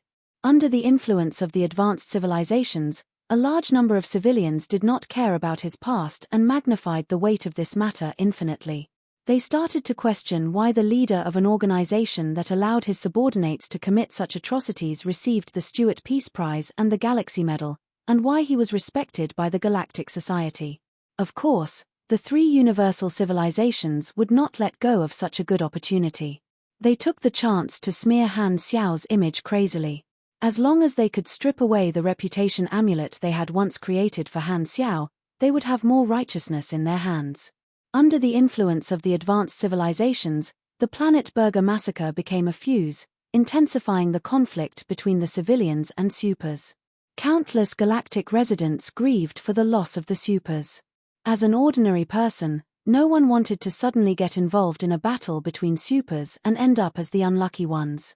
The impact of this incident on the civilians was that they supported the three universal civilizations' suppression of the Beyond Grade A Association more and more. From their perspective, they naturally hoped that all supers would be strictly controlled by the civilizations to prevent them from suffering an unexpected disaster one day. All of a sudden, the civilians' calls to suppress the Beyond Grade A Association grew louder and louder. However, the impact stopped there. The three universal civilizations only took the chance to smear the Beyond Grade A Association's reputation. They were actually still observing and did not plan to do anything.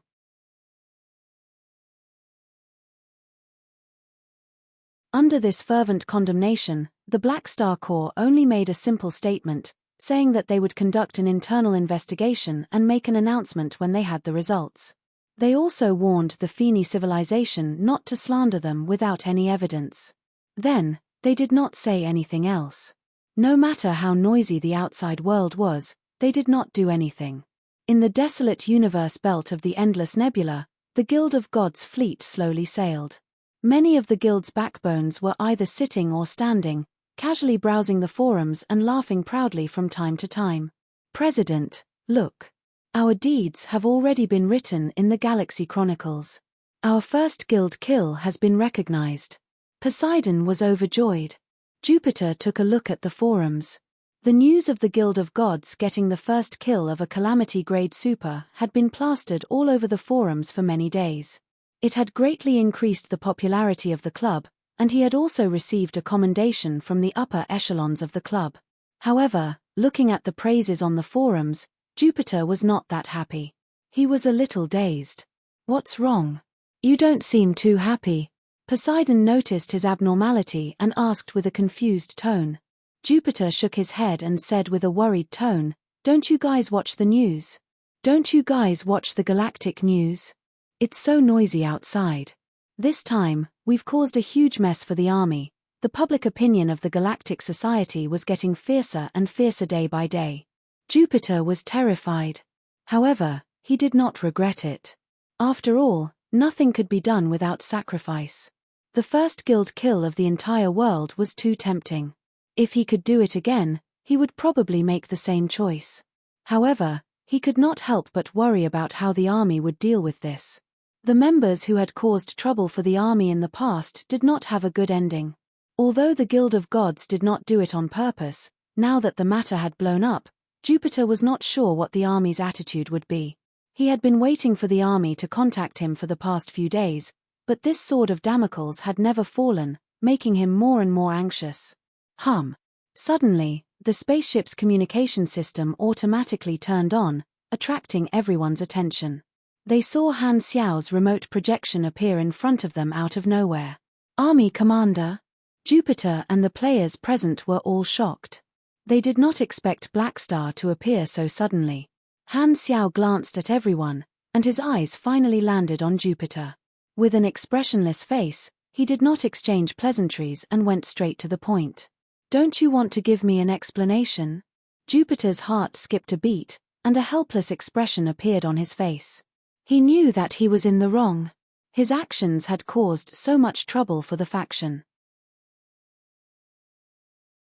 Facing the question of the faction leader who had accompanied him for 5 versions, he did not know what to say.